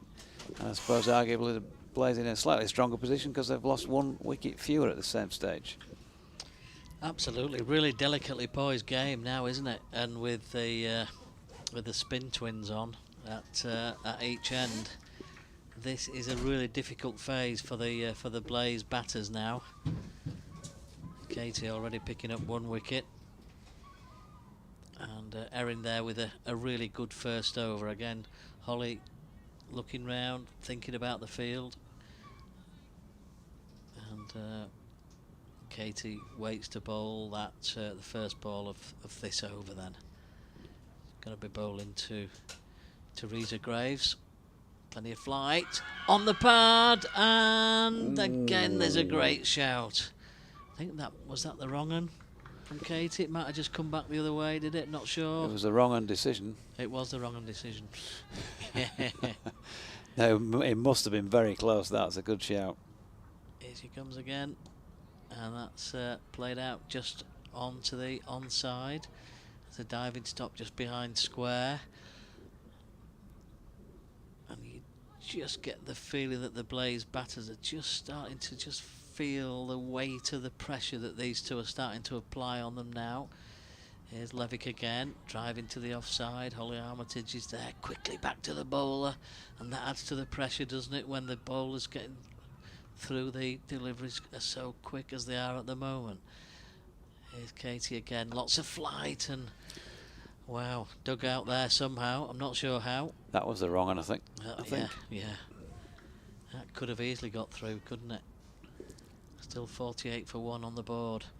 Katie with lots of flight there, driven up towards mid-on, and that's just got through. They're going to go through for 1. There's a dive on the boundary. As I think it's Phoebe Turner comes round from long on to a long off position to do well in the end and just dive one-handed and just pick up and throw, and they go through for 2 more. That brings up the half century then for the Blaze, as Levick's already coming back in and beaten outside the off stump. There's an attempt at a flashing cut through the covers there. It's past the outside edge and through to Lauren Winfield Hill, and there is no run, but another brilliant Katie Levick over. That is the end of the 15th. The Blaze are 50 for 1. Yeah, she's causing some problems. Is Lev. Early doors, I think we're going to have a change. Jane Powell has kindly returned. Now the Diamonds made it to 50 in 13.2. The Blaze got there in 14.5. So again, very little in this. But in genuine Scarborough cricketing terms, the sun is now out. We all feel a bit better about life. But B, it probably feels a bit better out there to bat as well, as Erin Burns continuing at the Trafalgar Square end, and Mullen pushing that one back to her. Welcome back, Jane. Thank you very much. Burns in again. Oh, now she's got underneath this one, has Daisy Mullen, but she's given it some clout over the top of mid-off, but similar to one in the first innings down this end, it plugged really as it landed, and they got back for 2. Yeah, I think we're seeing the similar situation whereby what would be a boundary on most pitches is just holding up and stopping at times. Yeah. Burns in again, down the leg side. That's going to be called wide by Sue Redfern.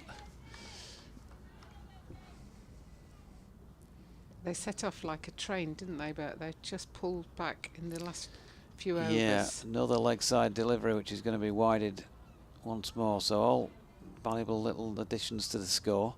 Yeah, they've been fairly similar score-wise. Over on over, there's not been a lot between where the Diamonds were, and we were sort of saying in that first period it'll be interesting when the spinners come on whether that will tie things up, whether they'll pick up wickets. And of course Lev got one immediately. Another dot ball there from Burns. Yeah, it was an interesting wicket, wasn't it? Caught down leg side. Yeah, good grab from Lauren.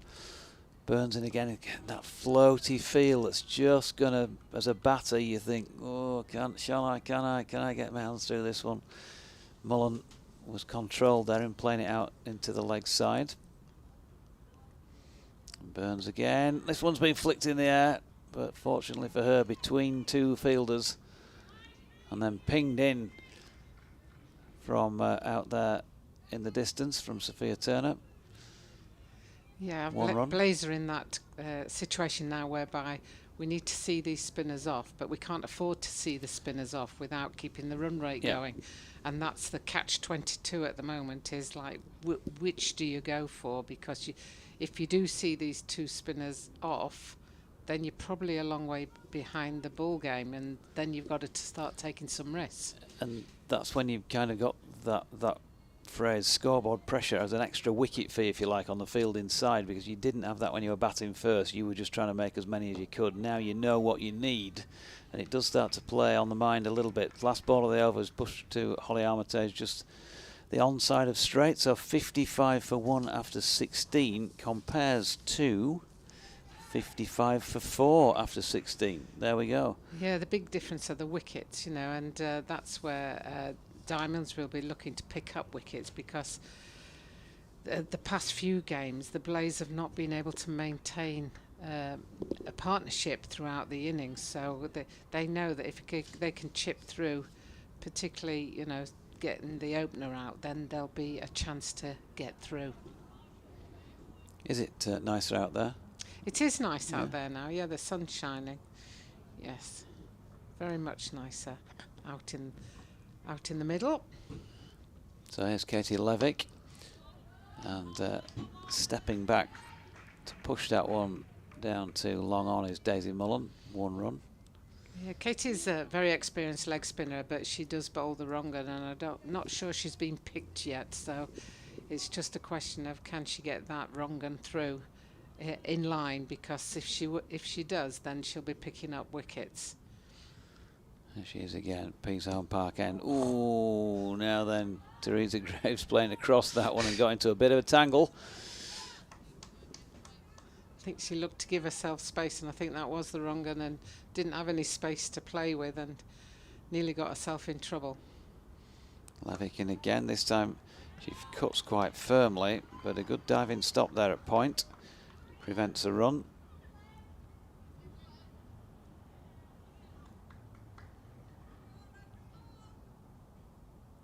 Jess Woolston, I think it was. Levick, now then she's just tempting her. Yeah, she's just lobbed that one up above the eye line, and she did well, Teresa Graves, not to be too tempted and get underneath one. Another dot though goes by. Levick in again once more. She's given herself a lot of room, as if she's not quite reading how much turn there is there from Katie Levick, and that's been pushed out into the covers for another single.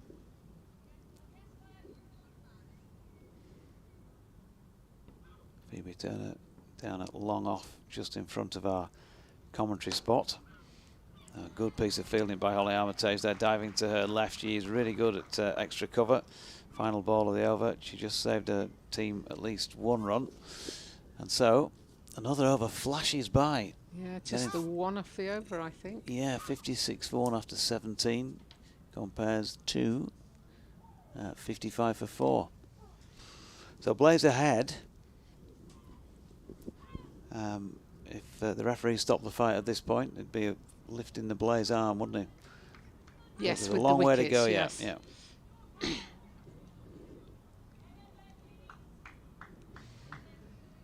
Erin Burns is going to continue. Yeah, she's a useful addition to this squad with her off spin, and she keeps it quite tight generally. Here she is then floating one up, clipped nicely off the legs by Teresa Graves. It's running down towards the boundary, right in line with our commentary position.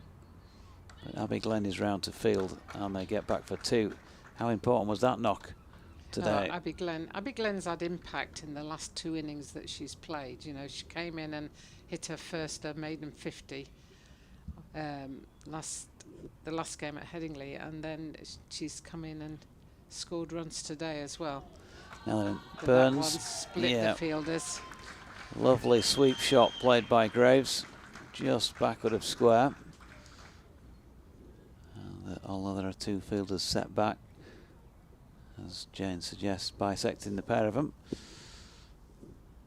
Yeah, I think they like the leg side for the most of their shots, the Blaze, just looking at what we've seen so far today.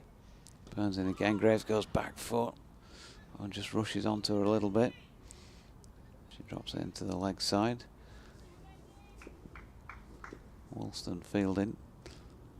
63 for 1 as Burns comes in again past umpire Sue Redfern. There's an appeal for LBW here. There's a bit of confidence about it as well. Another ball that she's playing across, and it really is a trait of her play, isn't it? Playing to the leg side of straight. She's got away with it this time.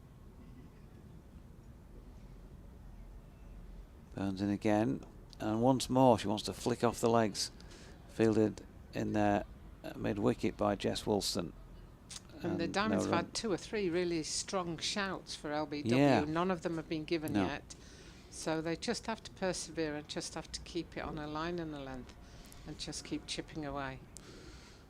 And of course, she's on 31. She should have been run out by a mile when she was on 13. She's patting one back, final ball of the over, so 63 for 1 at the end of the over. But yeah, on 13, hopefully the Diamonds don't live to regret that. But it was a mess up all round, wasn't it? A mess up by the pair of batters and a mess up in the field. Yes, it was. And those things can help change a match for one team or the other. Oh, with that, the Seagulls come in loudly. Did you see that Seagull boy the other day? That we've got the European champion, apparently. Yeah, they did go on a bit too much about that on the news, didn't they? Yeah. It was all right once, but when you saw it on every news item for the rest of the day. I think it was the European champion that made them press it a bit more. Katie Levick's coming back on from the P-Zone Park end, is it? Here she comes. Right arm over the wicket. First ball tossed right up there. And Mullen just dropping it into the onside. Erin Burns patrolling it at straight mid-wicket, really. Wicket ends. Close in as well as she walks in. Next delivery is just pushed out to point. And then Sophia Turner, who fielded it, has been asked to move round one to a more central position. Levick in again. Definite turn up the hill there for the leggy. And Mullen not playing that with a great weight of confidence, I wouldn't have said. No, going back considerably and then just dropping a bat on it in a rush at the end. Levick in again. She steps back this time as if she has read it more clearly. And she's back foot driven that up to Phoebe Turner. 1 run. Back foot drived. I nearly said it. A lad I was commentating with on a different service said his back foot drived that. It caused such a laugh at the time that it sticks in the head. Levick in. That's wide of off stump and a missed opportunity really to probably just run that down through third man by Graves. But Levick quickly in again, not worrying too much about the runs that haven't been scored off her. Nice cut shot this time, timed well. Sophia Turner out there fielding. And they get 1 run to complete another over through in rapid time. 19 gone, just 2 from that, Jane. 65 for 1 compares to 60 for 4. So it's wickets that the Diamonds need. Yeah, very much so. And Katie Levick is so economical, isn't she? She's just chipping away and just knows that if she can keep the pressure on, then something will come. I think she's only gone for 8 runs in 5 overs. Or is that? Yes, she has, you're right. Or is it 9? 9, might be 9. 1 for 9 off 5, so difficult to get away, difficult to read. Unfortunately, just the 1 wicket when she might have had more on a different day. Good delivery from Burns first up to Graves. The sun, the effect of the sun has now been reduced again by cloud. There's a big appeal there, but it sounded very like it was the bat that connected. Umpires tend not to give them out, but not always. Burns in again. That's a bit quicker now. Then aerial chance for a catch. Oh, lucky. Holly Armitage tried to make the necessary ground. The ball looping up aerially. Don't tell me it's going to be one of those days.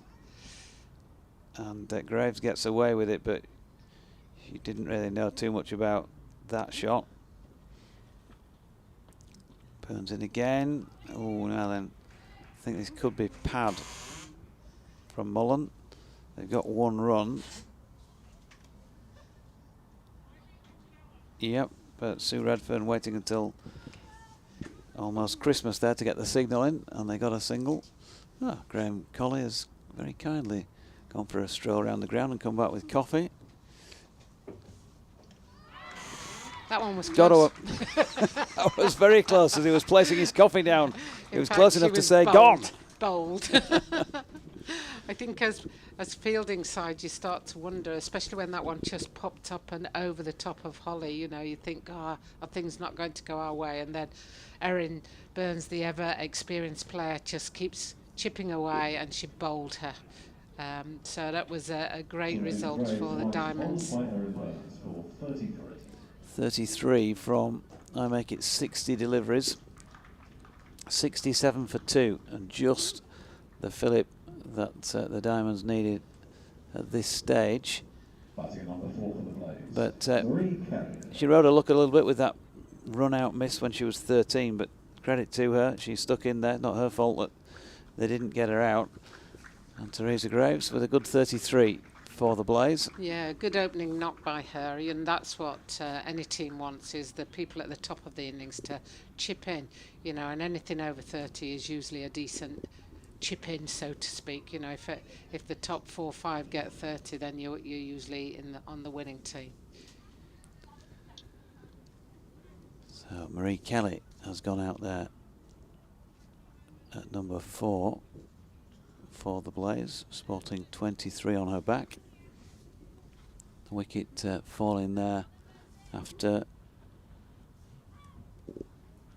19 overs and 4 balls, and a partnership worth 24 for the second wicket. First ball she receives there is a dot. Got a goal. Fielding down at fine leg this moment in time as Burns is in again. Stroked back down the pitch by Kelly to complete. A good over then by Erin Burns, because it was a wicket-taking one. 20 overs in then.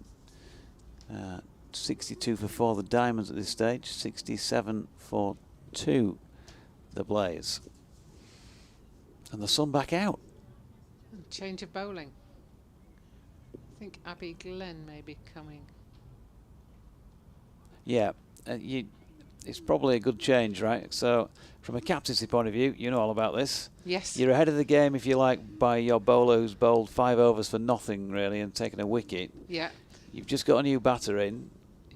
Well, there's two schools of thought, I suppose. You let Lev have a look at the new batter, or you think, well, OK, get her out of the attack now. Abby, something different for him to think about. Let's try and keep ahead of the game. And if she can pick up another one here, then we can maybe bring Lev back in again when the lower orders coming in. When do you bowl Lev? Because she's probably your number 1 bowler, and it's like, if you use her now, then you haven't got her for those death overs when it might be crucial. Yeah. So you'd be hopeful that you'd pick up wickets in the middle, but if that's not going to happen, you really need Lev near the end of the innings to put pressure on the batters. So Abby Glenn, right arm over the wicket seam. That has been turned backward of square leg by Mullen for a single. Because although Mullen's been in for a while, she hasn't really looked settled at the moment. So I think as long as you can keep pressure on her, the fact that Levick's been taken off is not crucial at this stage. Whereas Kelly, who's about to face her first ball, obviously she hasn't seen anything, and we haven't seen anything of her. As the field changes. Yeah, another player coming across to the offside. So in comes Abby Glenn, floats one up, wide of off stump. Might have been an actual offering of swing there, I think, possibly, away from I've the seen her bat. bowl a few times, and she does have some quite pronounced swing that she's able to execute on the ball. And some bowlers just have it, and some work all their life trying to get the ball to swing, but her action must cause that swing to great effect. Here she is again. That's nicely stroked by Marie Kelly out into the offside. We'll pick up 1. Shall we look at the scores elsewhere? The Sparks recovered from 2 for 2 to 213 all out. They're playing the Sunrisers, who've made a good start though in knocking them off. 105 for 1 in the 19th over. God, it's difficult to see the laptop under the natural light here today. Glenn is in, floated up, driven down the ground. There is a fielder coming in from long on, Emma Marlowe. That's 1 run to her.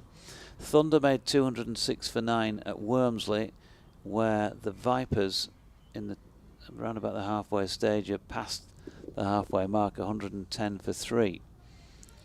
And then the South East Stars made 298 for 5 in their 44 over game. It was reduced because of a late start due to rain.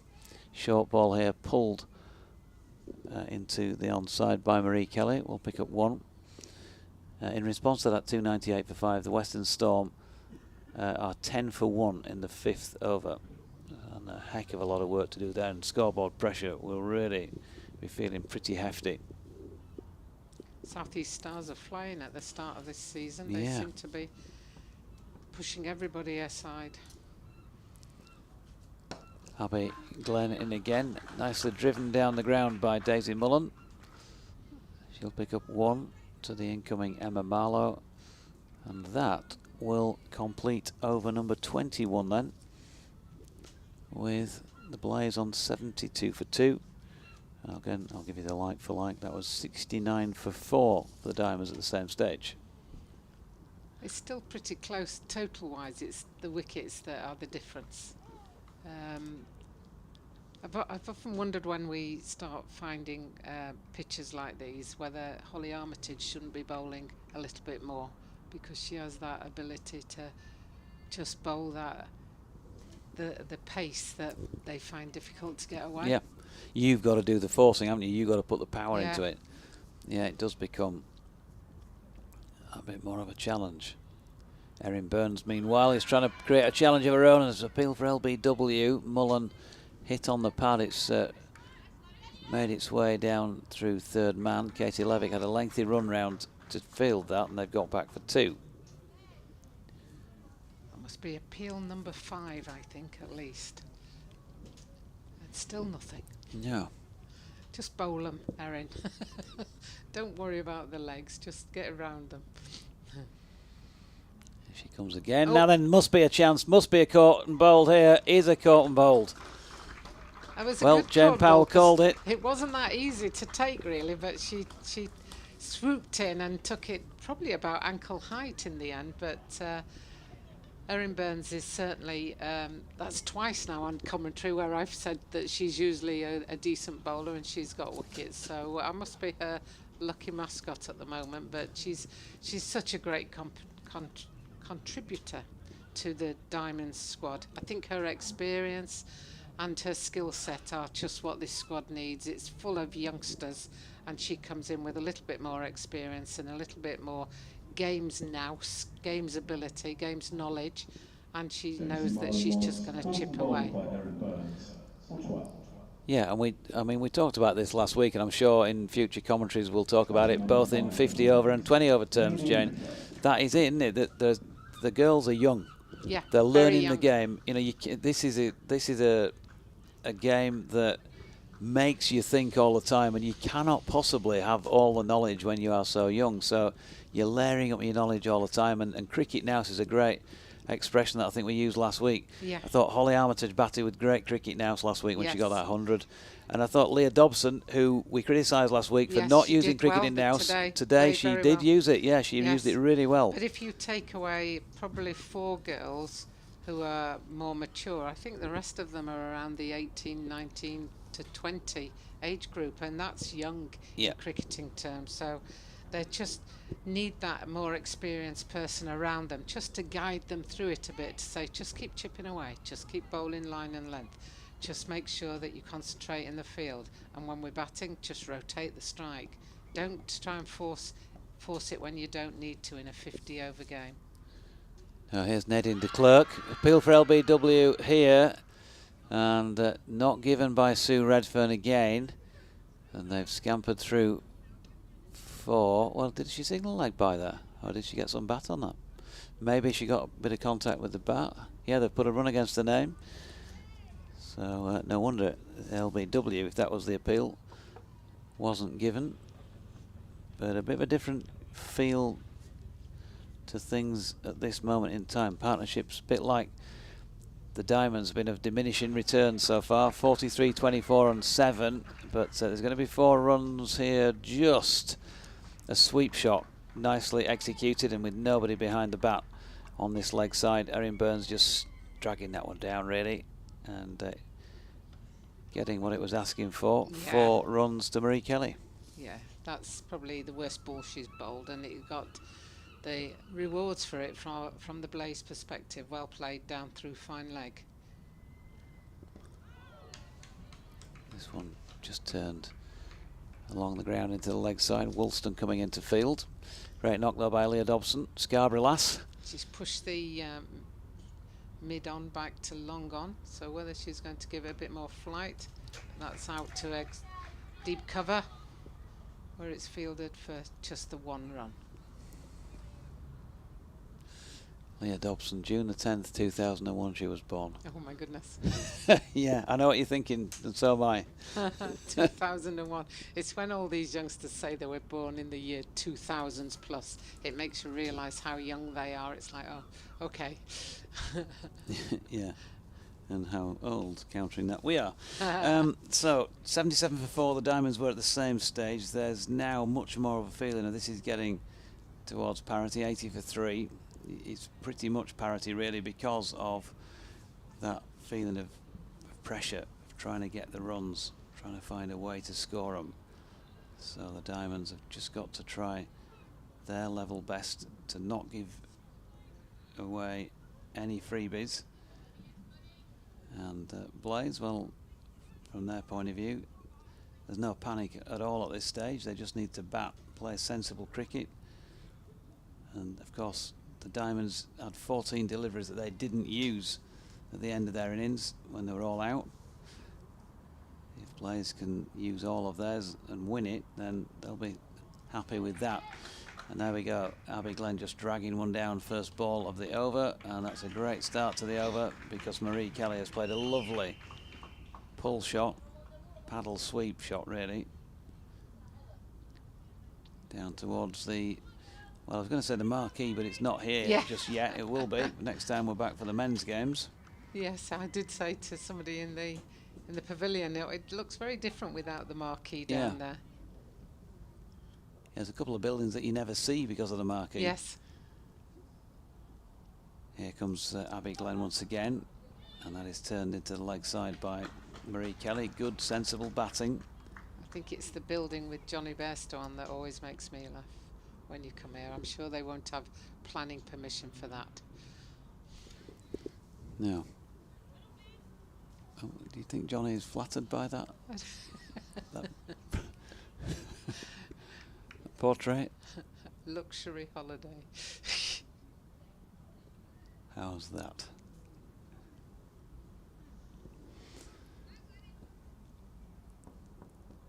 So the single brings Nadine de Klerk onto strike for the first time against Abby Glenn, and she's keen, is Nadine, to get through for a single, even though she hit it straight to a fielder. But Marie Kelly said, just relax. Yeah, I'm surprised that Nadine is not with the South Africans really. I think she's must be there or thereabouts, but she must be out of favour at the moment.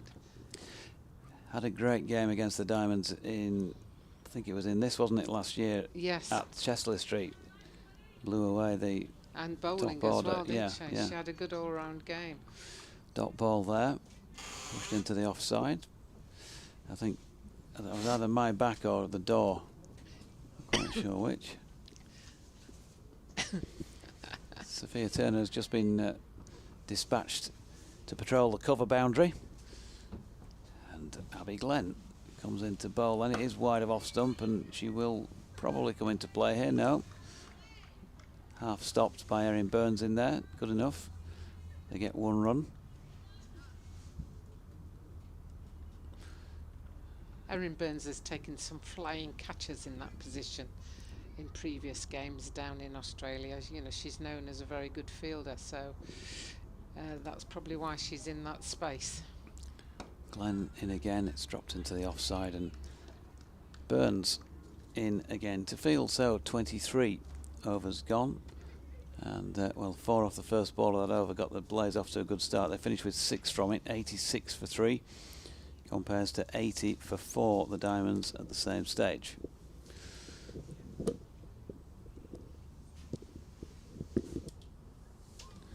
Jane's going to swap chairs.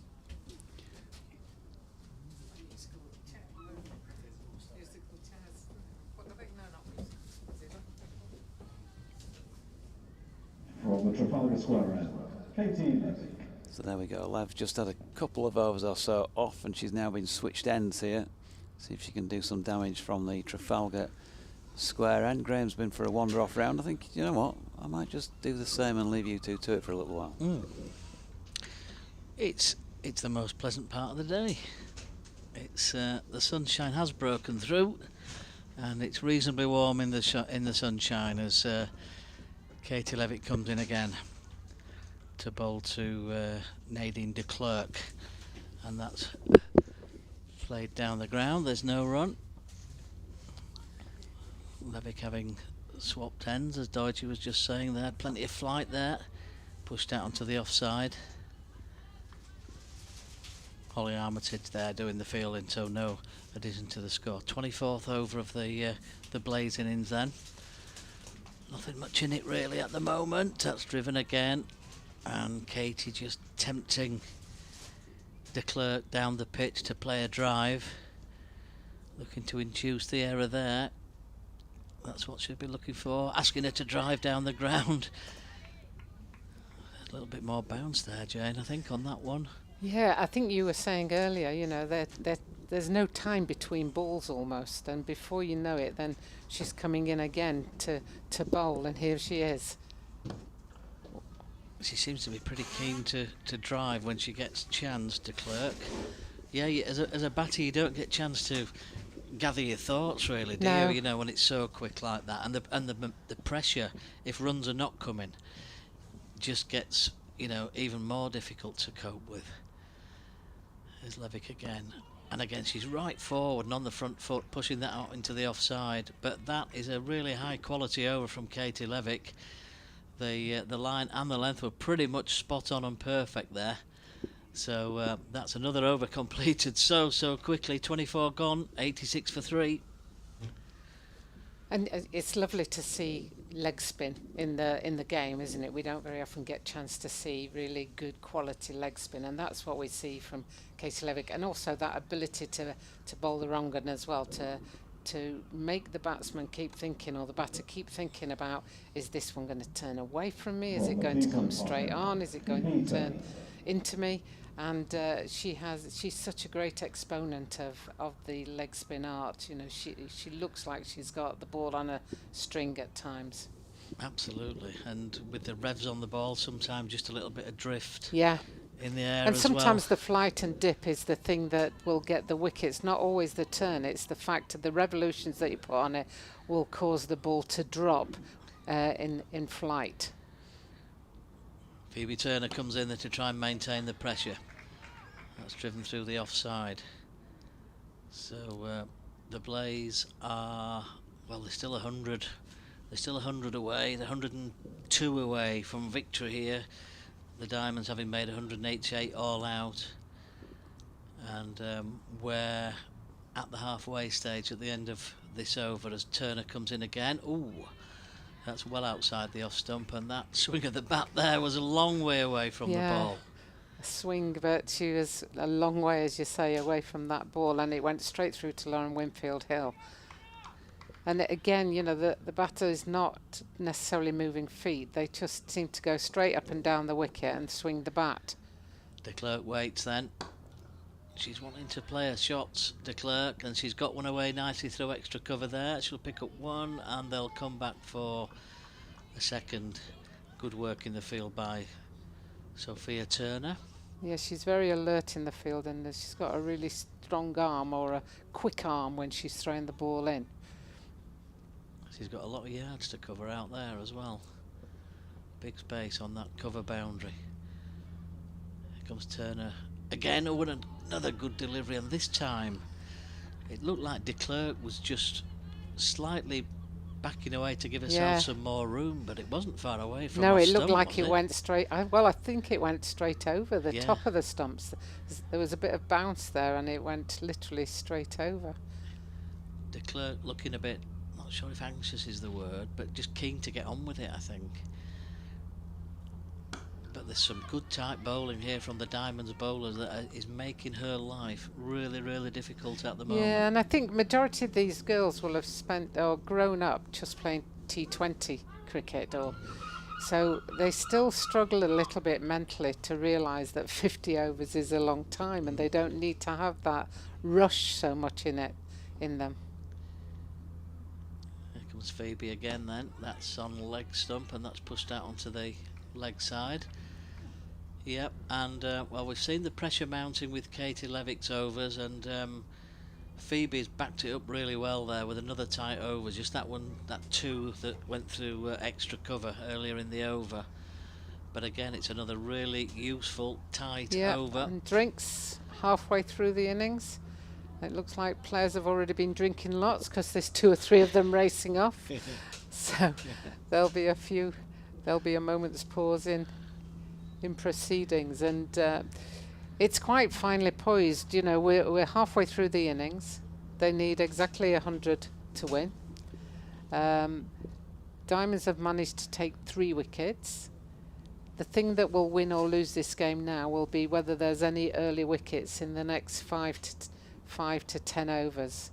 Because if there are no wickets in the next 5 to 10 overs, then I think the game is very much in the Blazers' hands.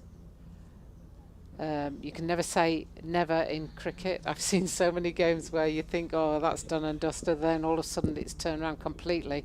But at this stage, if I were coaching either of these teams, then I'd feel more comfortable in the Blazers' position than I would the Diamonds. However, if we lost some quick wickets, then I'd be a little bit nervous. Yeah, so the Diamonds looking for some breakthroughs after the drinks. So shall we just have a short break while the drinks are being taken, and then we'll be back with you very, very shortly.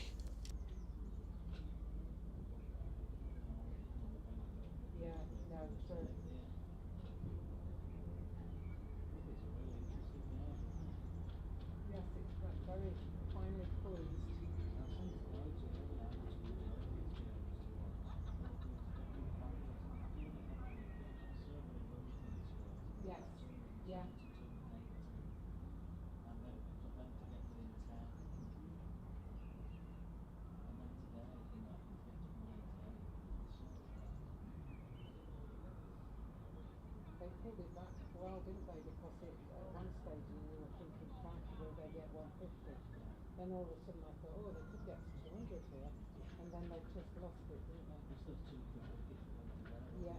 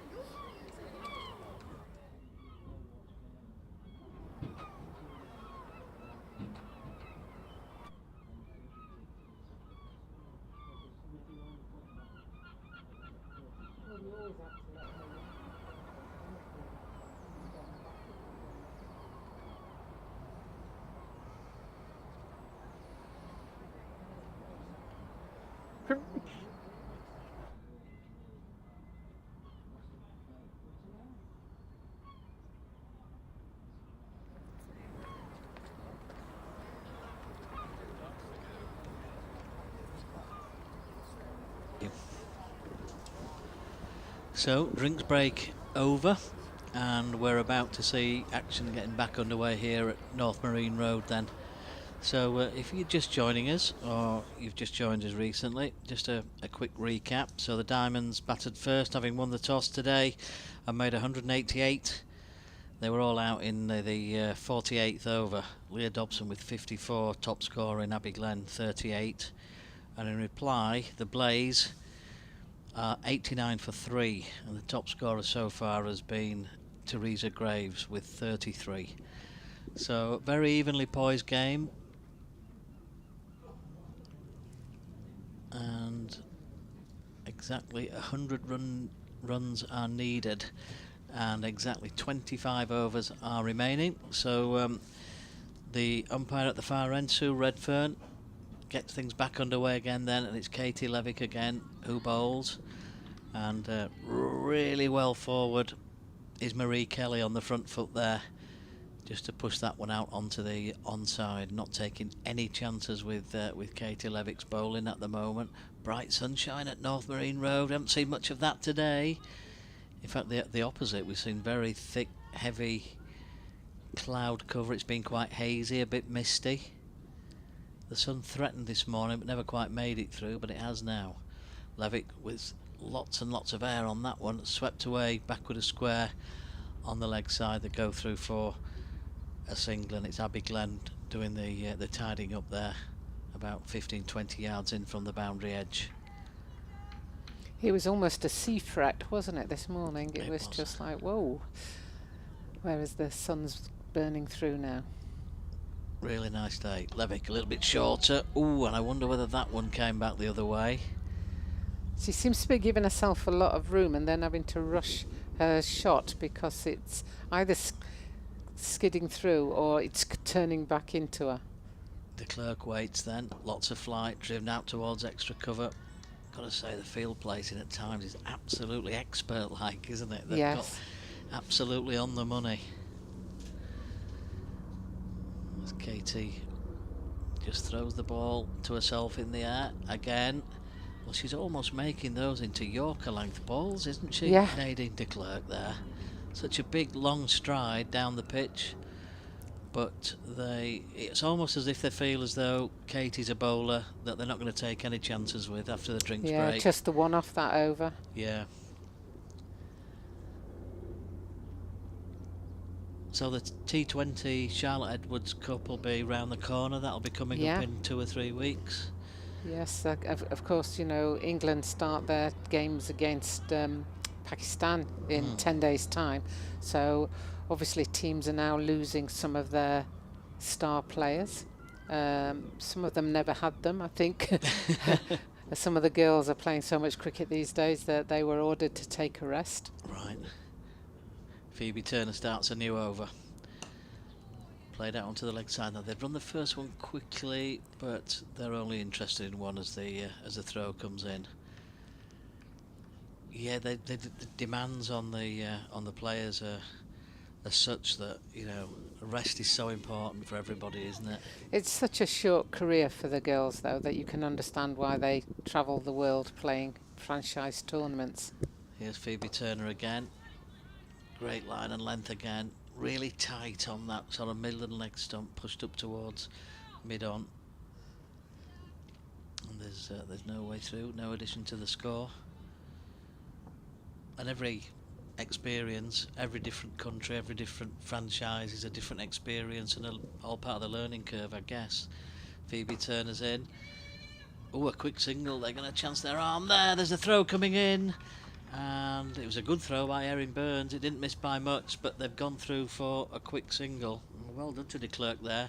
Saw the opportunity because it looked as though Holly Armitage might actually come across and collect that. Yeah, that was a risky single, but in the end they're still there, so it was a good choice. Keep accumulating those singles, they say, don't they? And the fours will take care of themselves, so they pick up another one there. Down to fine leg this time.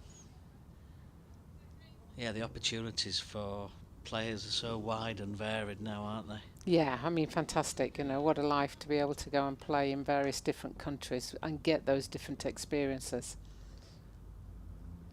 Turner's in outside the off stump. Oh.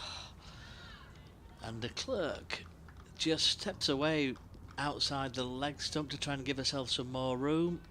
And she's living dangerously there outside the off stump again, Yeah, not she's too almost far away. guiding it into Lauren Winfield Hill's gloves there. Yeah, that was not far at all. Phoebe Turner's in again, and she's driving that one. She crouches down, low down. It's right in behind that, and picks up a single out towards the cover boundary. And she does seem to back away when she's playing all those shots. So she'd be in trouble if there was a good Yorker bowled, I think. I think she'd struggle with that because backing away, if the Yorker was bowled, she wouldn't have space to actually get her bat down on it. But bowling the Yorker is a real difficult one because if you overcommit it, then ends up being a full toss, which is fairly hittable. So it's a real sort of keep thinking about it. What are you going to try? What are you going to do? A slower ball, maybe? Or, you've got to keep working at it. The more consistent you are, the easier it becomes for the batter because they get used to you bowling at a certain pace in a certain way. So you've got to mix it up at this stage. It feels as though that Yorker ball is the ball, though, because the wickets are exposed, aren't they? She backs away Yes. to the leg side. Katie's in again then. But she does get well forward. She's got a great front stride, I've got to say, to smother that spin. Pushes it out into the offside. It's a great battle between these two now. Katie's in again, bit more flight. De Klerk again trying to find a little bit of space to Yeah, I work think it if way. you've not played against much leg spin, you've only option is to get as far forward as you like, or the sweep, or just hitting it through the offside. But the offside field are so well placed as that one there that went to extra cover, and she just hit it straight to her. Yeah, great stop by Emma Marlowe out there. Some force in that shot. This one again. Well, she's trying to force the pace, she's trying to force the outcome, but just can't find the gaps in the field at the moment. And here's Katie again, rattling through these overs. Pitches about middle and leg, I think, and De Klerk can just only come forward and push it back up towards the bowler. No addition to the score. 28th over this now, 94 for 3. Could go absolutely either way, this one. And the field placing for Katie Levick's bowling is absolutely uncanny. The number of times she's hit the ball out into the offside straight to the fielder every time there. De Klerk. Yeah, and Holly has to decide, am I bowling her out now or am I giving her a breather? And where best to utilise her, really. So with that over, I think she's bowled 8 overs now. So she's got 2 left. Are you going to bowl her out or are you going to save 2 overs? It is a conundrum, that, isn't it? Because there was a time when I thought that we'd probably see Katie and Erin bowling quite a lot in tandem. Yes. But then it's probably nice having one bowling at one end and then, swapping them round rather than bowling at the same time. This time that's going to go through for 2, backward of square. That's good running between wickets by the Blaze batters there. Yep, really good shot behind square, and they pick up 2 more as Phoebe Turner runs away from us again then now.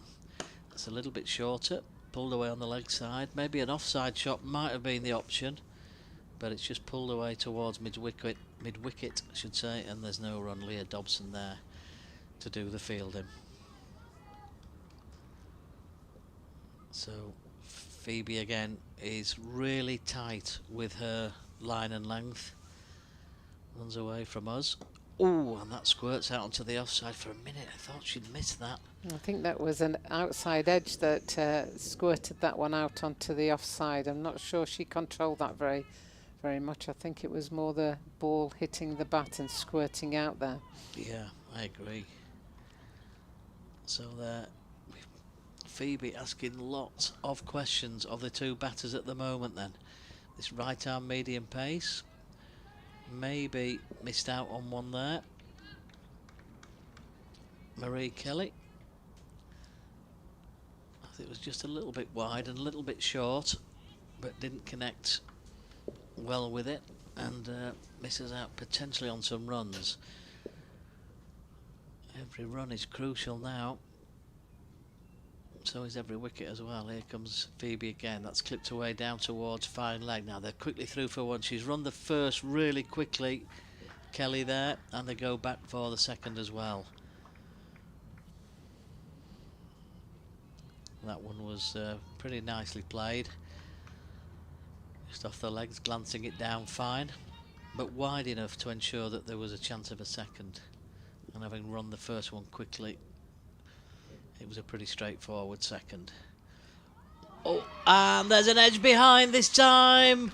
Great line by Phoebe Turner, and you've got to say she absolutely deserves it. Okay, there was a couple down to fine leg the ball before, but generally she's been really mean and miserly with her line and length, and it's not been easy at all for the batters out there to get her away. And Phoebe Turner strikes. It's an all-important wicket, that one, for the Diamonds, and the Blaze are reduced to 98 for 4. Yeah, great ball there from Phoebe Turner. Just got a little bit of lift, nice and straight, and it just caught the edge and went straight behind to Lauren Winfield Hill, and that's just what the Diamonds girls want. And this is what I was talking about, that the pressure starts to build now with wickets, and you're getting batters coming in now who haven't seen much out batting this season because of the way they've been batting, and there'll be a little bit of nervousness there. Yeah, very much so. Must be some doubts in the minds of the batters as they come to the middle. But that's a great breakthrough there for the Diamonds. Batting at number 6 for the Blaze, Sophie Munro. Sophie Munro comes out into the middle. Sophie coming into the side. It was Sarah Glenn who dropped out from their last game. So she's now got some work to do. It's not easy coming out as the new batter thinking, crikey, Katie Levick's bowling one end and she's like a magician. I'm not sure what she's bowling, but I'm going to have to face that at some stage. And Erin Burns has got 5 overs still to bowl as well. Erin's bowled 5 overs, no more than 2 for 20. Katie has bowled 8 overs, 1 for 10. Tremendous figures, but she's continuing here now. With the leg spin. Oh, it's a stumping by Lauren Winfield Hill, is it? No. It was a great piece of work behind the stumps. My goodness, that was quick. And, well, de Klerk decided she was going to have a real flash at that one outside the off stump. It pitched and turned, the bails were off in no time, but she just had the back foot still in the ground. Levick's in again then, lots of flight, driven up towards mid-on, it's hit firmly, too firmly really, fielded up there. That was a free hit really for de Klerk, but I think she's so nervous now that she's not swinging through freely. And then the one she did swing through freely, she completely missed the ball. Yeah. And she plays that one straight to Holly Armitage. You're wondering whether Katie might continue. She is doing it. It almost feels as though they're thinking if they can get de Klerk in the next sort of 3 or 4 overs, they might be well on their way, the Diamonds. Here's Katie again then, running in towards us. Great exhibition of leg spin. It's been so good to watch.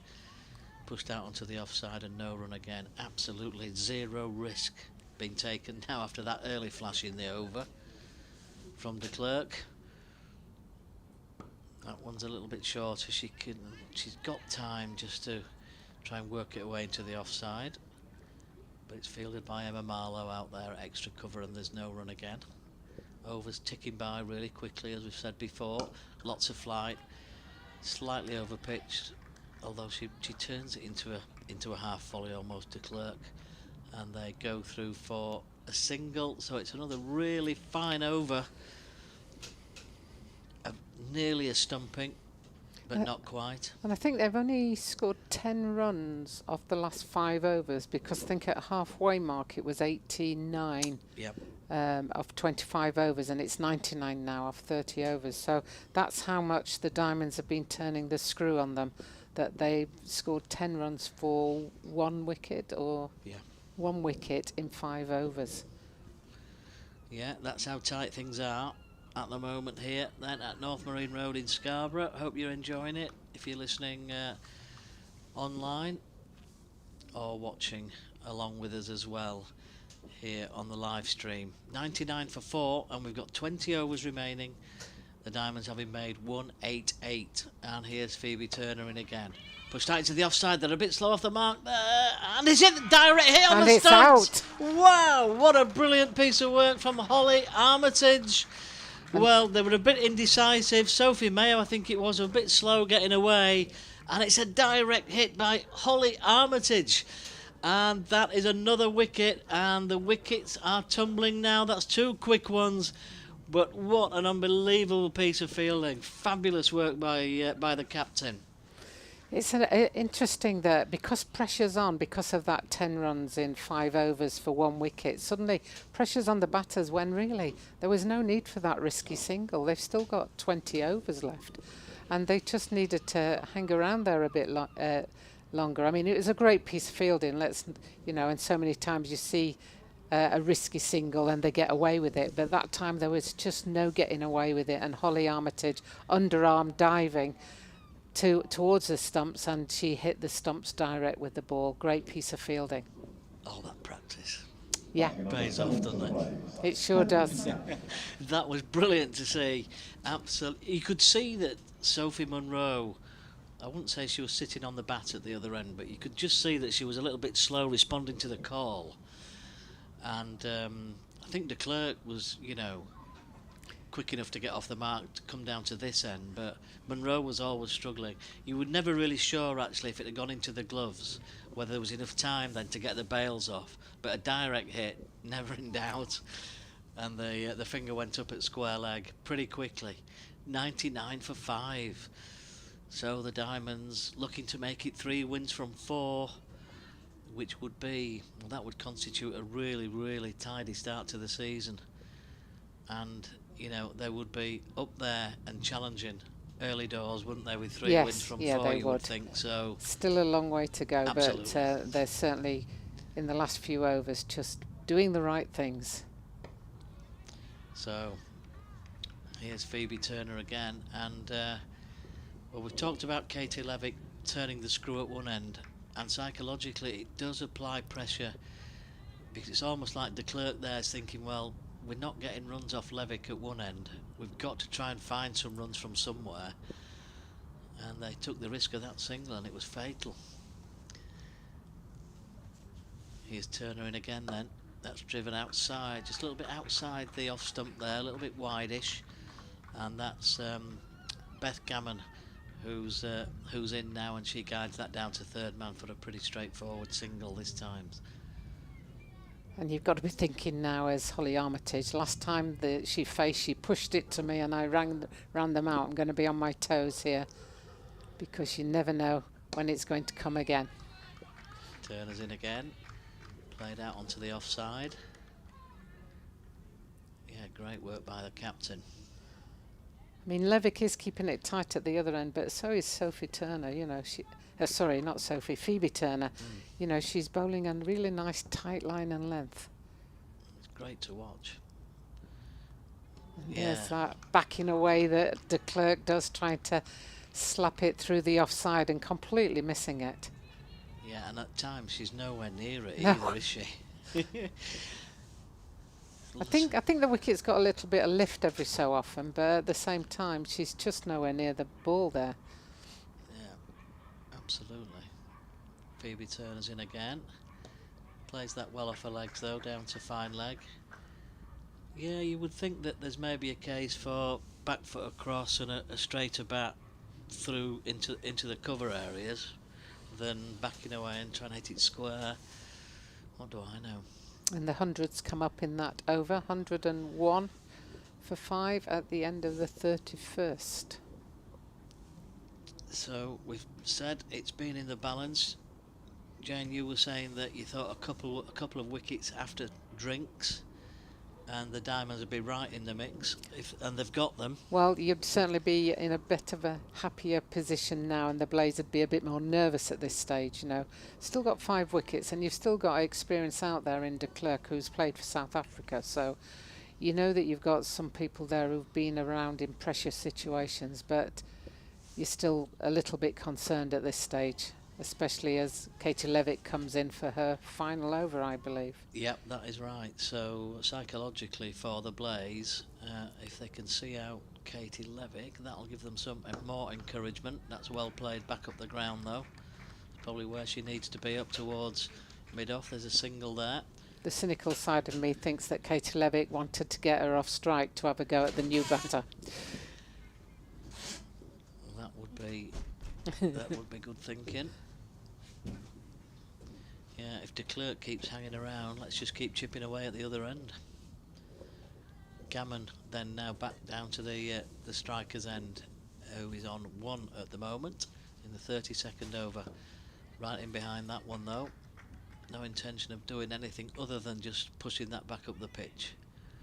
The two batters will be only too aware that this is Katie's last over in a spell. A terrific spell it's been as well. Prior to this over, just 11 runs coming from her 9. Pushed out onto the offside, fielded on the edge of the circle, no run again. And as we've seen and we've said so often before, she's almost ready to bowl before the ball's been fielded, Katie Levick. That's down the leg side, and that's going to be a wide on this occasion. Lauren Winfield Hill as well, just to get some pads on that behind the wicket. And interestingly, de Klerk didn't look interested in getting down this end, did she? No. She was quite happy just to leave Gammon down this end. She's seen enough. Gammon plays that behind point on the offside there, so no additional run. Fielded by Rebecca Duckworth. Levick's ready again. Bit short. Ooh, and that. She nearly got through. That's a great spell. Brilliant. Absolutely brilliant from Katie Levick. So, yeah, applause round the ground. Quite rightly so. And a massive thanks there to Jane for joining us for another spell on the commentary this afternoon. It's very much appreciated. So Katie Levick's bowled out, so we'll just wait and see what the likely bowling change is going to be at the far end. Maybe Erin Burns potentially to come back into the attack from that far end. She's still got 5 overs to bowl. And Jane just leaving the box. Doidgy. I think Jane needs to go see a chiropractor after. Did you hear the creak then when she went out the door? It's backs and knees, isn't it, today? All sorts going on. No, many thanks to Jane. Great job in helping us out once again. 103 for 5, as you say. And we thought it would be that bit more challenging when the spinners came on. And so it's proved. So, Jess Woolston at the Peasholm Park end. She opened the bowling from down this end. In she comes. And that is thrown up there wide of off stump. And de Klerk cuts out to point. There's no run. Am I right in thinking, I was obviously standing outside and so I didn't have the dots and all the rest of it. Was Sophie Munro run out without facing a ball, or did she face one? You're not sure either, no. I couldn't be certain. Well, we'll try and find out the definitive answer to that. Yeah. As in comes Woolston again. Floated up there, good diving, tumbling stop by Holly Armitage, who was, of course, the thrower for that run out. She was run out without facing a ball, yeah. So a diamond duck, as they say. Didn't think she had, but she wanted to confirm that. So never the position anybody wants to be in. No. And in comes Woolston again, floated up wide of off stump. Nicely stroked really into the offside, but Holly Armitage in the right spots again. Yeah, she was, just going back to the run out, you know, she was a little bit slow off the mark. And the throw, though, from Holly Armitage was wonderful. Great piece of fielding. In fact, she's fielded brilliantly in this extra cover position, this short extra cover position that she fields in here. Wilson in again, and bowling one round about leg stump, was followed there by our batter Nadine de Klerk, but she still made contact and got it away backward of square for 1. Yeah, de Klerk's been there for a while now, so she's on 10. She's been very heavily tied down though by the Diamonds bowlers, particularly Levick and Phoebe Turner as well, who's bowled 8 overs, 1 for 21 herself. So those two have bowled really well in tandem. A couple of wickets have fallen, and the runs have, been really difficult to come by.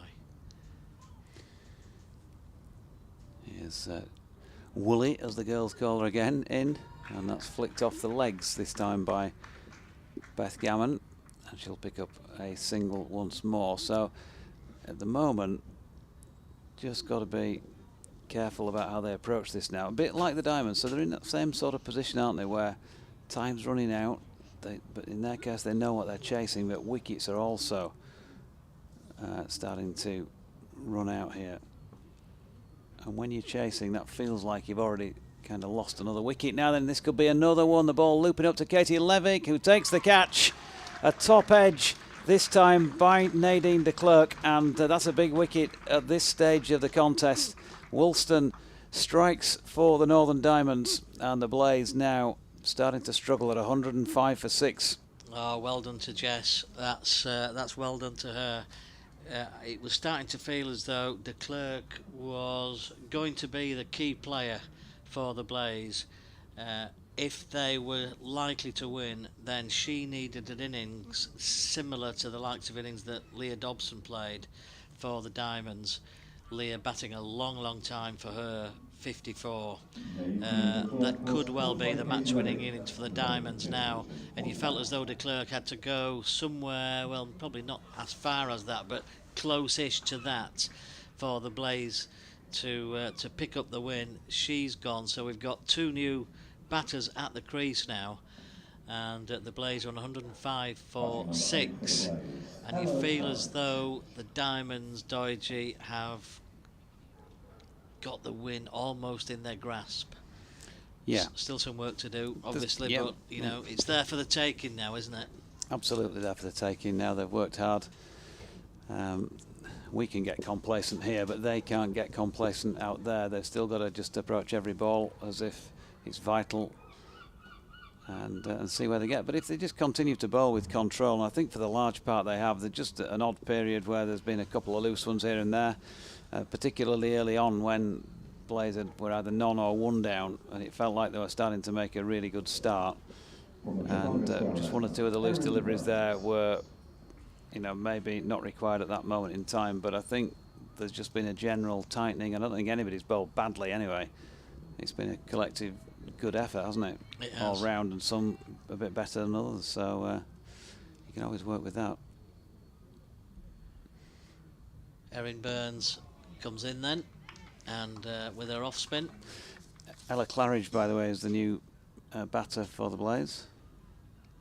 So they've seen off Katie Levick, but now they've got Erin Burns to deal with.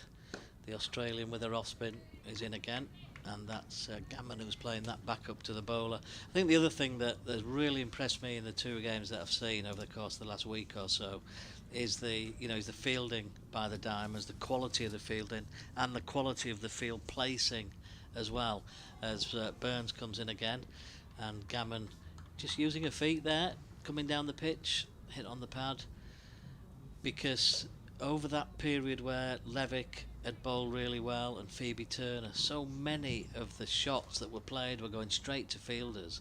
The field placing was immaculate. Outside off stump this time from Burns, and that beats the outside edge of the bat. Yeah, I think Phoebe Turner's bowled really well today. She has. 1 for 21 from her 8. Without doubt. Here's Burns again. In one of the preview shows prior to the season, I was listening to Holly and talking about her captaincy.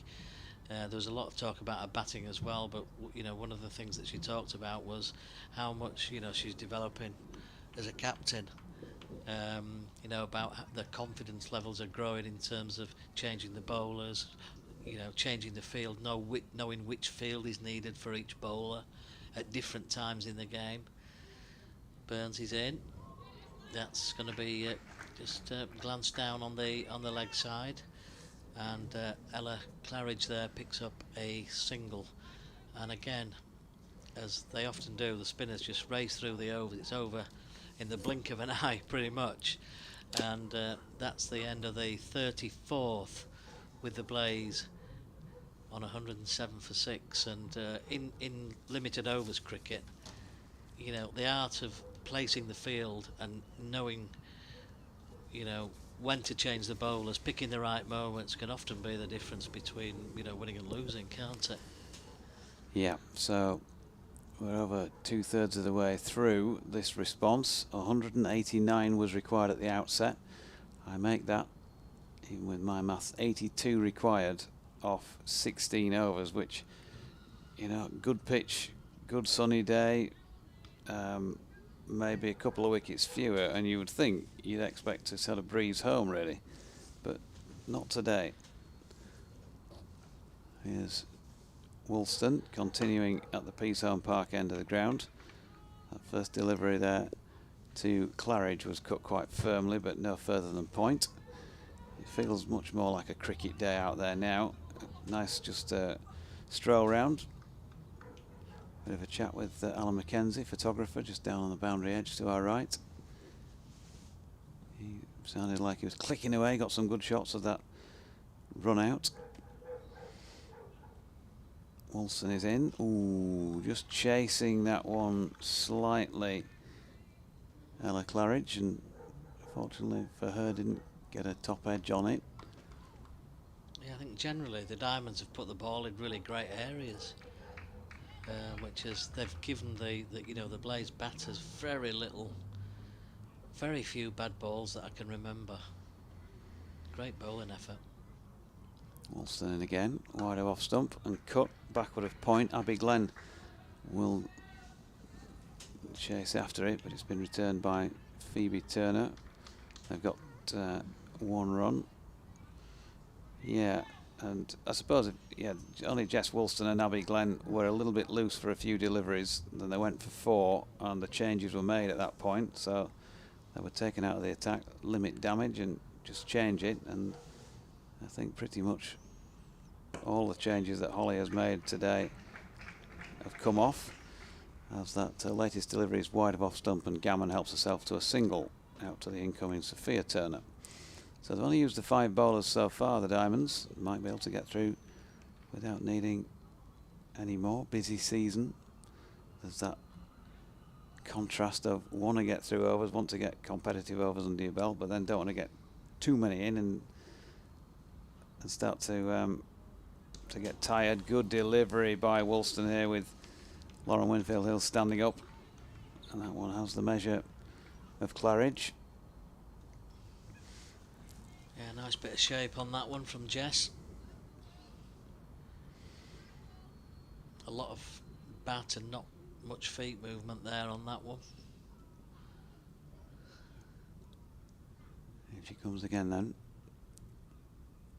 Running away from our con box, wide of off stump, and again just catching that one towards the inside of the bat was Claridge. End of the over, 109 for 6 after 35, so again just 2 runs from that over. At the same stage in their innings, 115 for 6, so just a few runs on, nothing too major at that stage. But this is at round about the point where Abby Glenn came in and joined Leah Dobson, and the ante was upped.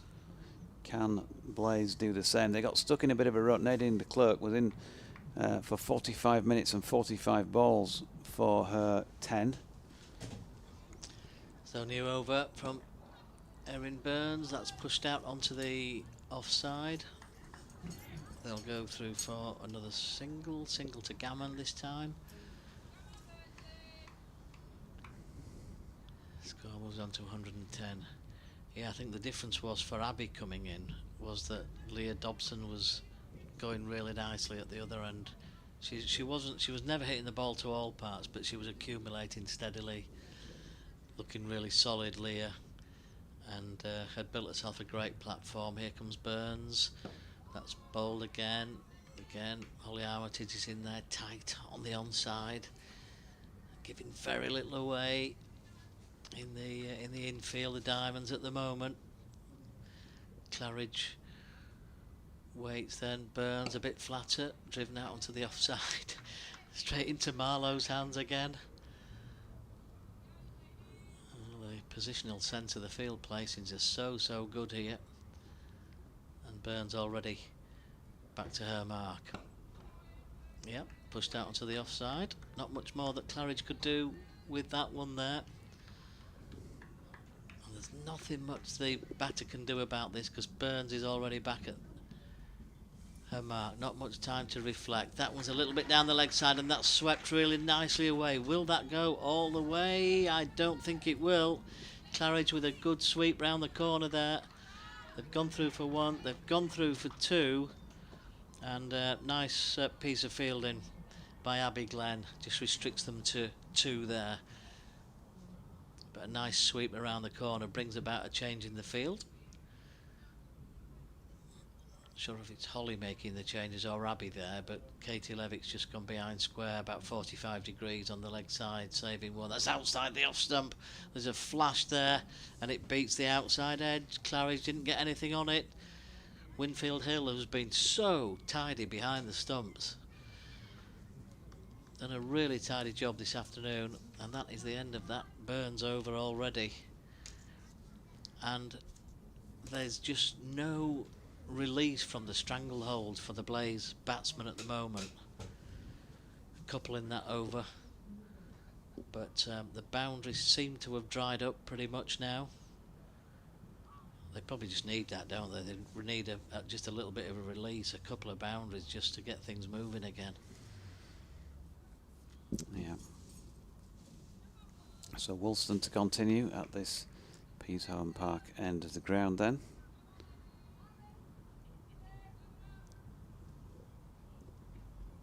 And she waits. And with Gammon ready. She bowls his first delivery wide of off stump, but Beth Gammon doesn't use her feet at all to that delivery.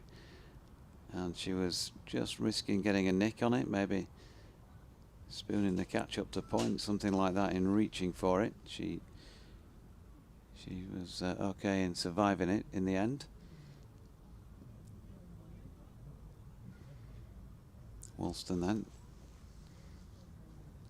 is ready and in again, and this is up there and driven into the offside. Holly Armitage doing the fielding. Yeah, I think the pace at which Jessie's bowling here as well is making it really difficult to get the ball away. There's not an enormous amount of pace on the ball, so there's not an awful lot to play with for the batters here. Now Woolston in, and that is swept out towards mid wicket. Felt like she got the toe end of the bat on that one, Gammon, but she still got quite a good contact. Leah Dobson, I should say, coming into field from mid wicket, and they pick up one. At the moment, they're just creeping just a little bit further behind with every passing over, and that's going to ramp up that pressure. And they need a few good contacts, and just a couple of boundaries will just lift their spirits and turn a bit of pressure back on the Diamonds. Woolston is in. That's full and driven into the extra cover region where Holly Armitage is perfectly placed once again. And how often, when they have tried a forcing shot, how often has it gone straight to a fielder during this innings? It's quite remarkable, really.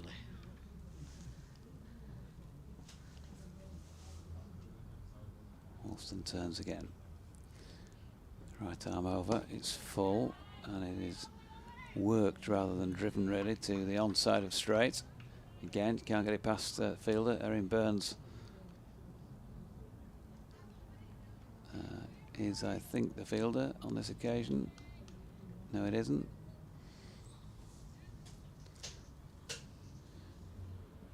It actually is Rebecca Duckworth. Woolston running in, but then stopping before delivering. So 1, 1, 3, 4, 6. We're in the 37th over here. So closing in on the end. 4:30.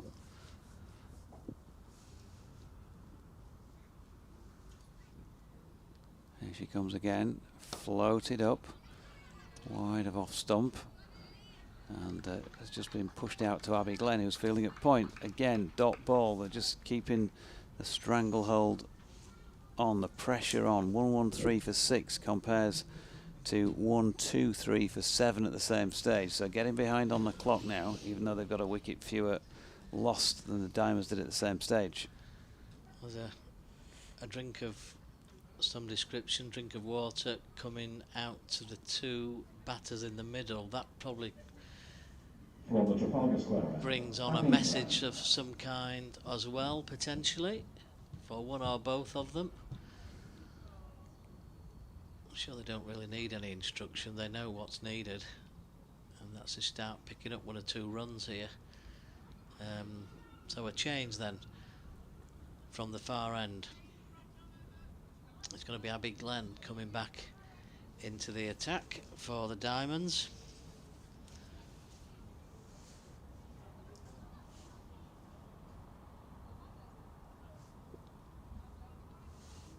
Just consulting with Holly Armitage to work out the design of the field placing. 4 overs, no maidens, none for 19 for Abby so far. If she didn't quite get it right in that first spell, hence not lasting that long. But she did get it right with the bat earlier in the day. Definitely did.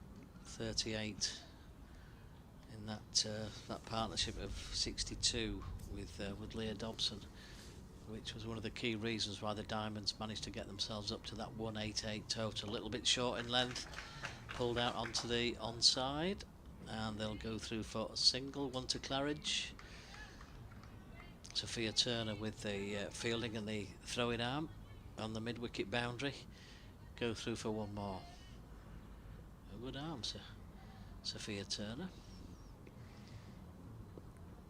Glenn turns and starts her run in again. Slightly over pitched. When you've got to say the Blades have been unlucky there, because it's a beautiful straight drive that hits the stump at the far end, and they do not pick up a run. It ricochets up towards mid-on and there's no run. Yeah, it's a real sickener as a batter when you've struck it so well. Beautiful straight drive, couldn't get any straighter than that. Poor old Beth Gammon, she looked at the heavens in disgust. That's the ultimate frustration as a batter, I think, isn't it? That's outside the off stump. She crouches down, gets low, knees bent, drives out into the offside. Again, though, finds the fielder. Where are these runs going to come from? They must be starting to ask themselves. Looks like Holly's going to have a quick word with Abby. Another consultation. No doubt it's about whether an adjustment to the field is likely to be needed towards the back end of this over. There is a change. So the Diamonds fielder goes out onto the boundary at long on, and third man comes up into the circle.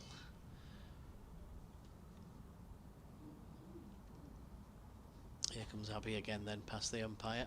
Oh, and that's the finest of edge now then. Will that one go all the way for 4? Great bit of work down there by Rebecca Duckworth, who managed to get a slide in and stop that ball crossing the rope a few yards in there, but making absolutely sure. Fine edge down to third match. It just brought Rebecca into the circle as well there, so they maybe got an extra 1 than what they would have had the field have remained the same. That's played out towards extra cover, and they're just signs at times when the Blaze batters are attempting to play a forcing shot. It doesn't come off. There's just a sign there that there's a little bit of frustration just starting to creep in, and well, that's understandably so in a way. The runs are hardly flowing, are they? No, 8 runs ahead of where the Diamonds were at the same stage, but let's not forget the Diamonds did not use 2 overs and 2 balls at the end, so advantage Blaze in that respect. They can use those if they need them. Woolston.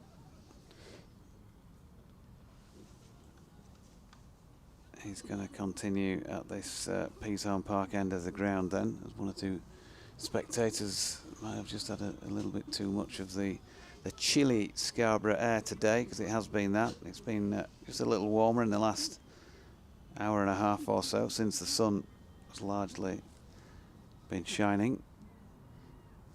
And the views around have improved slightly as well. We can still, I'm pleased to report, see Oliver's Mount, the tower on top of there, over away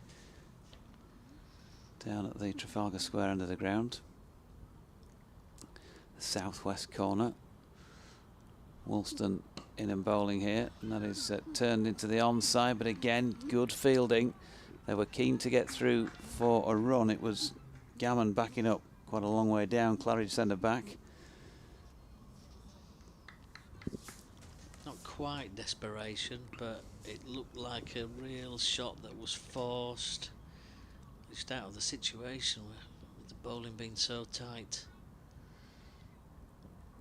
Woolston in again, struck firmly this time on its way up to mid-off, and it's not taken cleanly there by Duckworth, and so they've got through for one run. It was well struck, really well struck shot. Deserved a run. It was really well played. Holly. Elsewhere, by the way, Sunrisers closing in on victory against the Sparks, and needing 15 more to win with 6 wickets in hand from 83 balls, so it looks like it's going to go their way. Something miraculous happened, or disastrous, whichever way around you look at it. Woolston in again, and Gammon plays that down to short third man, where Phoebe Turner fields no run. Thunder, you know, they made 206 for 9. The Vipers, oh well, they're struggling here. This could be a bit of an upset. The Vipers 185 for 7. They've got plenty of time to get the runs they need. They need 22 off 56, but just those 3 remaining wickets. Woolston is in, and that's been struck very firmly by Gammon. She's got plenty on that, and it will go all the way for 4, despite the chase of Erin Burns. Certainly need a few of those at this moment in time. The Blaze. The South East Stars 298 for 5. The Western Storm in response 110 for 2 towards the end of the 21st over, so 189 more needed by the Storm from 23.1. That seems improbable, I would suggest. It looks like it could go to the Stars. Woolston in again. Gammon steps back, creates a bit of space outside off stump, and pushes 1 out to the sweeping Turner. And so 14 now on the board here for Beth Gammon. Claridge on 6. Yeah, the Stars look like the team to beat at the moment, don't they? They're 3 from 3 before today. Look like winning again, 4 from 4. So they started the season really well. The Diamonds can pull this one off. They'll be 3 from 4, so they're not far behind at all. Woolston floats 1 up. Good delivery, because again it prevents a run. Holly Armitage quickly round to field. That will complete over number 39. 123 for 6. Plays what the Diamonds had on the board at the same stage, which was 132 for 7. So 1 wicket in hand, but 9 runs behind where they were at the same stage. And again, I'll repeat, the Diamonds didn't use 14 balls. Yeah, let's hope that's not likely to cost them. 189 to win here, remember. 1, 2, 3, 4, 6. So still a long way to go, but just signs in that over that they were starting to find their range a little bit. Forcing shot, going for the boundary that came off, and we haven't seen many of those of late. They've certainly got the overs in the bank to do it. Have they got the wickets in the tent to see them home, the Blaze? This one could still go either way, and we're about to see the start of the 40th over then. Abby Glenn's in, lots of flight there, and a sort of cross bat slap on that one. This time from Gammon, and just plays out to wideish mid-wicket, and there's no run. Can see some jumpers coming off in the field, must be warming up a bit. Emma Marlowe removing the top sweater there. That's played out onto the offside.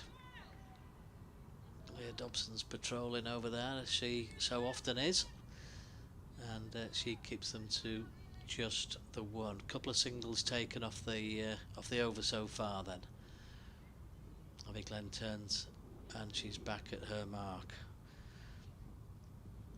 Claridge is on strike for the Blaze in the bright sunshine. Pulled away down the leg side. It looked a fairly straight delivery. Now they've gone through for one. They think about a second, but Emma Marlowe for the Diamonds is quickly round. Maybe that's why she removed the big sweater.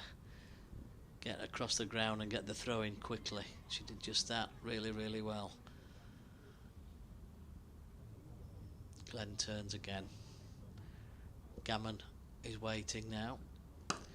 And she's thrown the bat at that one, gets the front leg out of the way and hits that up towards long on. But you can see that the intent is changing. There's a bit more intent, a bit more invention, a bit more of maybe of a risk being taken when the ball's in the right place. It was in the zone, wasn't it? And that was in a cross-battered way, just hammered up towards long on, and they went through for just the one. Brings Claridge back down onto strike, but more questions being asked of the bowler. They've not really done this, the Blaze batsman, for a while, so Abby Glenn now having to think, changing the field as fine leg comes up into the circle. More use of the feet from Claridge this time, pushed out into the offside, and it just feels as though there's a bit of momentum just starting to gather in the Blaze ranks. They pick up another single. 1, 2, 7, 4, 6. Gammon waits then.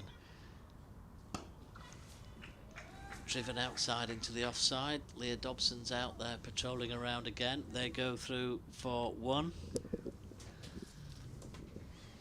And that is the end of the over from Abby Glenn. Well, that was a bit of a tester for Abby, because the batters there were asking more questions, more than what we've seen for a while anyway. 10 overs remaining, exactly. 128 for 6. Yeah, they still only got 5 from it though, G, and so 12 runs behind where the Diamonds were at the same stage.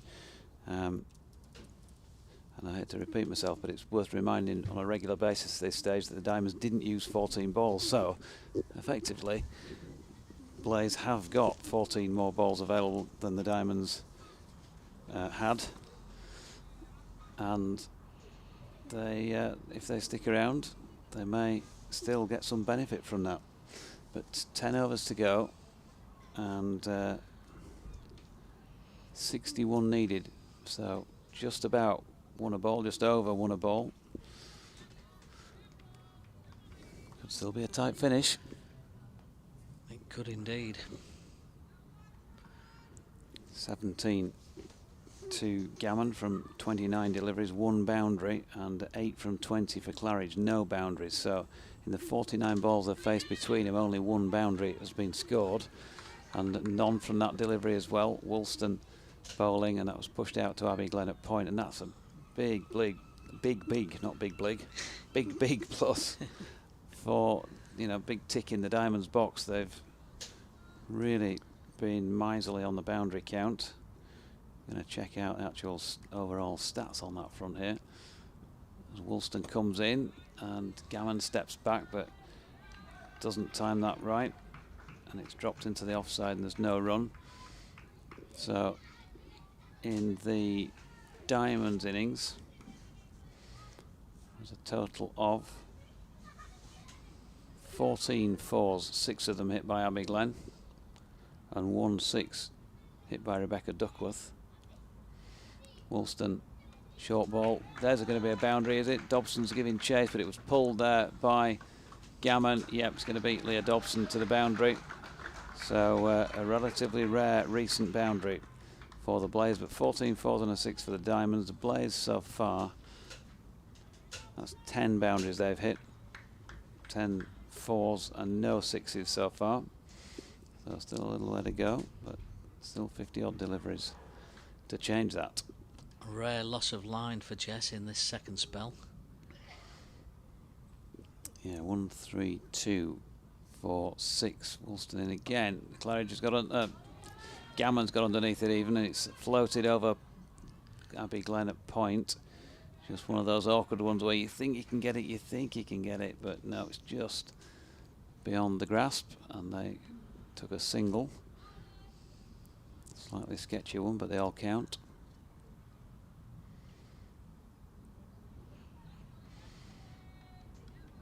Woolston then turns at the end of her run, comes into bowl here to Claridge, who gives that full toss a clout. It was a chance, and it has been dropped at mid-off. A diving attempt there by Rebecca Duckworth. She got both hands on it, I think, but has grasped it. It was flat, she was on the dive. It was a difficult chance, wasn't it? And, Yeah. and by getting a hand on it, she saved 4, I think, as well at the same time. But yeah, difficult chance. Wilson over the wicket. Oh, lovely shot here, stepping back and cutting firmly was Gammon. And Sophia Turner fires it in quickly, sweeping on the cover boundary. Another over rolls by, and 135 for 6 is now the Blaze total, and they're 12 behind where the Diamonds were at the same stage, but have lost 1 fewer wicket. But the Diamonds with scoreboard pressure. It looks like Erin Burns is coming back on to try and apply some more pressure from the Trafalgar Square end. She has so far bowled 7 overs, no maidens, 2 for 25. Excellent stuff from her. And that's the end of Jess Woolston as well, isn't it? She's bowled out now. That's her 10 overs complete. So there'll be also a change at this end, the P-Zone Park end. 1, 3, 5 for 6 then. So a crucial point in the game. 9 overs remaining. Erin Burns has got 3 overs still to bowl. She comes in now, and that's pitched around about half volley length outside the off stump. There's a flash of the blade outside the off stump. They went through. I missed the umpire's signal there. Did he signal a bye? Oh, what I was writing down on my sheet, Yeah. I'm afraid. My apologies. I think it might have been a bye. I'm not sure. But they went through for 1. That's the key outcome of that one. Here's Burns again, driven up towards mid-off. There's a shy at the stumps here that look to be going just wide. Claridge hit that firmly, and they've scampered through for a quick single. Jess Woolston doing the fielding up there at mid-off. Burns turns and comes in again. That's again, feet really well used by Gammon outside the off stump, turning it round behind square on the leg side. So they clearly mean business now, and they are looking to try and ensure that they are not going to get bogged down under the pressure of Erin Burns and her off spin as they did with Katie Levick earlier in the day. Let's see what comes of this then. Really interesting passage of the game. That's outside off stump. It's driven up towards with a slightly crossed bat up towards long on. And they go through for another one. This one to Claridge. And another single is added to the score. So they're just edging a little bit closer now.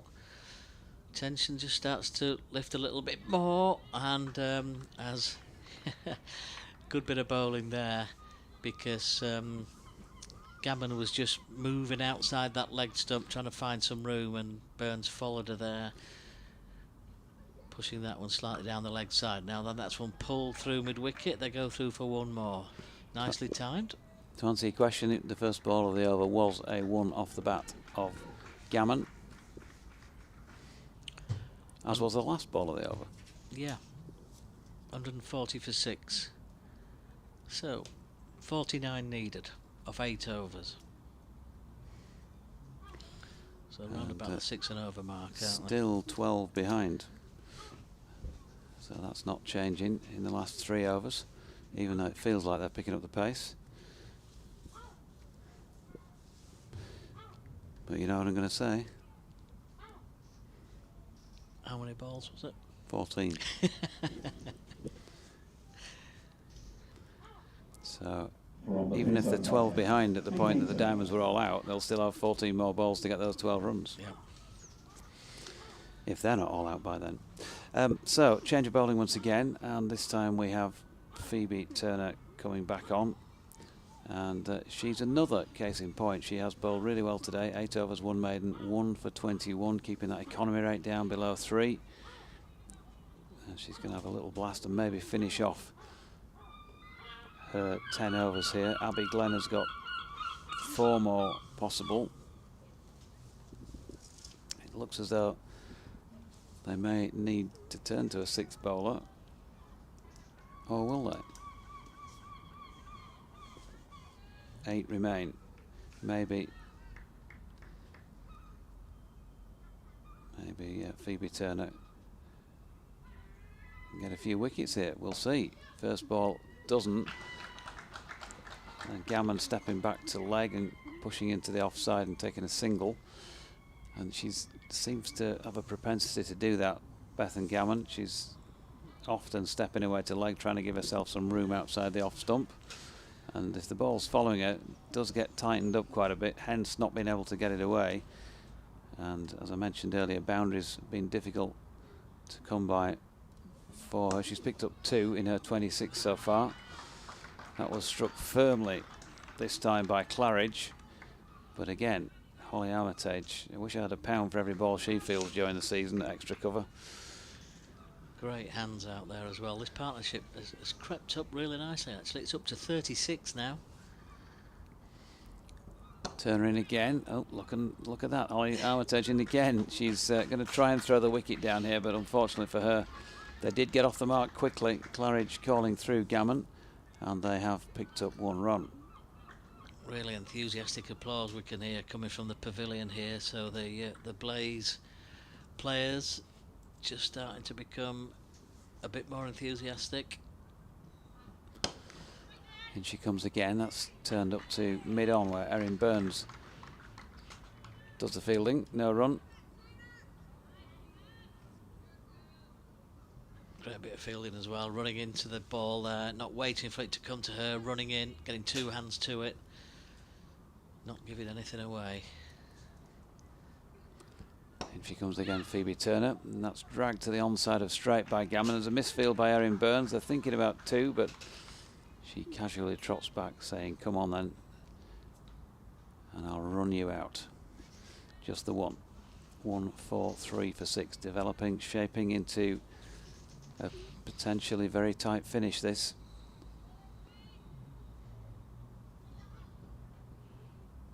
Phoebe Turner pushes off and comes in again. It's an appeal for caught behind here to a delivery that she did have a swish at Ella Claridge, but she's okay. She survived it. 3, just the 3 off the over again. 143 for 6. 14 behind where the Diamonds were at the same stage. Yeah, as you say, it feels as though there's a little bit of tension in the air now. Potential for a really close finish, and this is a partnership that is becoming just a little bit of a problem for the Diamonds. And Bethan Gammon is she's out there on 28, and Ella Claridge on 12. And Gammon has been a little bit unorthodox at times, but what it has done is it's just put some pressure on the Diamonds bowlers, asking some questions. And it looks as though you were just sort of speculating there, Dodge, on whether the Diamonds might use an additional bowler, a 6th bowler. Well, it looks as though they are, and it's going to be Sophia Turner who will come on from the far end at a really difficult time to come into the attack in a way, with just 7 overs remaining.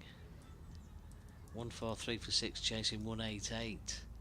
So really delicate time. So yeah, the Diamonds need a wicket, it feels, at the moment, just to break this partnership and restore a little bit of the order. Turner comes in again then. They've pushed that up towards mid-on. If they run this quick, there could be two. There's a turn. No. Great dash at the far end by Emma Marlowe. Had some distance to cover to get in to prevent them going through for a second. But it's one added to the total. Good first ball from Sophia Turner as she turns and comes in towards us again. And that's in the air. It's driven high and long, and it just, like a 9-iron, it just pitches and stops in the outfield. But they go through for 2. Mid-off fielder in the circle. So there was some wide open spaces up there. It was in the air for a long time. It just went up and down and into the ground. And in the time it was up in the air and down, they went through for a couple more runs. So Claridge goes on to 14. Turner's in again, down the leg side, pulled away through the leg side. It's a good connection on that. And they go through for a single. Again, Abby Glenn's well placed there, just backward a square on the leg side, looking into the sunshine now. Who thought sun would be a problem earlier on today with the heavy cloud cover? But it's a really nice afternoon now here at North Marine Road in Scarborough. Sophia Turner comes in. That's just square cut through the offside. They're through for 1. You can hear the applause in the background. The throw comes in. They are back for a second. And it's quite a dynamic effort, this, from Gammon now. She's willing to play some shots. She gives herself some space outside off stump. She's quick between the wickets, and she's moved on to 31. Diamonds need something. Sophia Turner comes in, and that's driven in the air up towards mid-off. It was a really awkward one to deal with. And yeah, well done Phoebe Turner, because she saw that coming and she just thought, I've got to get something in the way of this, so she just dived and took one on the body. Oh, it's a good stop, it really was. Holly Armitage comes across now to Sophia Turner for another chat. She does this quite regularly, Holly, doesn't she, during the course of overs? Quick consultation, maybe just reminding the bowler of what's needed, but also, and I think primarily, just to have a think about what the field should look like. And there is a change with mid-off going up towards the boundary, and that would make sense because that's what we've seen twice in this over, is the ball driven up towards that far end of the ground as Sophia Turner comes in again, and cleverly worked through the leg side by Claridge, but she was looking for that vacant area that Abby Glenn had come from. She'd come in to the circle to save one, straight to Abby, and there's no run on this occasion. So Sophia Turner has done well there, but that brings up the 150 for the Blaze. And we have just 6 overs remaining on what could well be a really close, tense, tight, nervy finish in Scarborough then here, with the Blaze chasing this 188 posted by the Norman Diamonds. 189 to win it, so 39 needed off 6. So they continue on that trajectory of around 6 and over to win the game.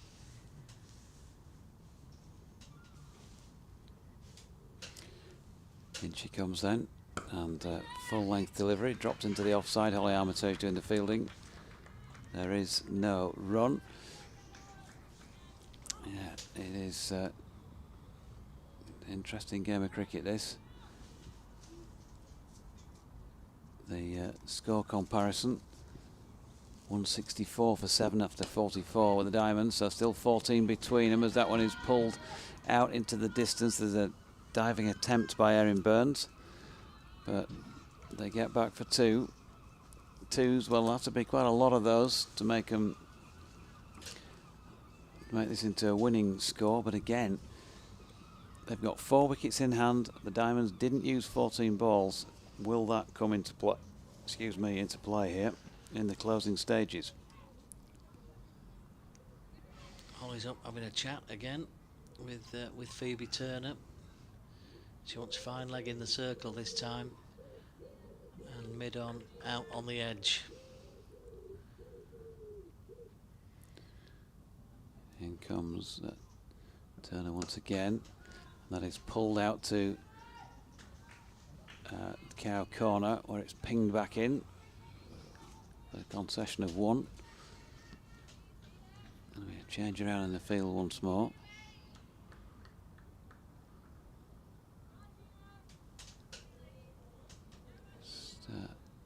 Sending Leah Dobson back out of square leg and bringing Abby Glenn right across to mid-off. Not sure what the change was for. But in comes Turner, and that is flicked off the legs this time by Claridge. And Leah Dobson with the fielding. We get a single. It was Rebecca Duckworth who was moved back out of square leg, and not Leah Dobson. Warm applause from the Blaze squad down to our left. 154 for 6, so 4 off the over so far. Phoebe Turner in again, using her feet here is Bethan Gammon. Again, she's not timed it that well. She's dragged it, if anything, into the leg side. She picks up 1. Partnership is now worth 50 for this 7th wicket. So beginning to wag down the lower middle, just like the Diamonds did.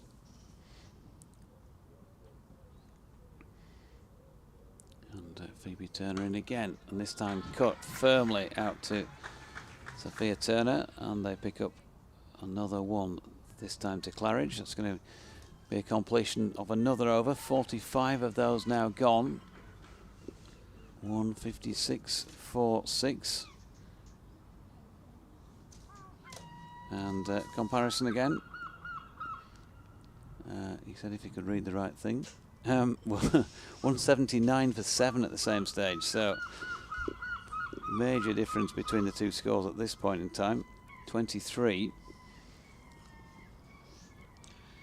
Yeah, I'm just trying to work out what the bowling options are here, because Sophia Turner has bowled just 1 over there, and she's going to be removed from the attack. 1 over for 7, and Erin Burns comes back into the attack. She's bowled 8 overs, no maidens, 2 for 30. But there's going to be 3 overs bowled from that end, isn't there? So somebody potentially, if it goes to the last over, will have to come on and bowl reasonably fresh from that end, with Erin Burns coming to the attack now. I guess part of the thinking has got to be now that the Diamonds are looking for a wicket, and they're hoping that their overseas player Erin Burns, with 2 overs remaining, can come on and do a really important job here. As she comes in now to bowl to Claridge down the pitch, Claridge uses the feet, driven up towards mid-on. There should only be 1 there, and there is.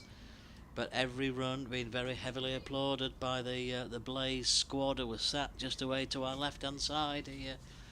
Remember, the Blaze have played 3, lost 3 so far this season, so this for them is an opportunity to pick up their first win of the season. Burns, off spin, slower ball. Oh, and there's an awkward bounce in the outfield there. They've gone through for 1. And Gammon again manages to pick up 2 there. Just looked as though there was an awkward bobble there just in front of Katie Levick. There was always going to be 1. They'd already off for 1 anyway, but there's an awkward bounce and they were able to come back for a second. Erin Burns. Great use of the feet in the crease at the moment, which is making life really difficult for the Diamonds bowlers. That's played out onto the offside to Holly Armitage, who fields again. Here comes Burns again then. That's nicely flighted. Again, she uses her feet. Gammon gets that one away through the cover area. They go through for a single. And it's fielded. The throw comes in to Lauren Winfield Hill. And they just go through for a single. So a good, steady, tight over coming in from Erin Burns at the moment. That's a bit flatter. Oh, and that's gone straight through. It's beaten batter and bowler, and potentially a stumping chance has gone begging there. And also, well, it could have easily bowled the Blaze batter, but on this occasion it was a hit and a miss, and it missed the wickets, and also it wasn't taken in by Winfield Hill, and it's gone for byes.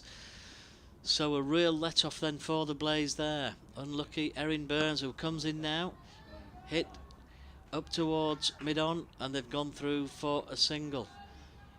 So it ebbs and flows, and the tension mounts and it builds, and the Blaze are making a real good fist of this now, having been 105 for 6, and now 163 for 6, and we've got 4 overs remaining. 163 for 6, chasing 189 to win. And what are we likely to see now? 2 overs to bowl from each end. We saw Sophia Turner bowl 1 over from the far end, and it looks as though now she will come and bowl at the P-Zone Park end, which is where we're situated, where we've been since ball 1 this morning for you at start of play at 10:30. And Gammon is on 39 not out, and Claridge is on 19 not out, and it's going to be Claridge who is on strike for Sophia Turner's second over, a first over going for just 7. But you would say that the Blaze are now starting to believe, starting to fancy their chances. They think that they've got the 2 in the middle that could take them home, so the Diamonds need a breakthrough. Can Sophia Turner provide it? Here she comes to bowl the 47th then, bowling to Claridge. Claridge giving herself room. Now then, that's a top edge, that's high in the air, and that's going to be safe. It's gone high down towards fine leg.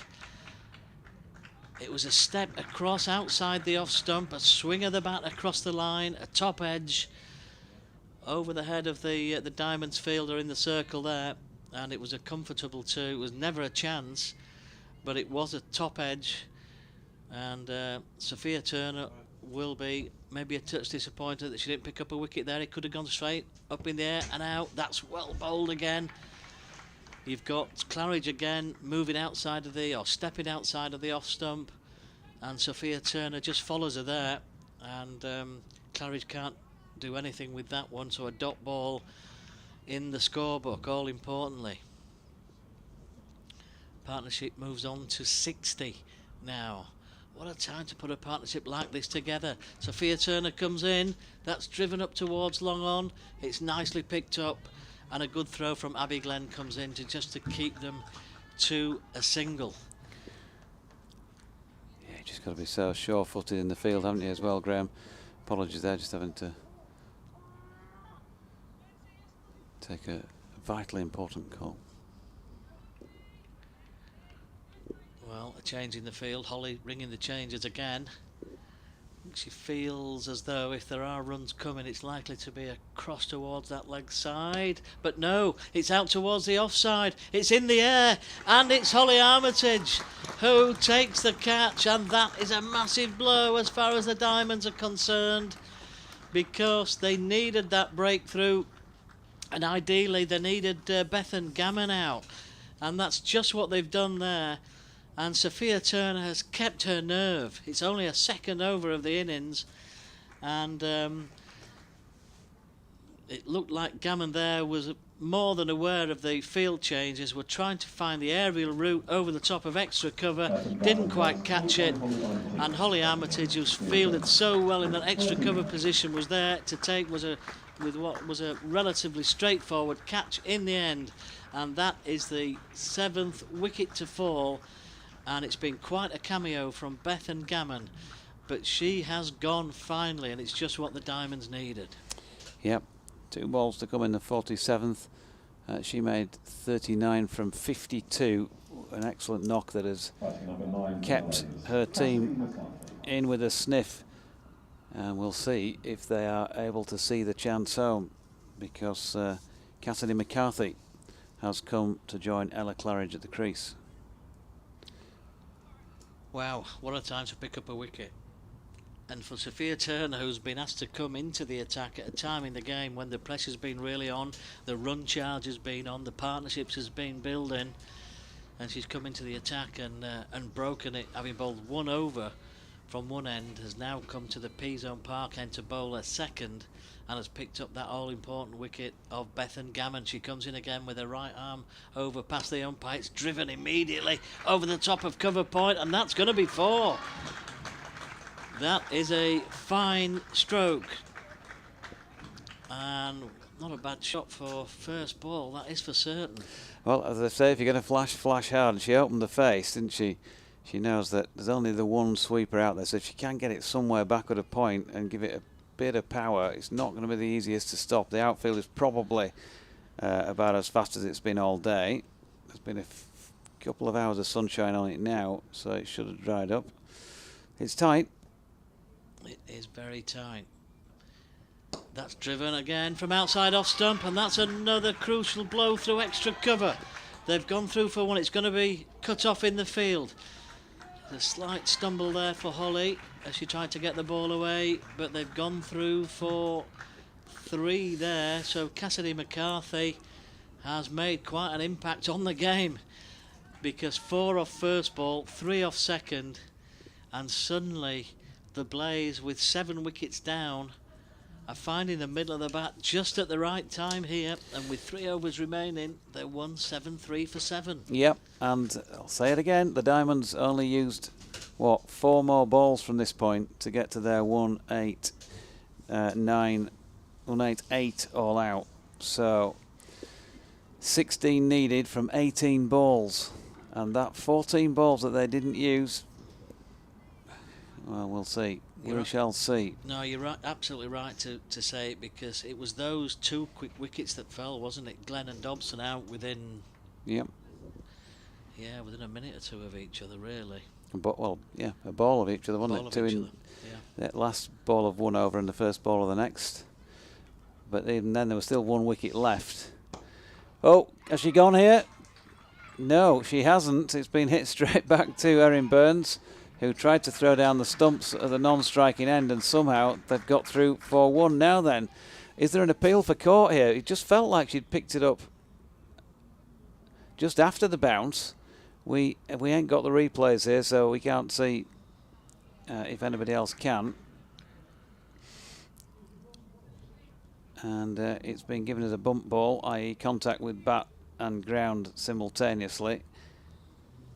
And Sue Redfern has politely declined the request to give that out. So 1 off that delivery, 17 balls left, and 15 needed to win. They've got to find some dots or wickets from somewhere now, the Diamonds. Pressure on them.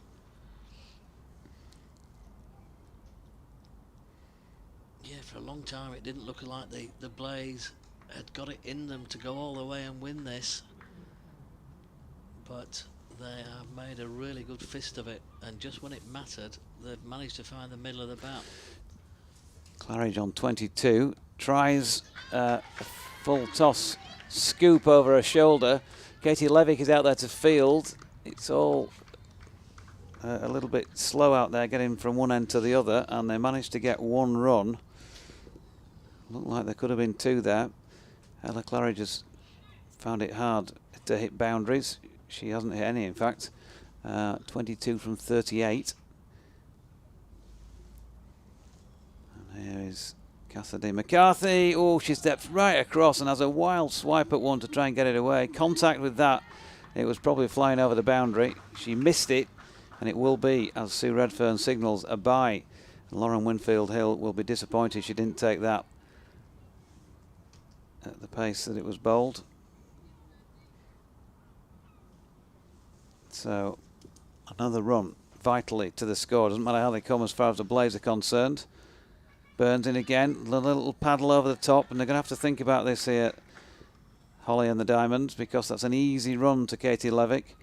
Either that, or she's going to have to ask her to get in much, much more quickly to cut off any thoughts. And if she moves, then the non-striking batter is likely to stand. Here we go again. Down the leg side though, it's a wide.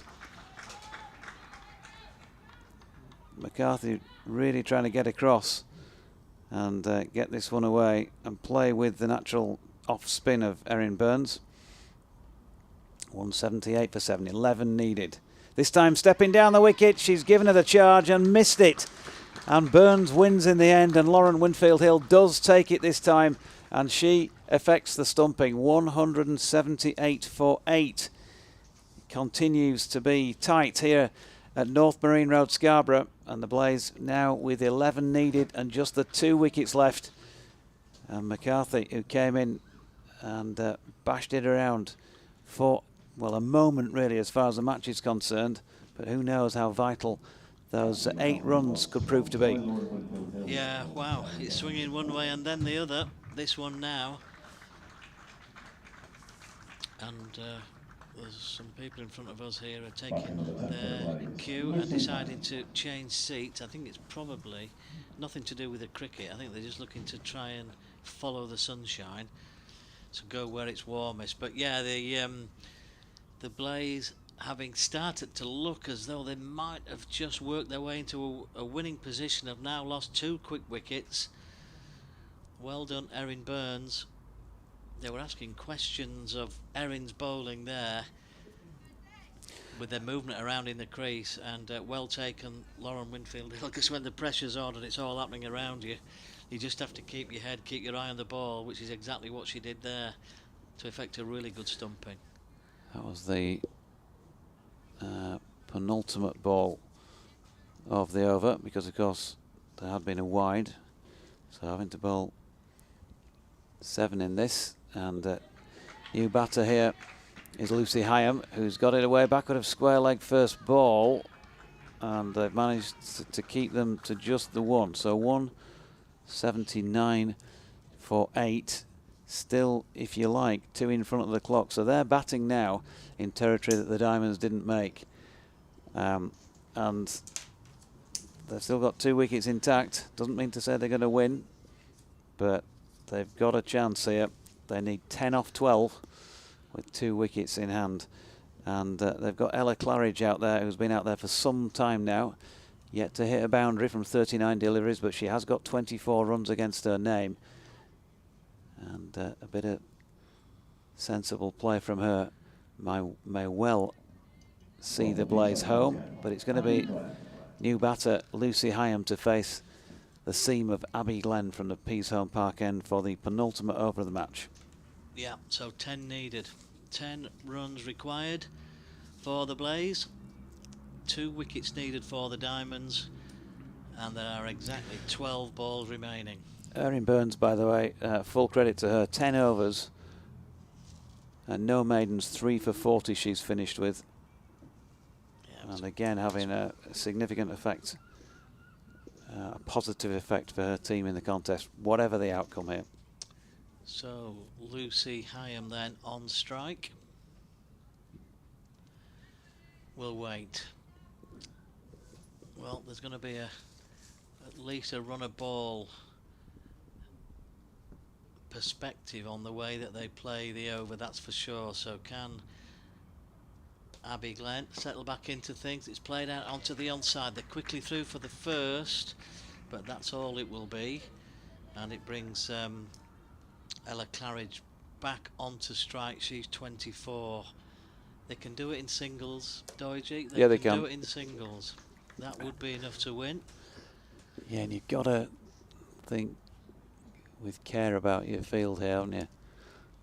You know, do you just try and bowl full on straight, stick your 2 defenders out long on and long off? They are both out there, and they've all come up inside the circle in the offside, and there's just one other outside the circle backward of square leg. If Abby Glenn can bowl it full and straight, bingo. Here we go. Claridge just sweeps it down towards short fine leg. They go through for a single. Yeah, those are the sort of areas that Claridge has been scoring. It's that drag across to the leg side. Yeah, it was not the delivery that was needed, was it, after the fielding change? I mean, fortunately, she got away with it with just the single. But as we've dragged been it a bit. Yeah, good enough. Just 8 more like that will do the trick. And that's again onto leg stump. But it's played out to the leg side really confidently, really nicely by Lucy Heyhoe. So 3 balls bowled in the over, 3 singles taken. The Diamonds need, as you were saying, Doherty, they need a dot ball or 2 or 3, and preferably a wicket. Claridge is back on strike. She is 25 not out. What an impact she's had on the game since she came to the middle. Here's Glenn. And again, it's Claridge who pulls that away backward a square on the leg side. It has to be picked up and thrown quickly, and that's exactly what we've seen there. Keep your nerve out there in the field. Yeah, if anything, she hit it too well, didn't she? So it got to the fielder out in the deep too quickly for her to get back for a second. 4 balls bowled in the over, 4 singles. 6 needed to win the game. A 4 now for the Blaze would be hugely beneficial for them. A wicket for the Diamonds had had even more tension around North Marine Road here. Everybody wait in anticipation. It's driven out towards point. That's the dot ball they were looking for. Played out towards cover point. It's a dot ball. Well bowled, Abby Glenn. 6 to win from 7, I think. Straight 6 would do it, Doherty. Or is it from 8? 1 ball left in this over. Glenn's in, driven. Oh, Holly Armitage is there. She's picked up and she can't quite release it cleanly. It's a dive at the non-striker's end by Lucy Heyhoe. They've gone through for a single, and they needed 5 and over off the last 2 to win it. And off the penultimate over, they've got exactly 5. That's exactly what they were looking for.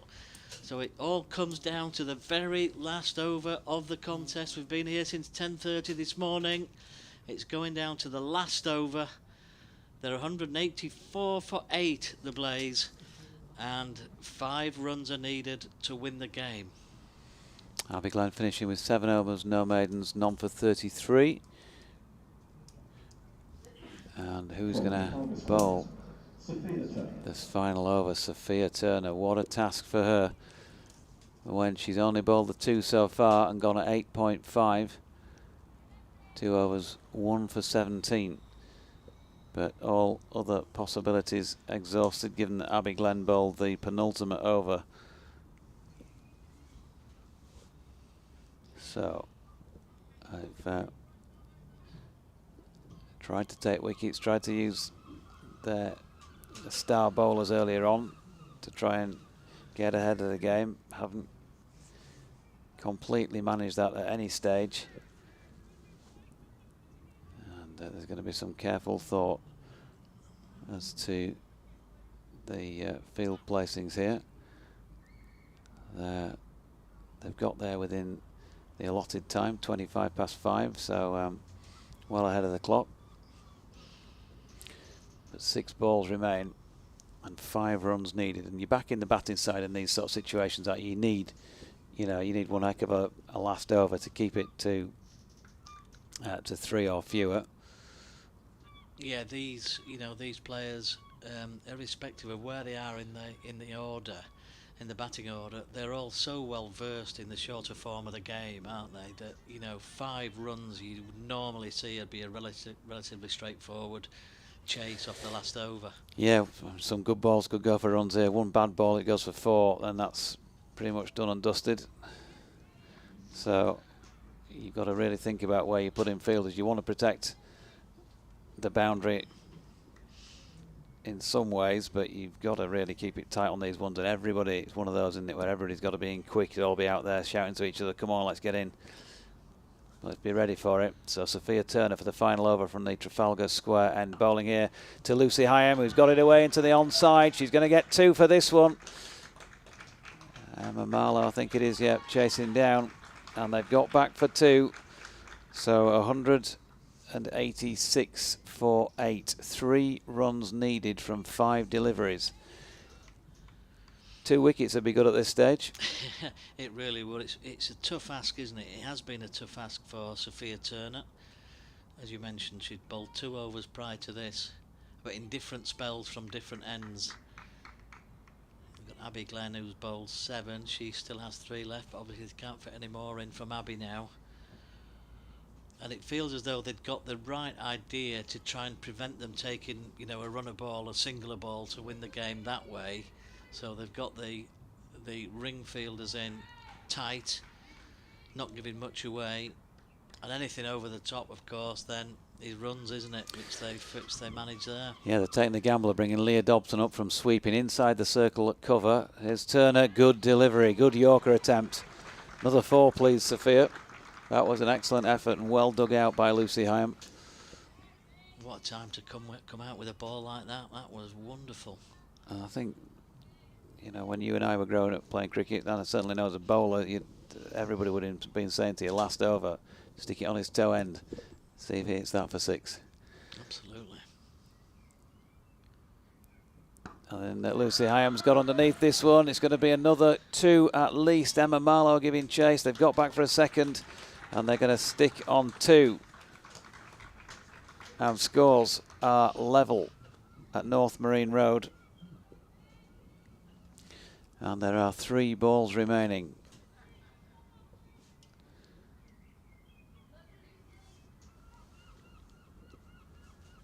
More chat between Holly Armitage and Sophia Turner.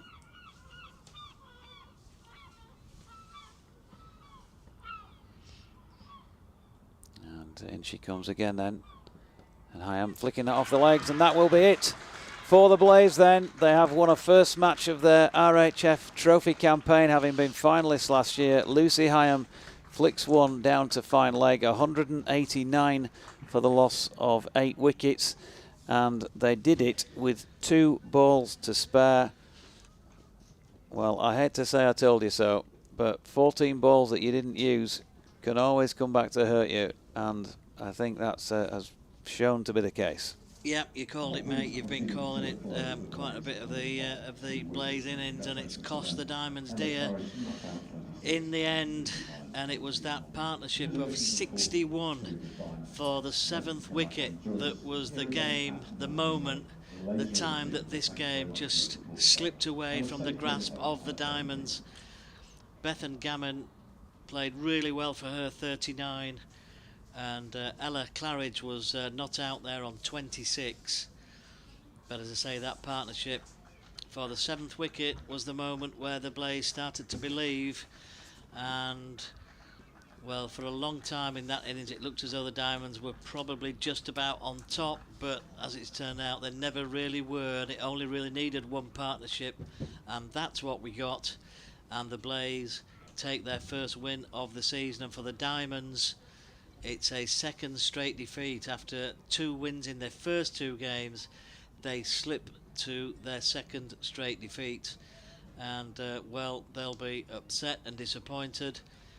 But we've had a terrific game of cricket yet again in this Rachael Heyhoe Flint Trophy, and the Diamonds have put on another great show, and we've seen cricket of the like that probably when we turned up today we thought we might not see because of the conditions.